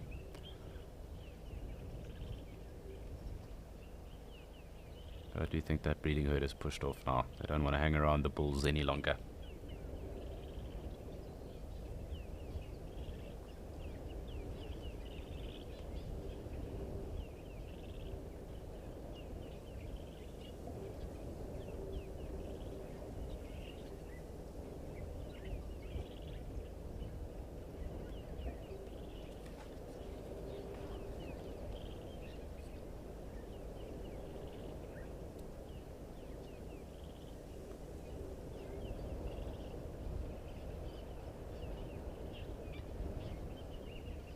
Hi Vicky, so elephants have the longest gestation of terrestrial mammals, and that being 22 months, so almost 2 years. Very, very long gestation period.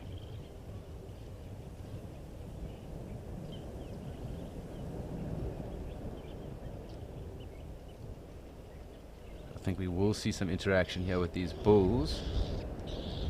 They might also push on here closer to the dam in front of us, and they might even swim or even splash themselves as well. It looks like they're avoiding the mud wallow itself.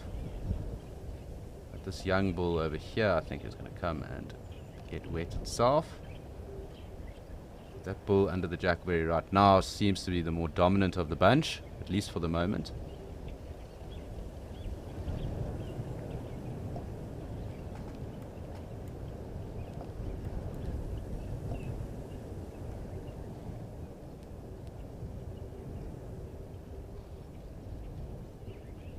You can also see our little Egyptian goose family here, and it looks like this young bull is going to go right towards the water.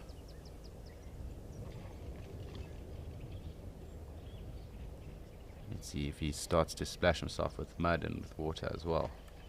Probably a drink first and then a little splash.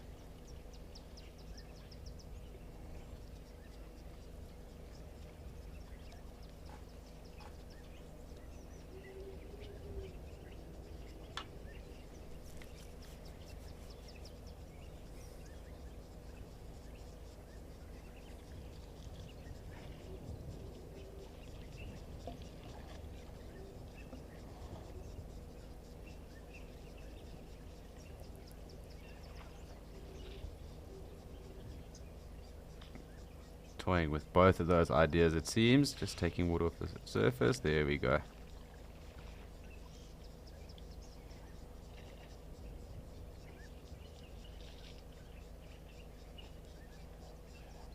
So we'll just zoom in on him. We'll watch him as he goes about his business.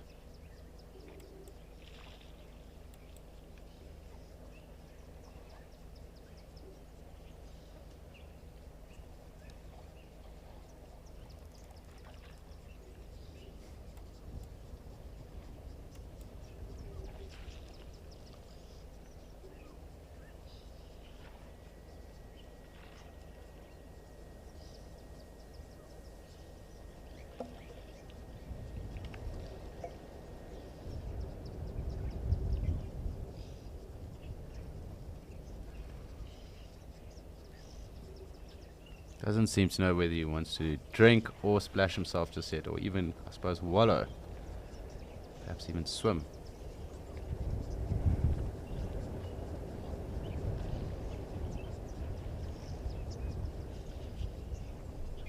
Let's follow him around.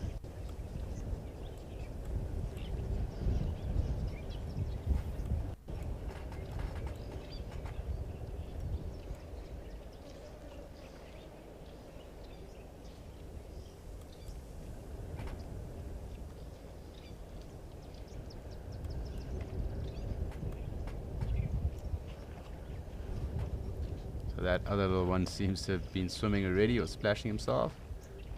Hippo's here. Oof, and we've got another breeding herd that's just down here as well. So there's going to be some interaction again because those other bulls look to be, one of them looks to be in must at least. So there's definitely going to be some interaction as well.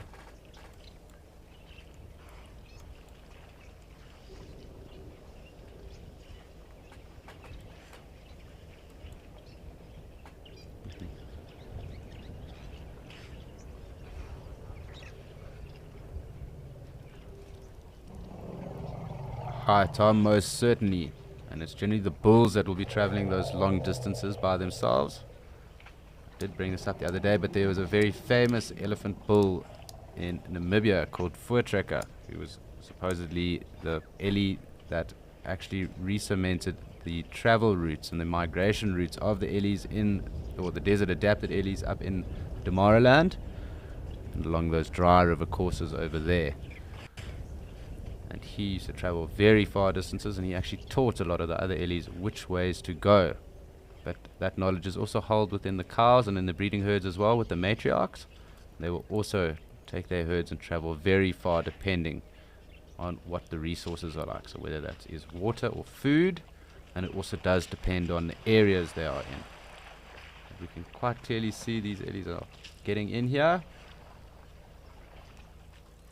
And I think there's going to be a bit of interaction with those other bulls as well. So it's going to be quite a cool sighting just to have. It's going to be interesting to see what the hippo does now with them all around as well.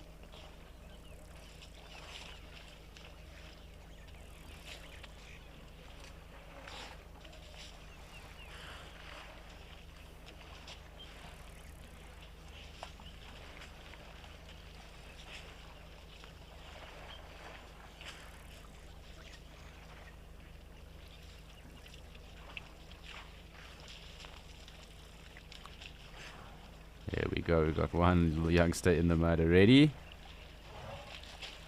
They always seem to be a little bit more exuberant than the others, but I suppose that's also got to do with youth. Just follow him, or her.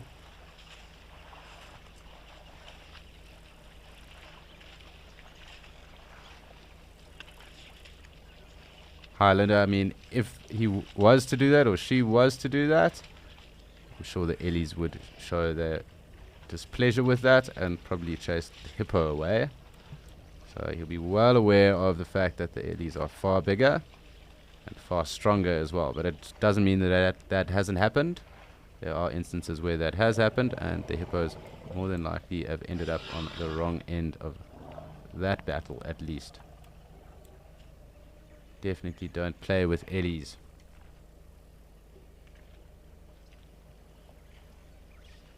But you'll probably find you'll push off to a quieter area of the dam.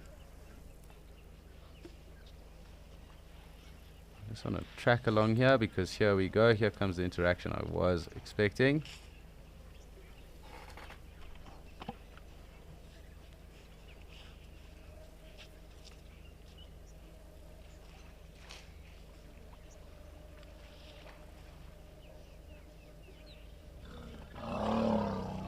There we go, we can start to hear some of the audible communication that is going on. I just want to zoom out so we get a better view of everyone else going on here, but I will zoom back in. Just want to make sure I can see what all of the Ellies are up to and what everyone is actually getting up to, really.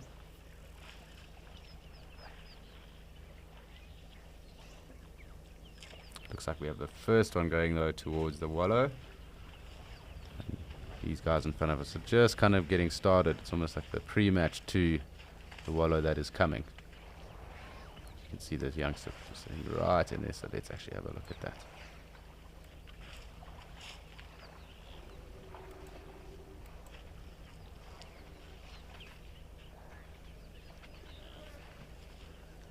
Hi Rose, they don't in fact lead the herd. It is in fact the matriarchs, so the cows that lead the breeding herds. The bulls intersperse and come in and out as and when the cows are in estrus or ready to breed. They will then start to join the herds, but so the males generally follow the herds and they will be forming little bachelor groups. Sometimes the bigger older bulls have younger bulls around them, and those younger bulls that do and the groups that form with that are called the scaries at times, depending on where you are, but they are generally called the scaries then. So the bulls don't lead the herd, it is the matriarchs, the cows, that lead the herds.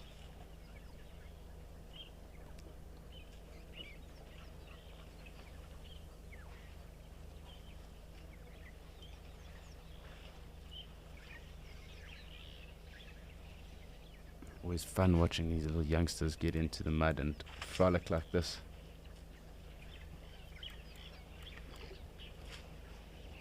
Definitely a good day to be in Ellie in hot weather.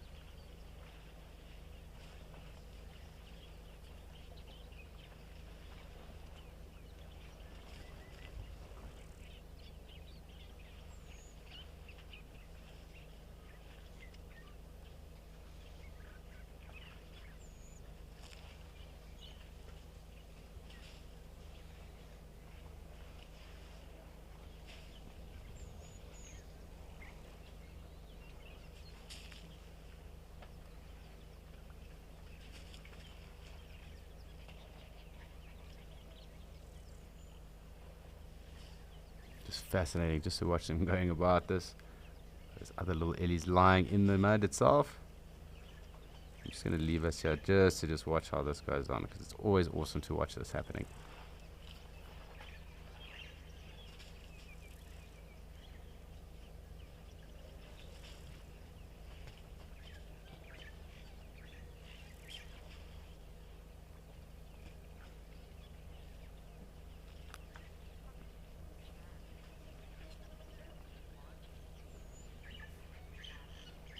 Indeed, Sam, it does look exactly like that. Hopefully they're getting their loyalty points up as well. Looking for a free trip as well at some point, I'm sure. But it definitely is a family trip to the spa.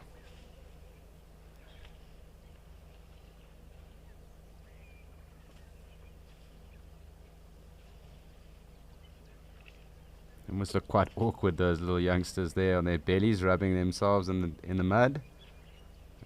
Quite entertaining to watch nonetheless.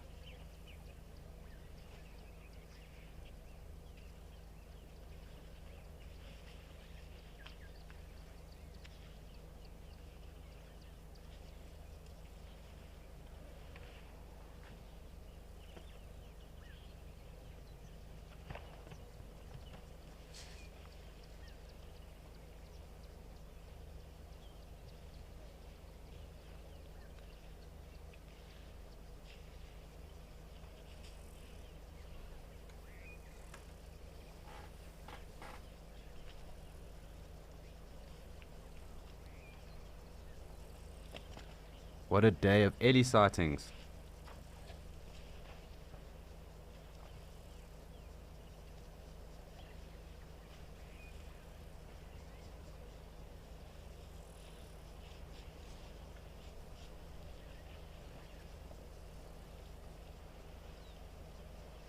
Special.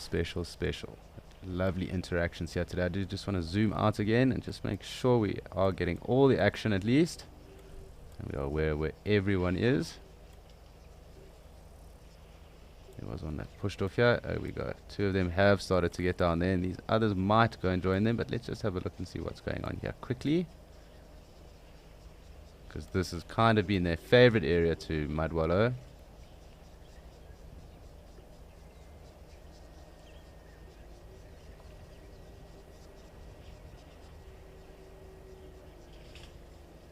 That's just the drainage line that does lead into Gowrie Dam, so they do definitely wallow and then chuck mud all over themselves on this area as well, and as well as where we were just watching too.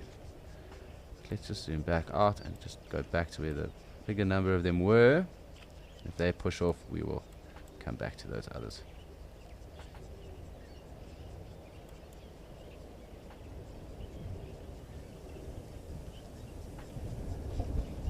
Seems that this bull in front of us has lost his trunk or his tusks. Probably broken off. I'm just trying to make sure that I can confirm that completely. But it does seem that is the way, or what has happened. At least his left hand tusk.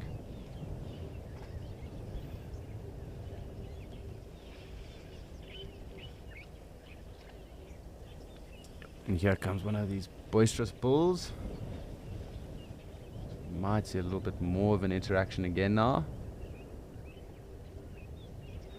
zoom out just to make sure we do get the full scope of what does go on.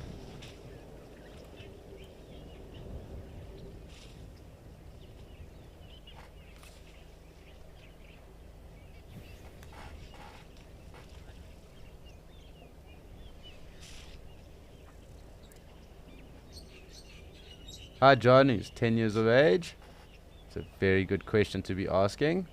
And they do stand and they do sleep on their side as well. Obviously, it is sometimes harder to see them lying on their sides, and you do mostly see the youngsters sleeping on their sides as well. But I have seen bigger eddies on their sides as well sleeping. It's not uncommon, it does happen, but you do generally see them standing up and sleeping. But definitely not uncommon for them to be doing that on their sides as well, and that'll also happen in cooler areas with like little bits of sand and under trees. That's where I've seen it at least, and obviously in the wallows as well. So they do get on their sides there too.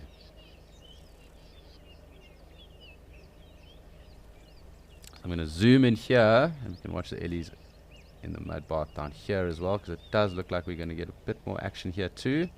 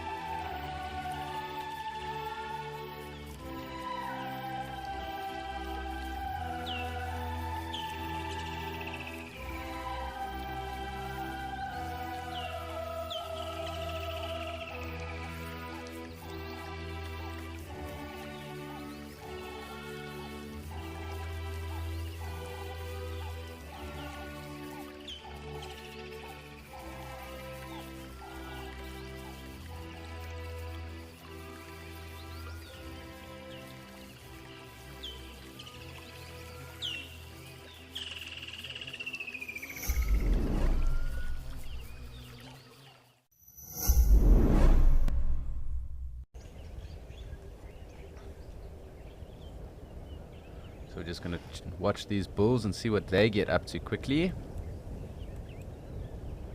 There's a chance that they might do something interesting. We'll just wait and see.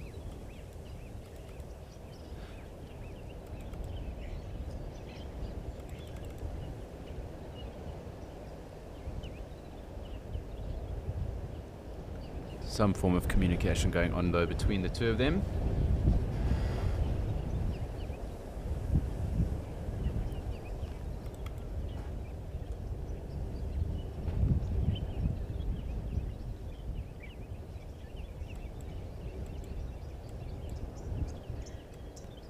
Hi, Arctic Circle. That's an interesting question as well. So ellies generally, just because they are the top apex herbivore, if you want to call them that, they are definitely the kings when it comes to that. So they generally hold and command all the respect from all the other herbivores. So it's not to say that they don't get along with any other herbivores, although there have been instances and there is footage out there of them not tolerating other herbivores. But you'll notice at different waterholes, and at least where the ones where we are, we can always notice when the ellies do come down, they do throw their weight around and the other animals kind of push off or go to the other side. And that is just because the ellies command respect. So it's not that they don't like other herbivores, it's more so that they know that they are the biggest and that they command the respect, and they will be the ones that get the first, I suppose, bite at the apple, if you want to call it that, wherever they are found. But there have been some run-ins with rhinos, buffalo, obviously the odd hippo here and there. But you do see them shooing away the other herbivores as well. But it's more, I think, just a posturing or a bit of bullying that goes on with them, which they very much well can do. I mean, if you consider that is almost an 8-ton animal, so 6 to 8 tons at its heaviest, being a bull, throwing your weight around is pretty easy then.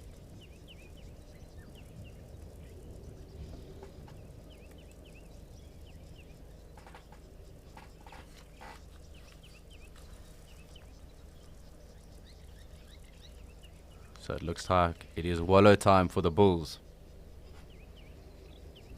Someone's got an itchy back foot or leg.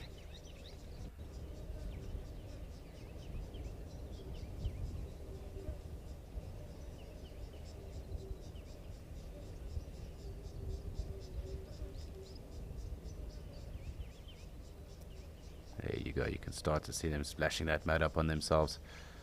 It's a pity we can't just see through that guaribos.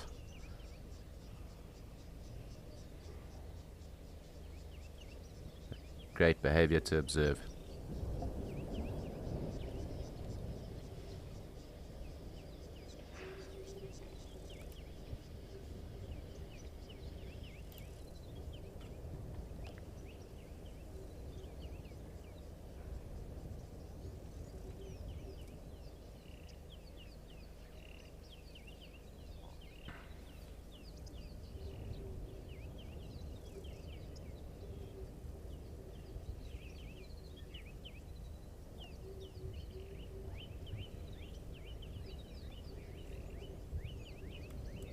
Just going to come out for a second here, just because those two are hidden behind the guaribos there.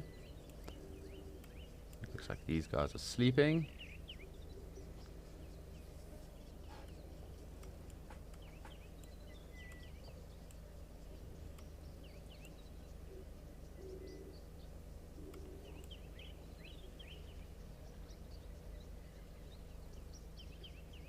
Nice little baby over there as well. A little calf, not the youngest of calves, but definitely a calf. And mom and 2 bulls as well under that tree, under the jackleberry there. You can just start to see the beginnings of that little calf's tusks coming out too. So I'll try and zoom in on that because that's also cool to see. Just start to see that. Obviously tusks are modified incisors, so they're actually teeth.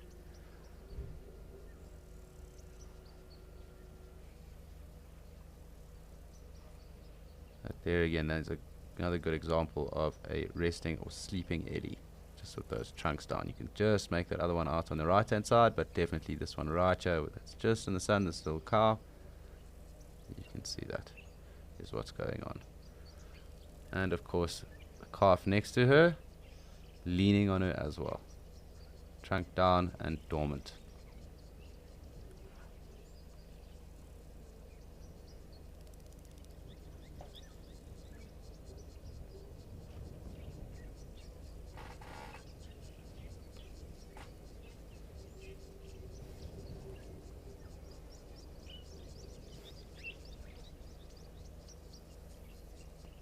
Always fascinating watching the youngsters play with their trunks.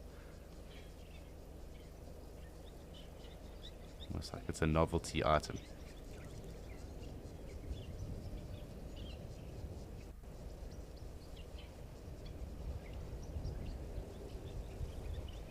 You can see it is quite hot. The eddies are fanning themselves, and see those ears pumping up and down. What we were mentioning earlier is that those ears actually can weigh up to about 44 kgs. Quite a lot of skin and adaptation that's gone into actually evolving that as well. And you can also see the shape, that continent shape of Africa on these African savanna elephants as well. It's time obviously to move on a little bit. These guys have woken up. Possibly that's also because those other bulls are coming through too.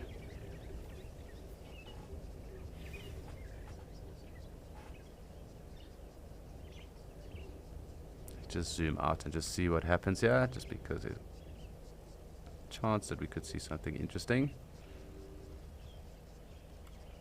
See this little family herd is trying to get away from the bulls. There's two little calves, or I suppose three little calves and a mom. The bulls are following.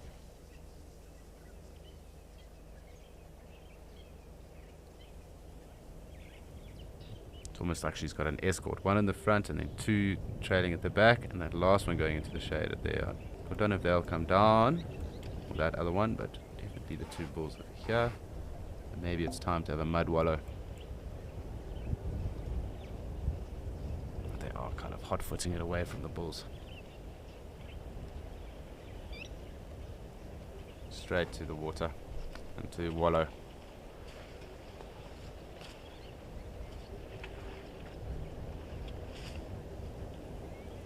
Yes, Polly, how endearing.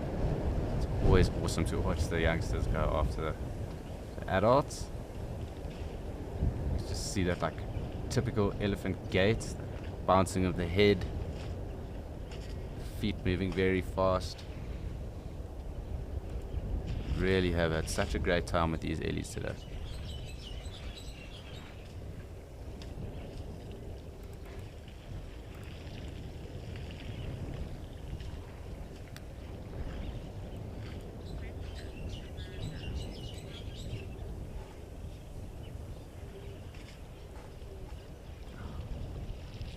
It's a fantastic question, Amanda, and I do just need to double check here with something.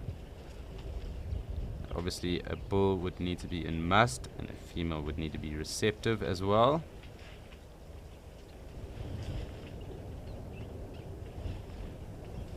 I think it is a couple of days, if I can remember offhand correctly.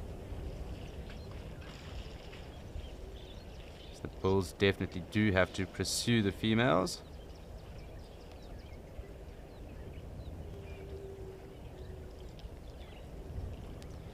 The females are roughly reproductively receptive for around 3 weeks, but the conception is only possible for around 3 to 5 days of that time. So the bull will have to be pretty lucky, but they will obviously follow. So the courtship will take around 3 to 5 weeks. That bull will actually have to follow and pursue the female, and she will obviously have to accept him.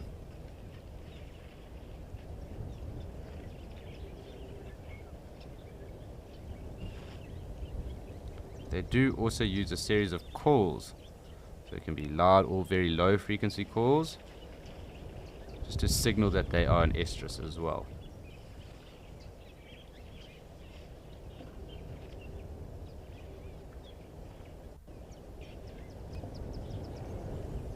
And again, so after that happens, that would take about 22 months for a calf to be born. So the gestation period after that, if it is successful, it will be about 22 months.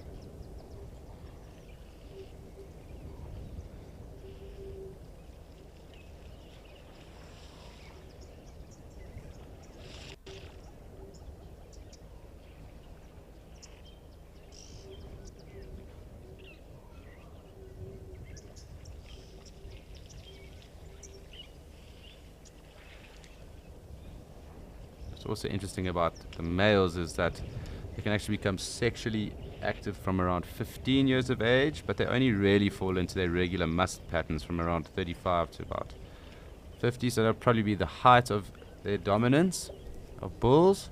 Then from 50 to 60, that's kind of almost a twilighting, but that's probably when they're the biggest as well. Doesn't mean to say that they won't, just that their lifespans are expected to be about 60 as well. So that would be when they'll have their last set of molars.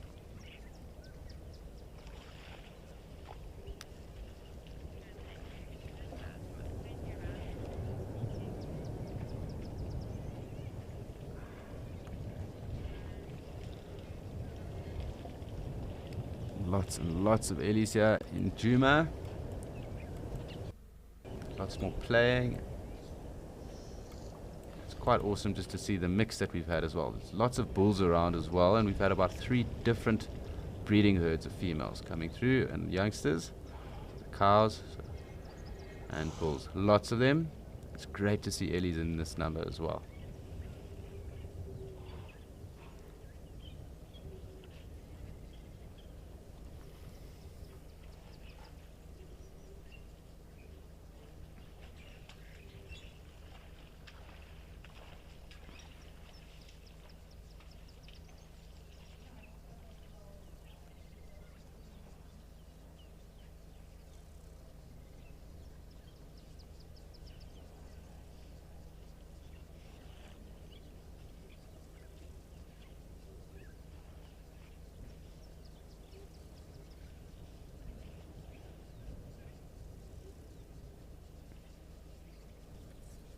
Just make sure we get as many of them in the frame as possible.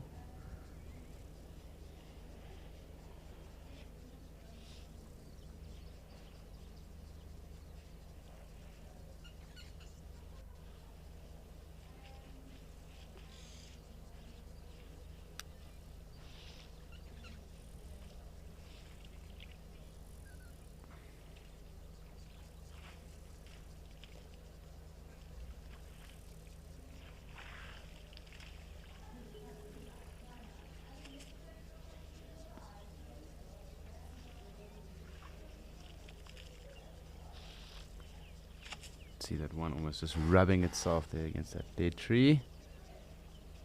Can't tell exactly what kind of dead tree it is just yet off here.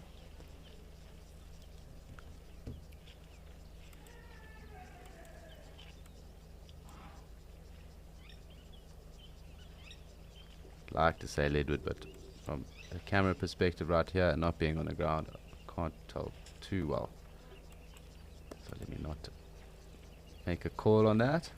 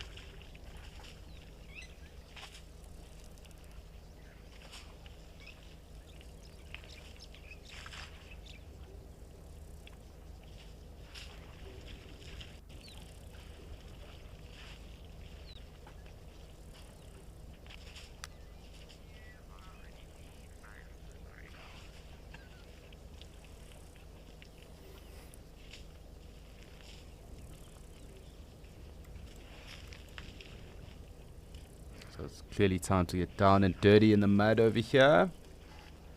And we can just see, there we go. Little calf flopping over. Brilliant. Just see if we can get that. Just going to leave the camera right here for now.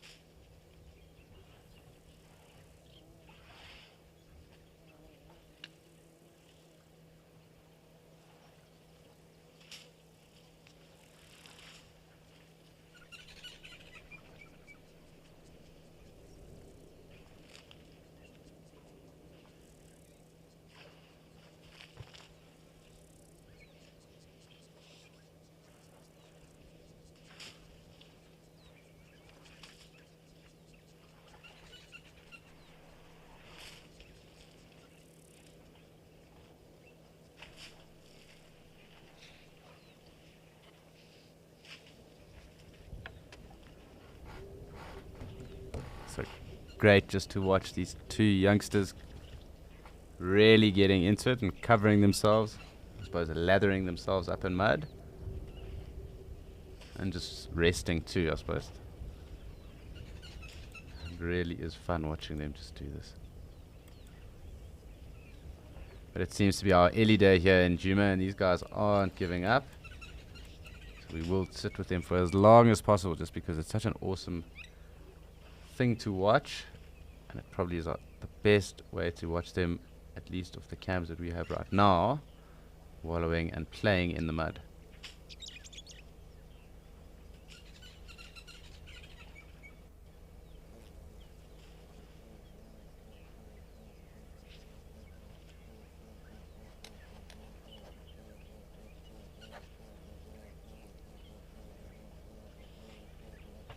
Lots and lots going on today here with eddies that they've kind of been through since we started, and they haven't stopped at all.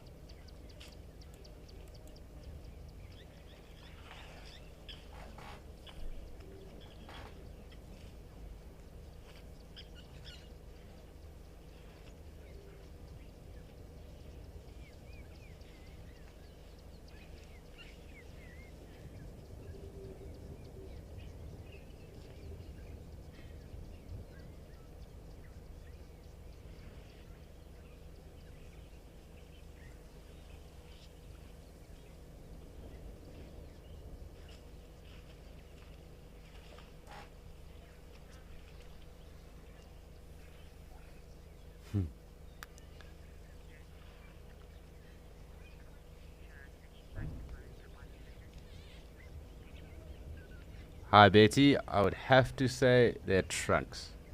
For me, definitely they're trunks. I'm fascinated with how the trunks works and the mechanics of that. Also just how they get around doing certain things. So eddies have, I suppose they can be quite naughty in certain areas, and those trunks obviously lead them to be that naughty because they can get away with so much and they can do so much with them. So for me, definitely trunks. I suppose I find their tusks quite iconic as well. So when you see big tuskers, I find that quite iconic too, but I would say their trunk is the most interesting part of an eddy for me. What is yours, Betty?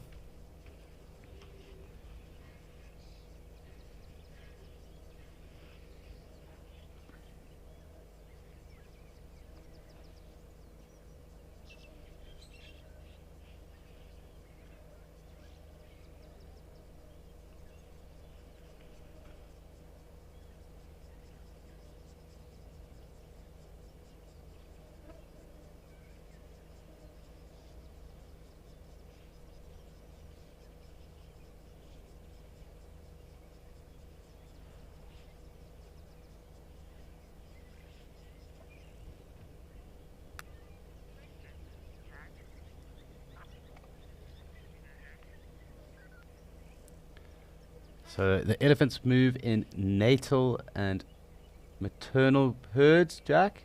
So those are family groups, and it is obviously just the females, their youngs, and obviously the young being the bulls before they get kicked out.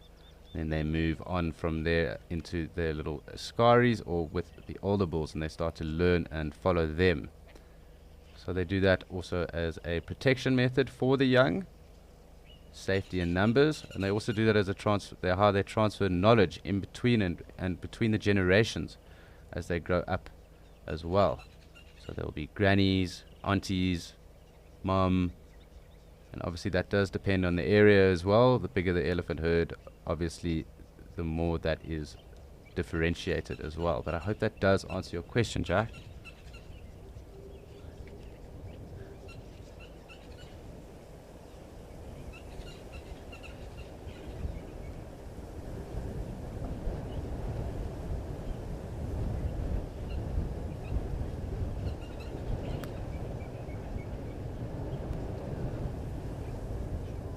As you guys are aware, this is a fantastic live and immersive experience, as well as your immersive experience into the African wilderness. So please do send through any questions, comments, or things you would like to chat about, We love to answer your questions and comments, as well as talk about anything you guys might find interesting at any of our sightings. Please do send those through. We love to hear from you.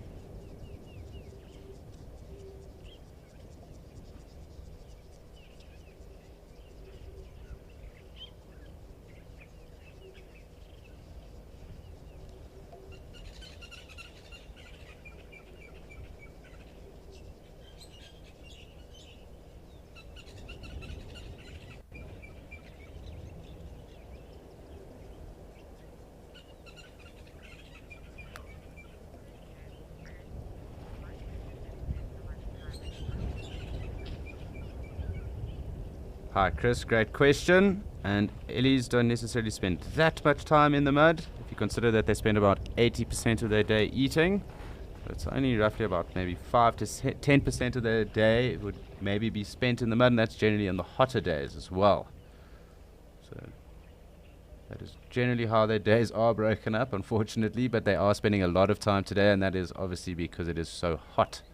They're spending lots of time cooling down, putting on sunscreen, and really just enjoying the experience, it seems. And that other one over there is resting or sleeping. Look at the dormant trunk again, while the others are playing, in particular the youngsters. Here comes another Ellie. And again we can hear the lilac-breasted roller in the background.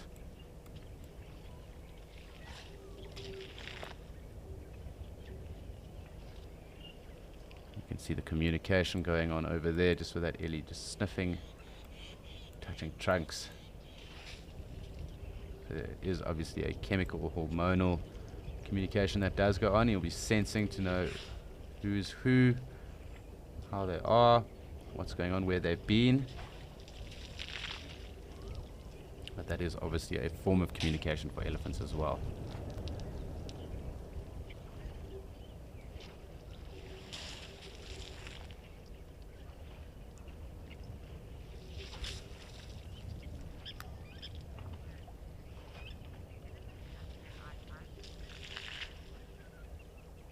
I just need to get your name again there. I lost comms.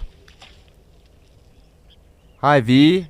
And elephants don't necessarily have the best of eyesight. They can see around 10 meters or so, and that's sometimes also got to do with the size of their eye, but also got to do with their placement on their skull. So it's kind of on the sides of their skulls.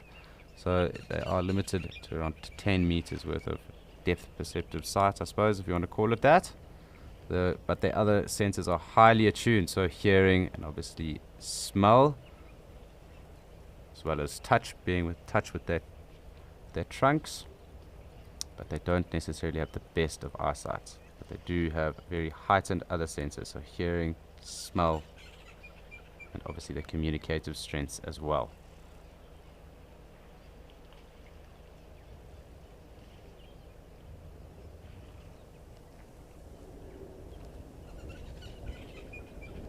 It does seem that these guys are getting quite relaxed over here.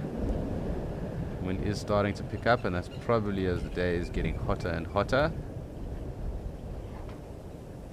A little bit of interaction going on here with this bull as well and the rest of the herd. Maybe they are going to push off. I'm not too sure just yet. Let's see what's going on down here. No, nothing at the moment.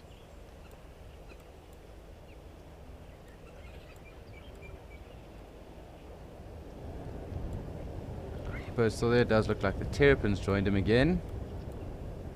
Let's just have a look. Yep, indeed. So something different. We actually have 2 terrapin on top of the hippo right now. So something cool for us to see as well. Might get pushed off now as he submerges.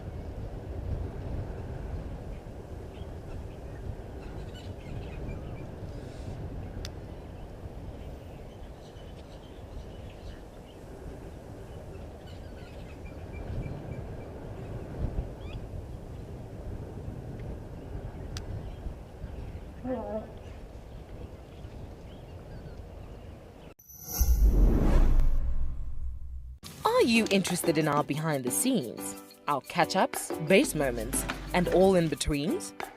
Sign up on our website and you will unlock our inside scoop content sent to your inbox. Yes, ladies and gents, there's more to unearth.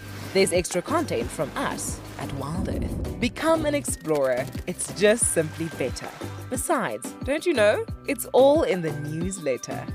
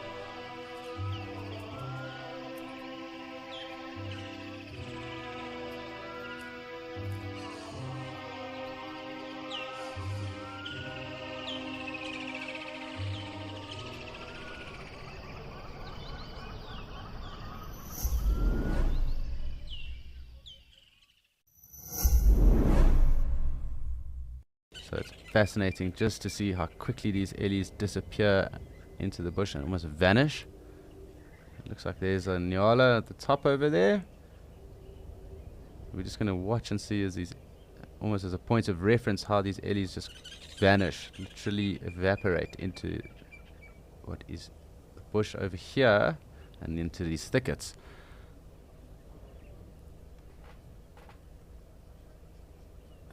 Always cool to have points of references when you are in the bush and just to have a gauge on how quickly things can happen.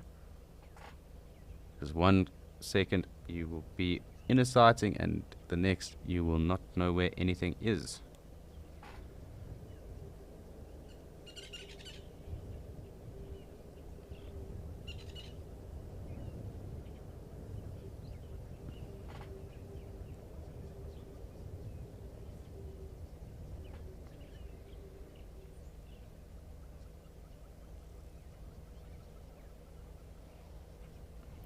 It seems the bulls are also pushing on off into the bush and they're not hanging around either. So it seems that our ellie pool party, at least in Djuma, is over for the next little bit. I think it's probably time for us to go and have a look at what else is happening, and we'll probably head off to Mshatu for that, just to mix it up. But we've had a wonderful sighting of ellies for the last bit. But as I said, it looks like they are slowly pushing off into the bush and back onto a feeding mission, it seems. Definitely no more around. I just want to have one final scan and then we should go and have a look somewhere else and see what else is happening in other locations. Yep, no more ellies this side at least. So in saying that, it is time for us to head over to Mshatu.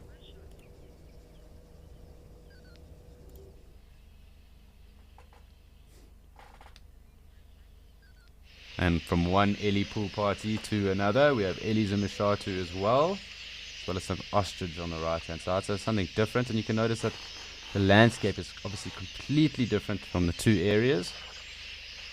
far drier and more arid here. If I can get a bit closer into the eddies, we'll actually notice just from the substrate how much redder those eddies are here in comparison to the last eddies we were just watching from that grey, brackish kind of substrate soil that they were mudding themselves with there. These eddies here will be far redder in colour, and that's obviously got to do with the soil types, the different rock structures and that are underneath. There's a wallow here too, so we're possibly going to get some wallowing going on here as well. We did also have the banded mongoose again here, or the mongai. They were here earlier. It does seem to be that the baboon that was around as well have pushed off, but they might come through just now as well when these eddies leave. We haven't seen the ostrich chasing each other around as well today either, so quite a quiet day here in Mashatu. It was quite busy this morning, but Djuma's definitely been where the action has been today. Although we did miss a waterbuck there. But here we go. Here we can see the example of the different colouring of the sand and substrate that the eddies are covering themselves with in the different areas that we are coming to you from.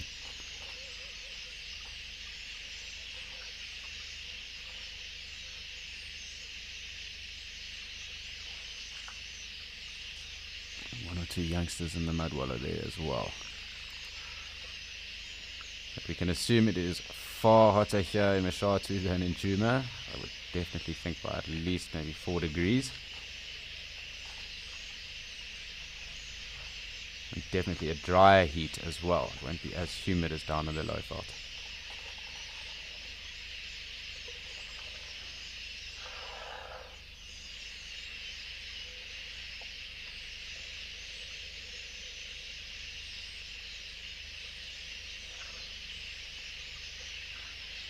You also see how different the tusks on these ellies are as well. So that is also just because of the vegetation types that are also in the area and the different amounts of nutrition as well. The tusks here in Mashatu are a bit smaller than those there in the Lowveld and in the Kruger as well. See, Kruger is also famous for the big tuskers as well, the Magnificent 7, and there's actually some new bulls that have started to come up there. I think it's even the Magnificent 12 currently. I stand to be corrected. If anyone knows, you're more than welcome to correct me on that. Obviously there's the famous Elephant Museum in Letaba, where those original Magnificent 7 are. But also noted, the ellies, I think, with the biggest tusks in the world up in Savu in Kenya, southeastern Kenya. I stand to be corrected again, but I think it is southeastern Kenya, and that is where those big ellies are. It's also quite a dry and arid area there as well, but there was a very famous ellie called Tim there. Sadly, he passed away of old age, I think within the last year or two ago, and he had massive tusks. There still are a few bulls up there and even cows up there that have some really spectacular tusks on them.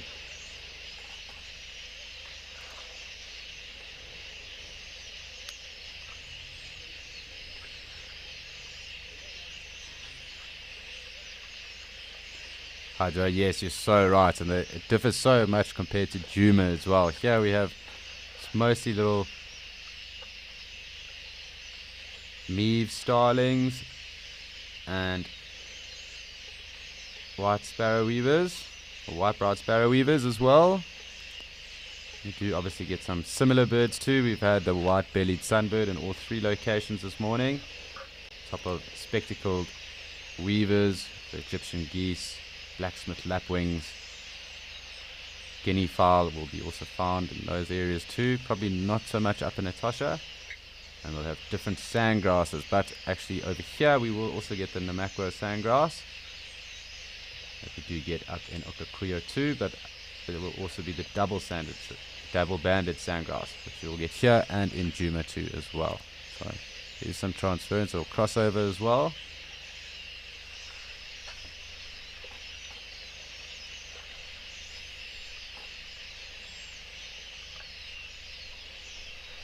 But lovely to hear this constant sound.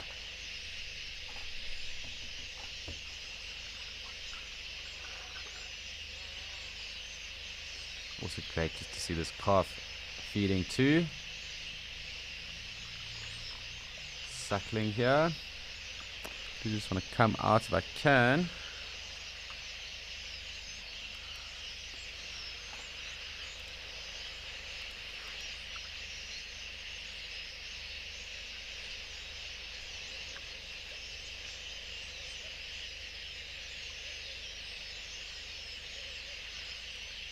There we go.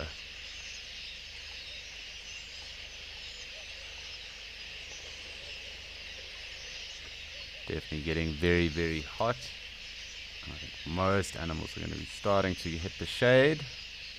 Just also because these ellies are here, so we'll probably push them off as well. But there'll probably be some warthogs waiting to come in to get to that wallow at some point as well.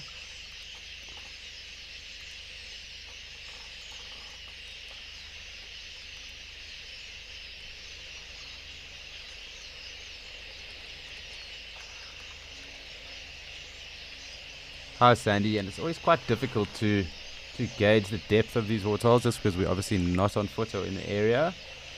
But I could assume it's also probably around the same depth as in Okakuyo and probably around 1.5 meters deep. I haven't seen anything get into the middle other than our croc who floats around.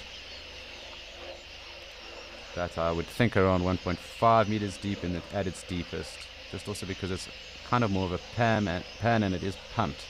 So it's not really that natural, and the landscape and area where it's in is very flat too. So I would think around 1.5 odd meters deep.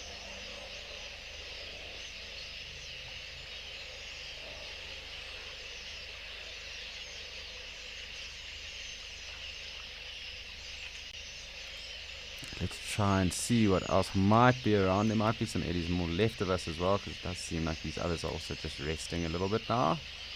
It's always good to show some action. If the controls will work for me.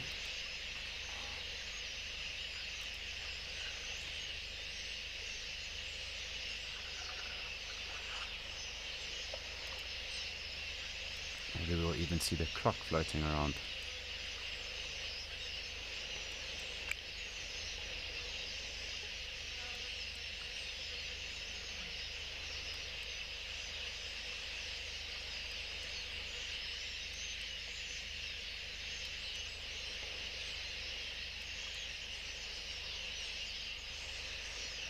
Anytime. I also think over the last at least, well, the 6 days that I've been with you guys, that little wallowing side over there is going at least by about 1.5 meters in diameter, which is quite impressive if you consider that in 6 days it has actually moved that far. But there's been a lot of warthog and a lot of elephant coming through as well. As I did mention, there aren't any buffalo up in Mashatu, and that's also because there isn't enough grass really for them. A lot drier and a lot more arid.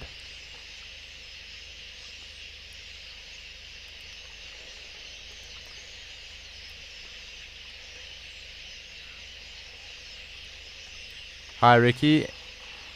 A big ellie will need around 100 liters of water a day. So that is a huge amount of water in a day to consume.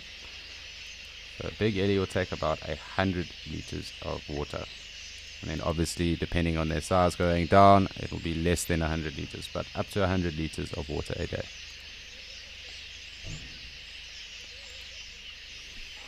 So I'm just trying to pan across here and see if there is anything that might be on the left hand side, and then I'm also going to try and pan across to the right hand side and see if there's anything there.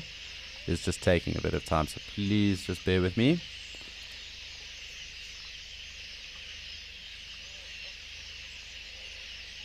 Can hear the baboon still as well, so they're probably just behind where the camera is mounted.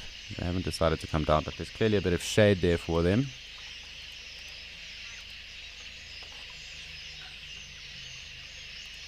So I'm just trying to get across here to this other little wallow that has been favored, and there's some more ellies there. Unfortunately can't see or hear the baboon, but they must have been just down there this morning when we were here them. And we can also see a couple of mashatu trees just off the back here and actually into the distance as well. So those big crowns over there, those are mashatu trees. You can get up to about 30 meters in height. They're a very big tree, very iconic to the area as well, that being the Inyala berry as well. As I was saying yesterday, it's one of my favorite trees. A number of very cool things with Inyala berries, at least. And quite a cool number of ellies this side as well. Looks like they're busy playing around. There we go. You might as well watch this.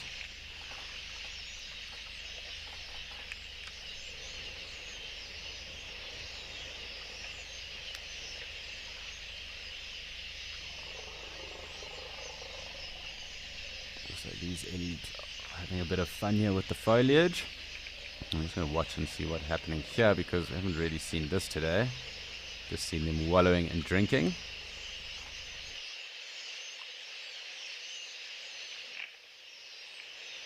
Please do just excuse the thatch that's over here, but this is obviously where the camera is mounted. But it's just something interesting just to see them rip and pull that tree apart, on specifically the branches over there. I will pan back as soon as I can.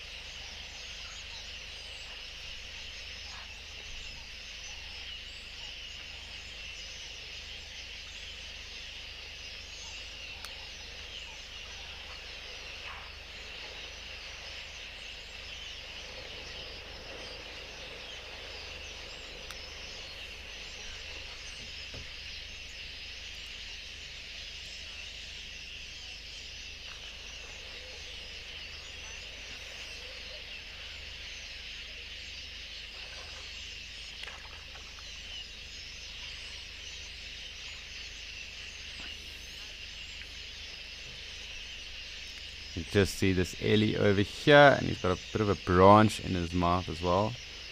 Just going to try and see that, because it's also just good to just see how ellies go around things.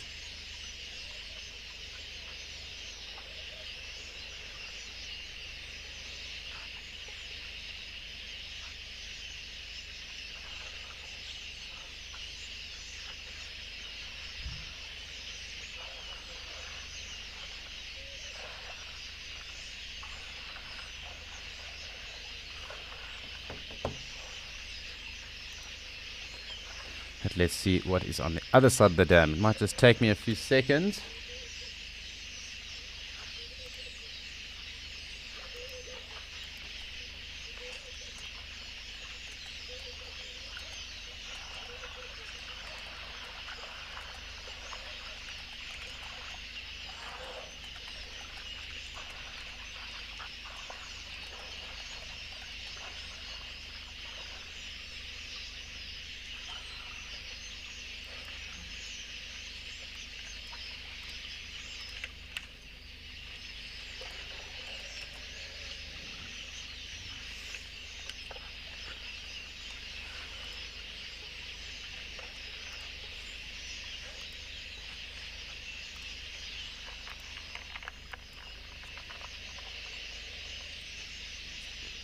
Lots of ellie activity today.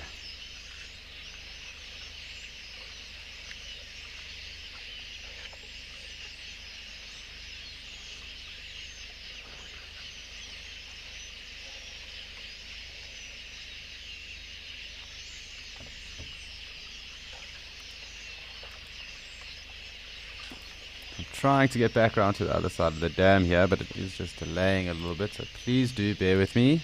Though we still do have this Ellie fortunately in frame. There are others at the water as well, so there's quite a number of them around, as we saw there to the back of us as well. But definitely our Ellie day. This has definitely been the day of many Ellies.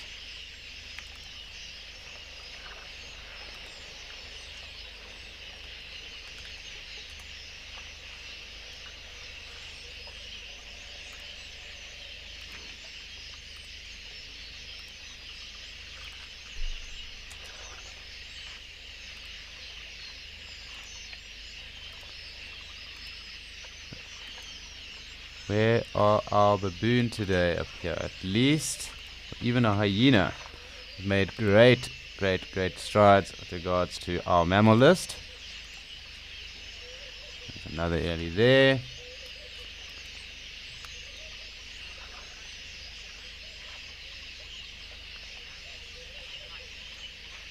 Hi Holly, and you've got me stumped there actually. I do need to check what that would be, but obviously they push over huge trees, so it's clearly a branch, or yeah, so it's definitely a branch that they would carry, would be the heaviest thing. They obviously are incredibly strong.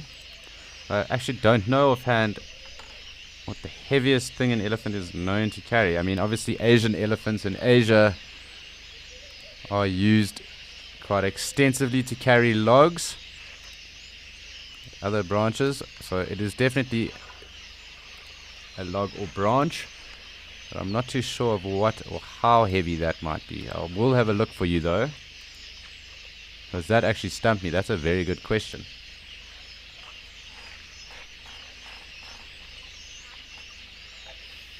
And these Ellies don't seem to be moving too much today. I think it's quite hot, so the water is definitely where they want to be.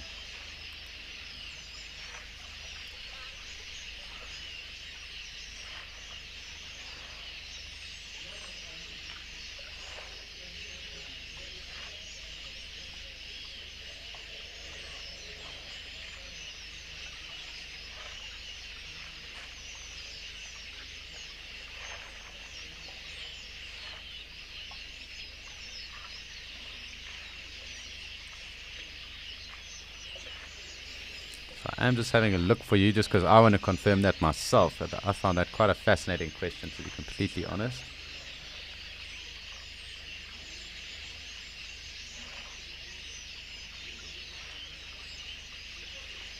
So at least if it wants to carry things on its back, it can be up to about 25% of its body weight.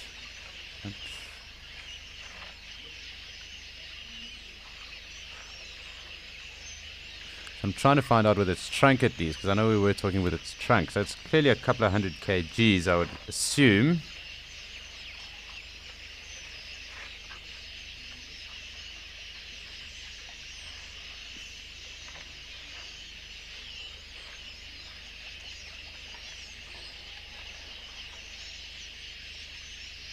I can't seem to find that, so I will definitely get back to you, because I'm actually quite fascinated to find that out myself, but I'm assuming a couple of 100 kgs at least. The trunks are very strong.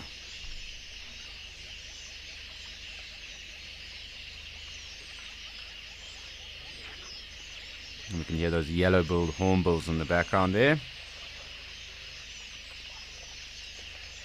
Lots and lots of Ellies around.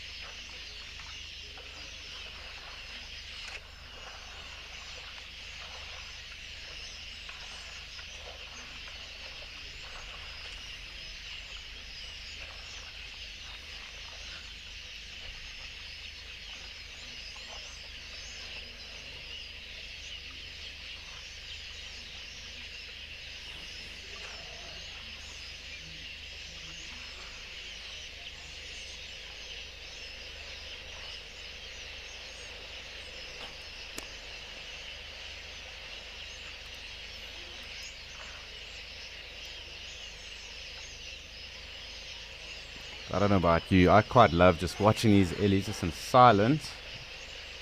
Obviously, unfortunately for us, there isn't much else around, so we do just have ellies on the dam cans, but obviously lots of birds around too. And if there's anything, I will obviously let you know.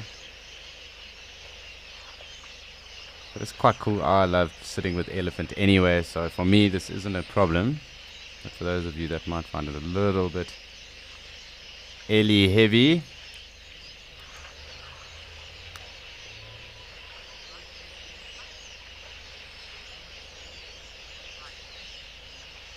hi Ronnie.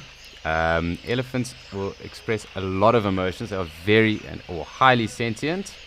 They are known to mourn over their loved ones and the dead as well. It's not uncommon for ellies to go over past bones, so those other ellies that they have known where they have died, and sniff those bones after many years as well. So they express their emotions in many ways.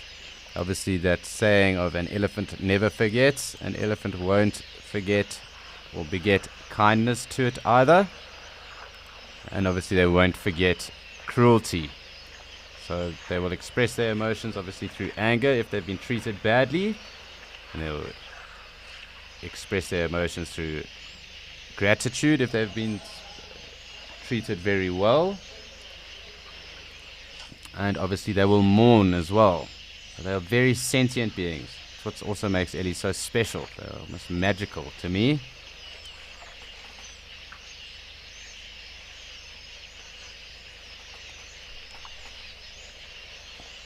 I think I can make out some ostriches in the back there, but I do think with these ellies hanging around, they aren't going to be too keen to come through.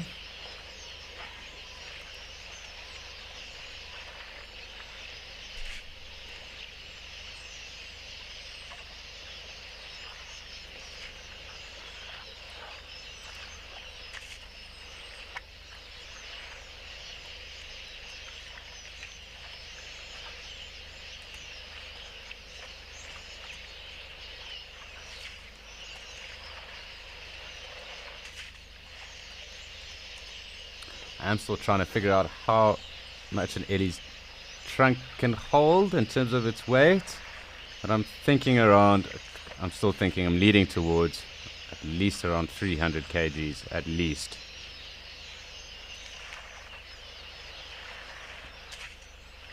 I mean, and that's just carrying. I know they're pushing over, obviously they've got that, but they would also have their weight behind them too.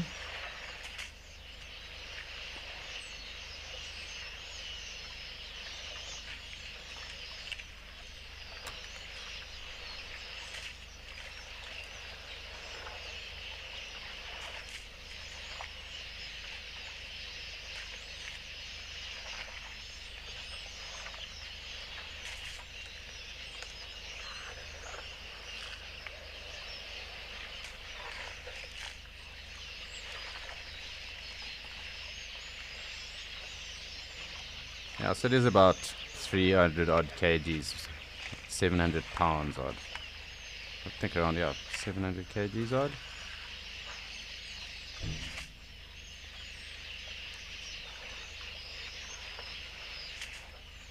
And those trunks can actually hold around 10 liters of water. But obviously that also depends on the size of the ellie. So the bigger the ellie, the more water it would be able to take. So obviously a small little ellie wouldn't be able to take that amount. Can quite clearly see that ostrich coming through there at least.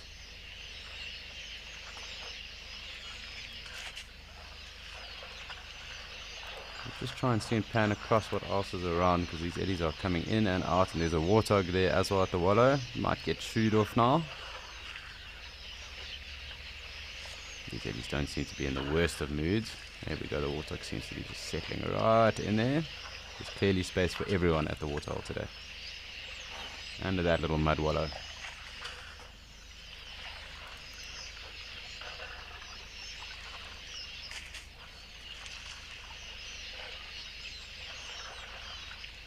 Hi Tam, and you're 7. What an awesome question to ask. They do have teeth. They have teeth, and they actually have 6 changes of teeth throughout their life.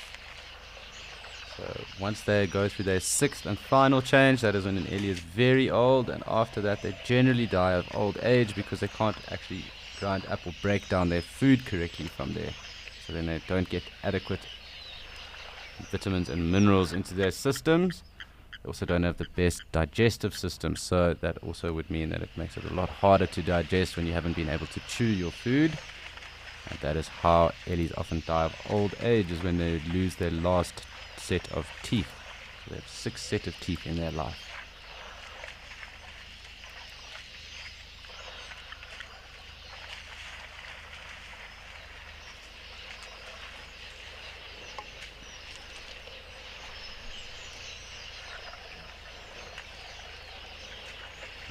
Really had ellies everywhere today. I've seen in just about every location.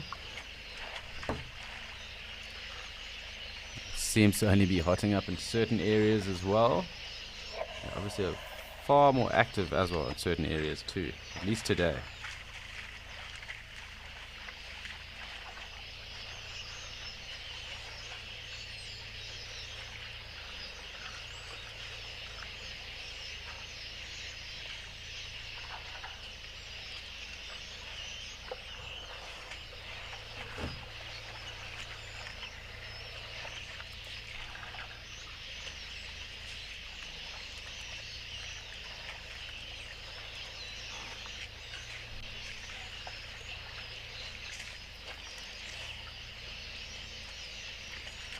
But these ellies seem to be quite chilled, and there are a couple more ellies that are doing some more interesting things down in Djuma again. So we are going to head over to Djuma and watch those ellies as they frolic in the water.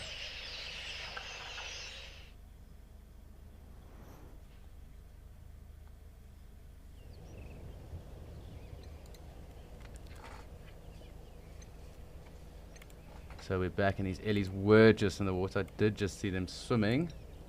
It looks like something maybe been picked up on. One there on the right hand side. That cow over there seems to be quite alert to something else. But you can see there, definitely that one there that is spraying itself over there was just swimming.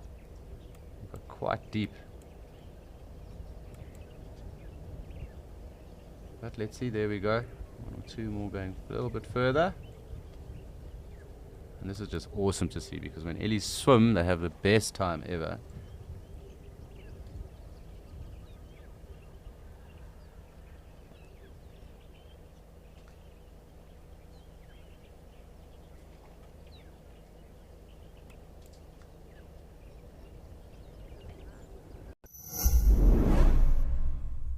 Listen up, explorers. We have a brand new prize. This time you can recline riverside at the breathtaking Settlers Drift Lodge at Kariga Game Reserve. Take a breather from your busy life. Why not treat yourself at the spa or wander into nature on a guided bushwalk, twice daily safari drives, or even a boat river cruise? Open to all levels of explorers. Sign up before the 28th of October and it could be you jetting off to this luxurious lodge.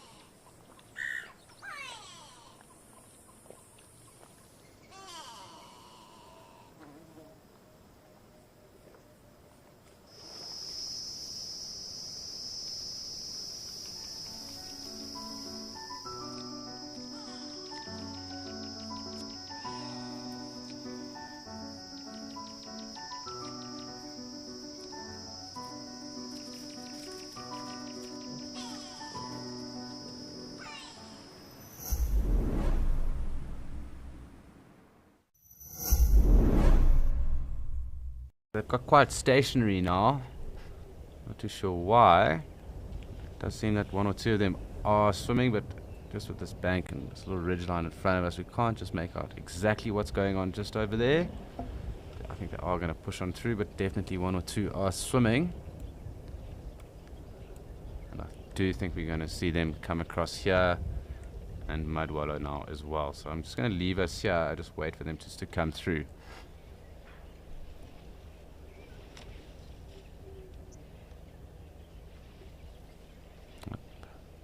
Little warthog there as well, rubbing itself.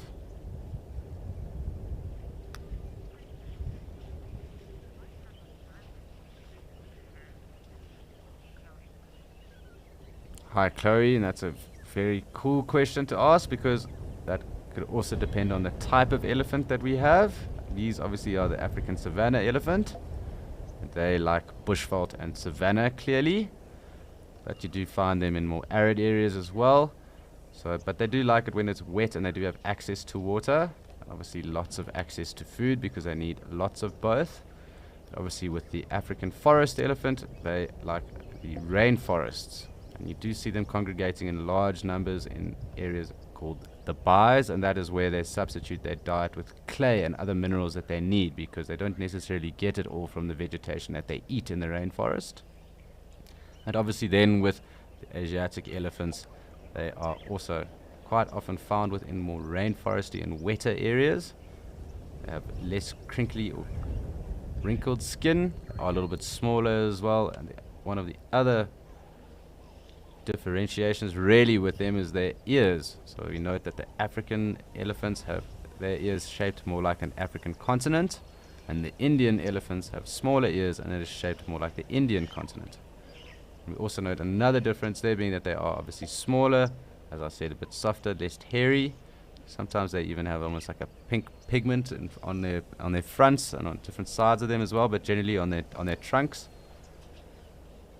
There are some with big tusks, and there are areas where they don't have any tusks as well, like Sri Lanka. And also the difference is on the tips of their trunks. The Asian elephant has one finger, and the African elephants have two fingers on the tips of their trunks. But just so everyone is aware, this is a live and immersive experience, and we do love to hear from you. So please do send any questions or comments or anything else you'd like to have a chat about. We love to answer your questions. We love to answer your comments as well. This is your immersion into African nature. So please do let us know of anything you'd like to chat about.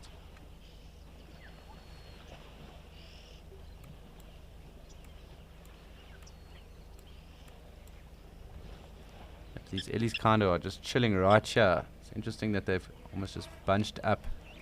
I'm not too sure why that is, but I think maybe one or two of the smaller ones are just hanging around there. You can just see the hippo again. Lots of ox peckers today as well.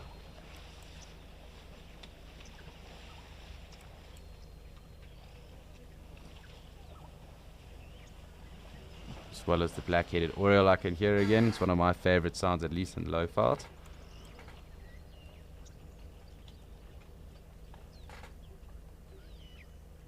Maybe we might get some more swimming closer on here. Definitely those young ones have been playing right there in the water. You can see the one just saying hey to the hippo.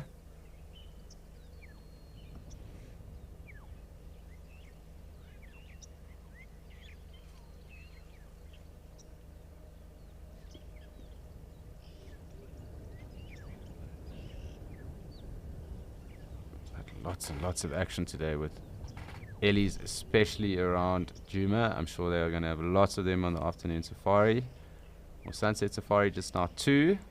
Unfortunately, they won't be playing bingo today. I'm sure they will be going after different and whatever else is really in the area as well. So I'm sure that to some degree we'll have some very interesting sightings there too. There's always something interesting to see this side of the world.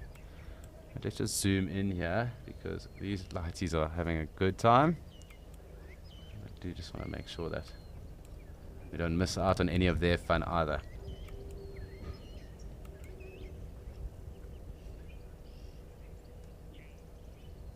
Yes, Jade, definitely. I suppose you also would, just because you don't want to get pushed out of your home.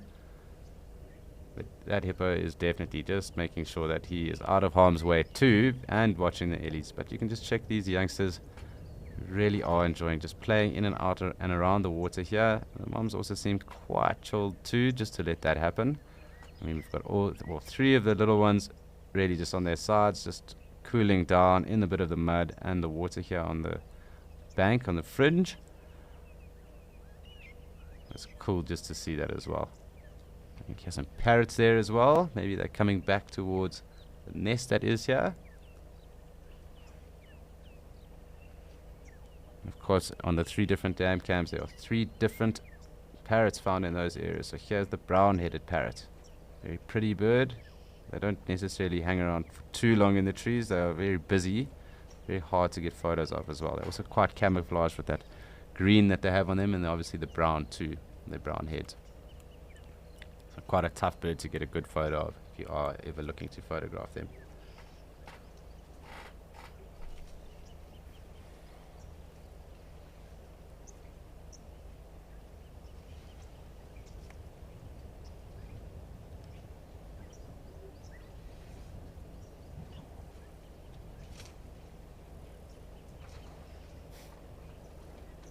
These two look like they're going to have a little play.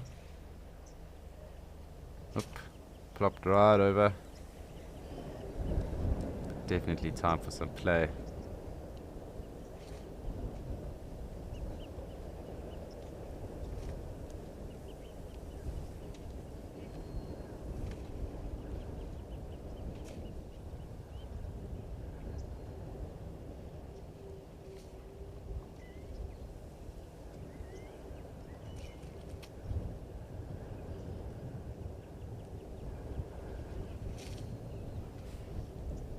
It's almost like these 3 are ganging up on the other one that's fallen over or plopped over. The one's almost using it as a rubbing post now as well. Quite entertaining.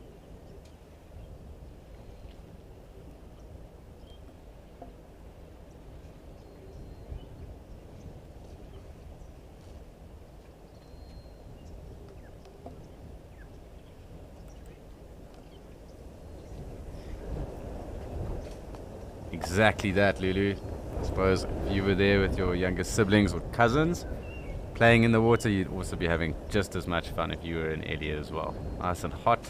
Obviously, it is the perfect time for them to do exactly that. Have fun, play, frolic, because at some point they are going to be pushing on and having to get water and food.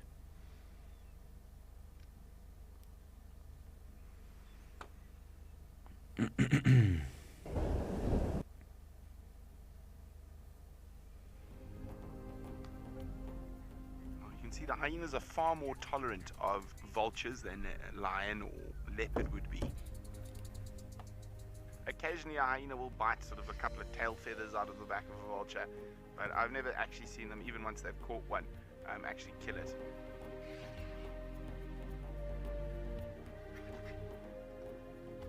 Oh, there we go. Nearly got him.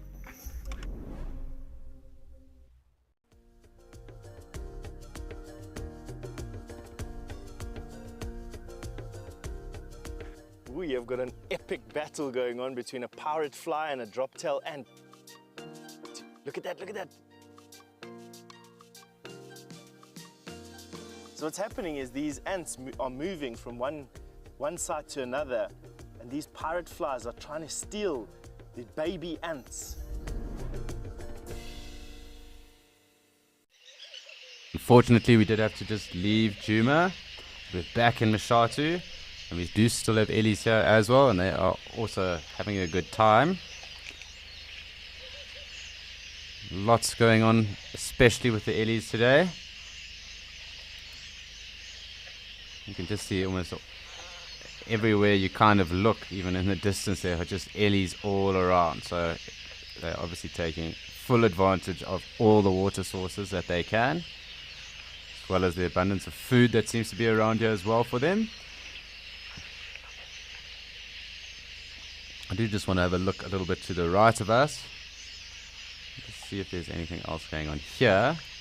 There were one or two ostriches that did seem like they were interested in maybe coming through, but they are really not that dependent on water. They don't have to drink sometimes for up to 2 weeks. But that doesn't mean to say that without access or with access to water that they won't drink quite regularly. Obviously, you would also take advantage of any water that is around or near you that is permanent. So they would definitely do that too.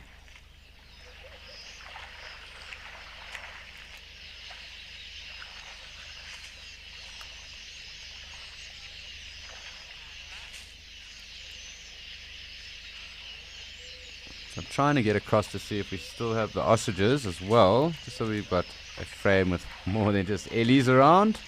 Not that ellies aren't cool, but it's just cool just to see other things as well.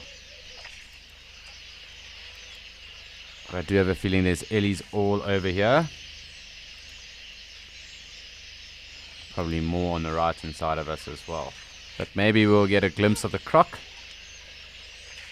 He does kind of come out from where he hides and then swims around the dam and goes back. So who knows, we might get that opportunity just to see him just now as well.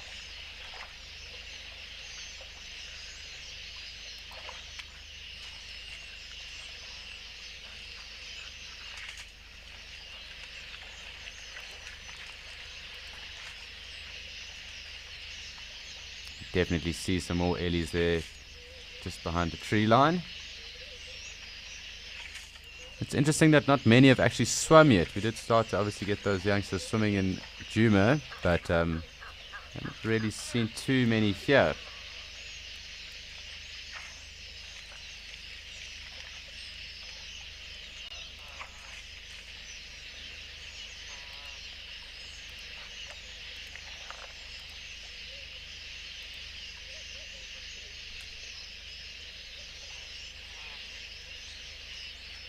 It seems that the ostriches have also left us.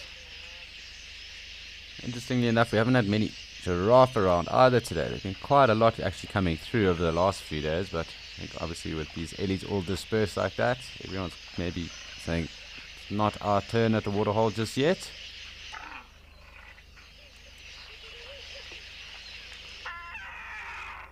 There we go, someone's not happy with someone.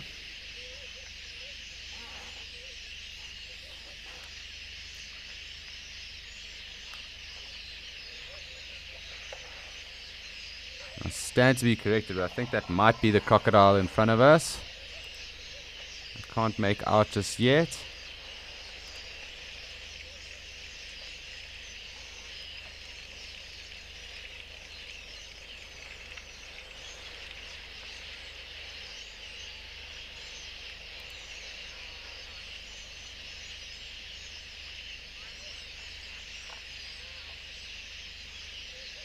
It doesn't look like it is the crocodile, at least from here. I thought initially it might have been, but it doesn't seem to be it now. Maybe my eyes are playing games with me, but I can't confirm that ID just yet.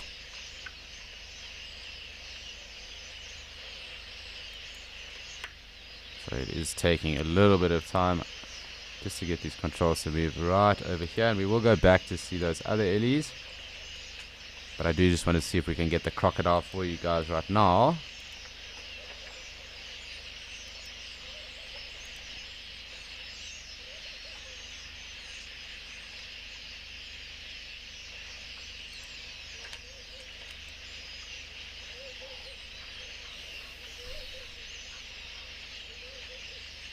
It sounds like the Egyptian geese are in the area, but not right here. They were right on the dam earlier. There are the ostriches just through there. Almost at 11 o'clock.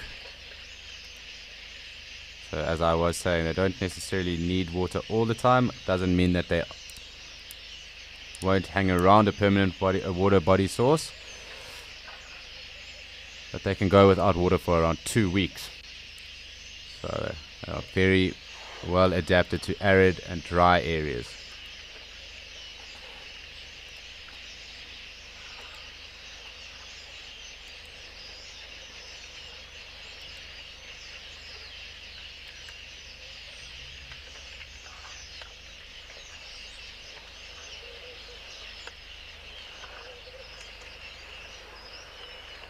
Still some quelea flying around.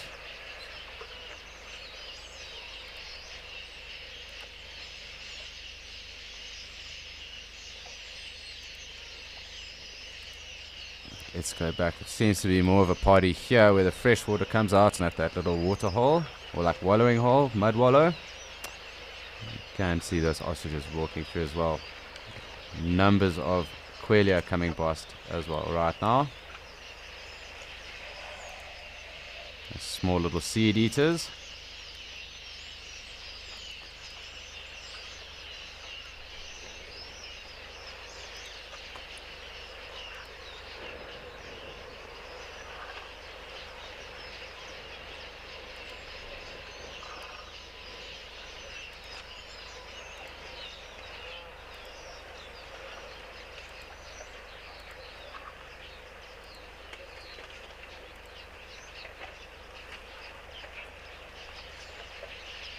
Not much more to see other than the ellies and perhaps those warthog. So we'll just get here. We do have some impala. But I'm sure the ellies push them off. Almost like a signal to wait their turn.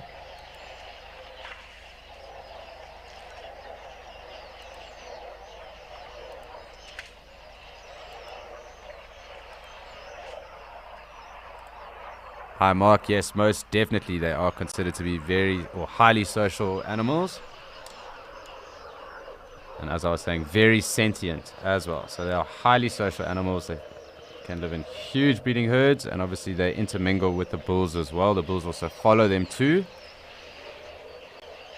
They are highly social animals. They have a lot of feelings. They mourn, they grieve.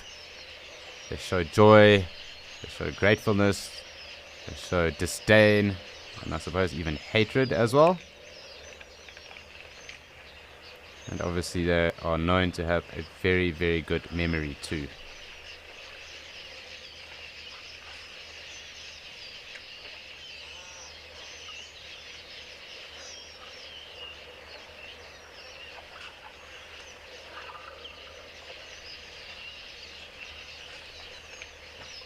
But as you can see, we do have a little Egyptian geese here. They don't have a family just yet. I'm pretty sure as we get towards the rain starting to break, this will be changing going forward. So probably in the next few weeks. Oh, actually, jokes, it does look like there's some chicks there.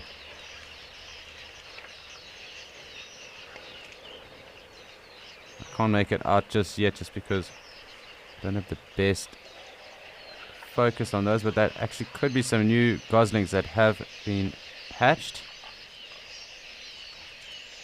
It makes sense because they're hanging right off those two parents over there, so it could very well be the case.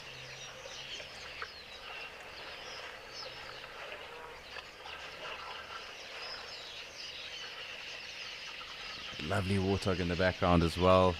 Lots and lots of ellies. And it looks like a family of Egyptian geese now too. So we have two areas where we have goslings. These are obviously far newer than the goslings in Djuma. But it does look like those are goslings and very, very small indeed.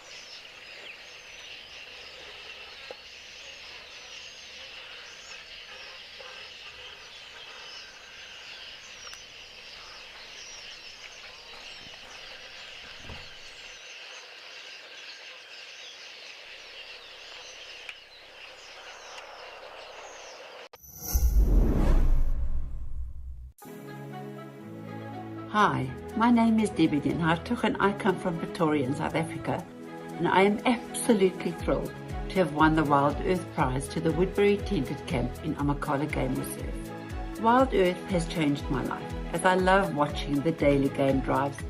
Thank you, Wild Earth. Sign up today and you could be getting out there to experience it for yourself. Wild Earth Explorers. It's in your nature.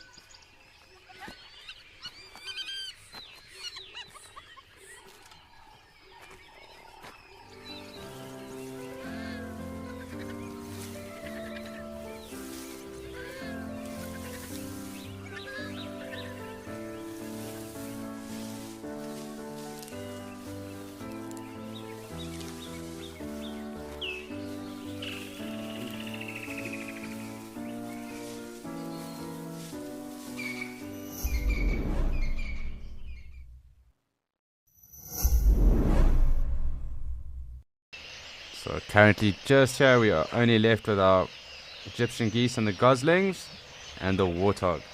But I can see an ellie just at the back over there.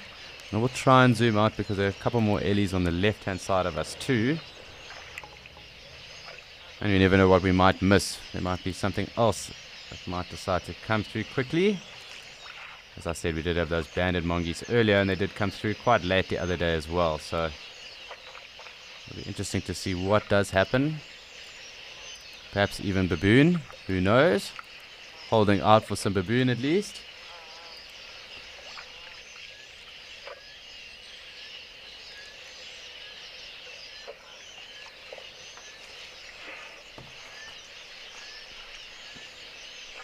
You can hear the helmeted guinea fowl again as well. They're clearly coming back.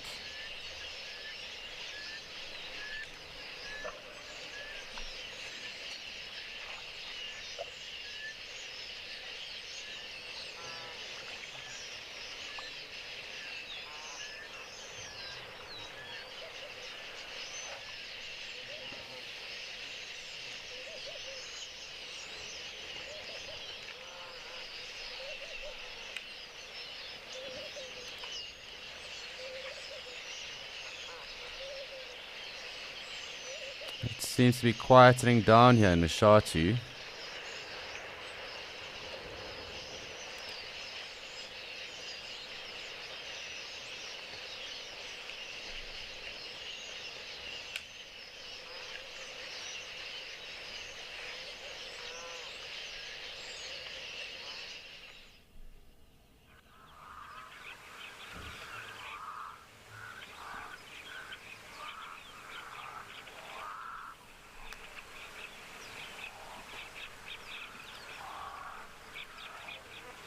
Okay, so it's time for a little change, I suppose.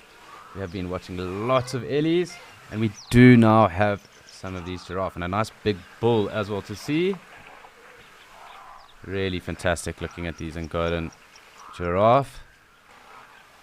You can quite easily note the difference here. It's also just in terms of size, but also appendage. And we do also have some zebra coming to join the party too. So there haven't actually been that many zebra today down here. There have been huge numbers congregating over the last few days, but this is one of the bigger herds I've seen coming down, at least this afternoon or this morning.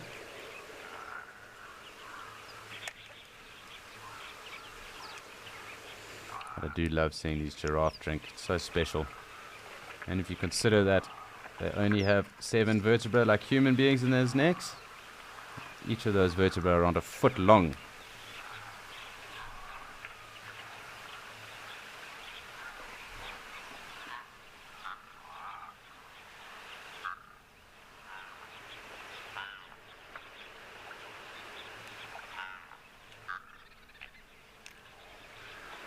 Great just to watch these guys drink.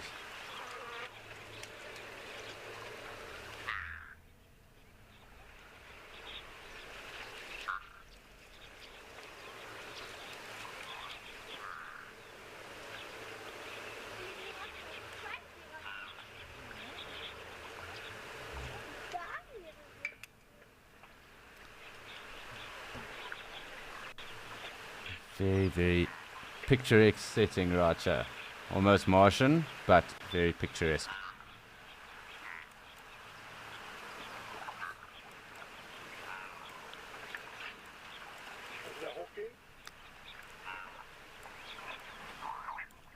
So I just want to have one final scan around here, and then we will go back and join our giraffe.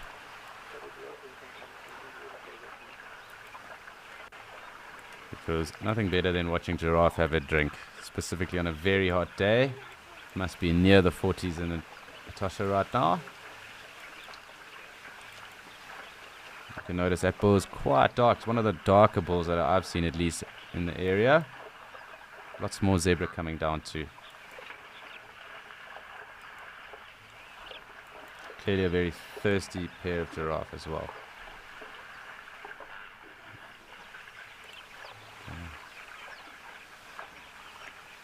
Sorry.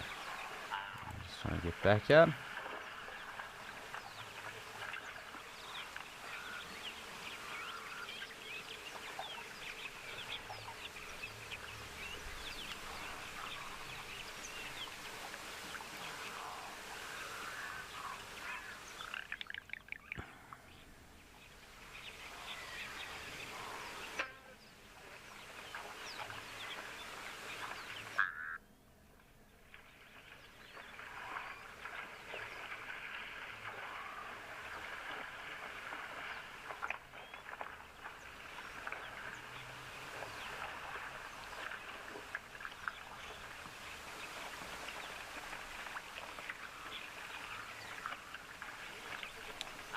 Really peaceful. Something so different to all the Ellies we've been seeing already, or we've seen most of the morning today. We definitely had such a jam-packed day of Ellies, in particular in Djuma, also in Mashatu as well.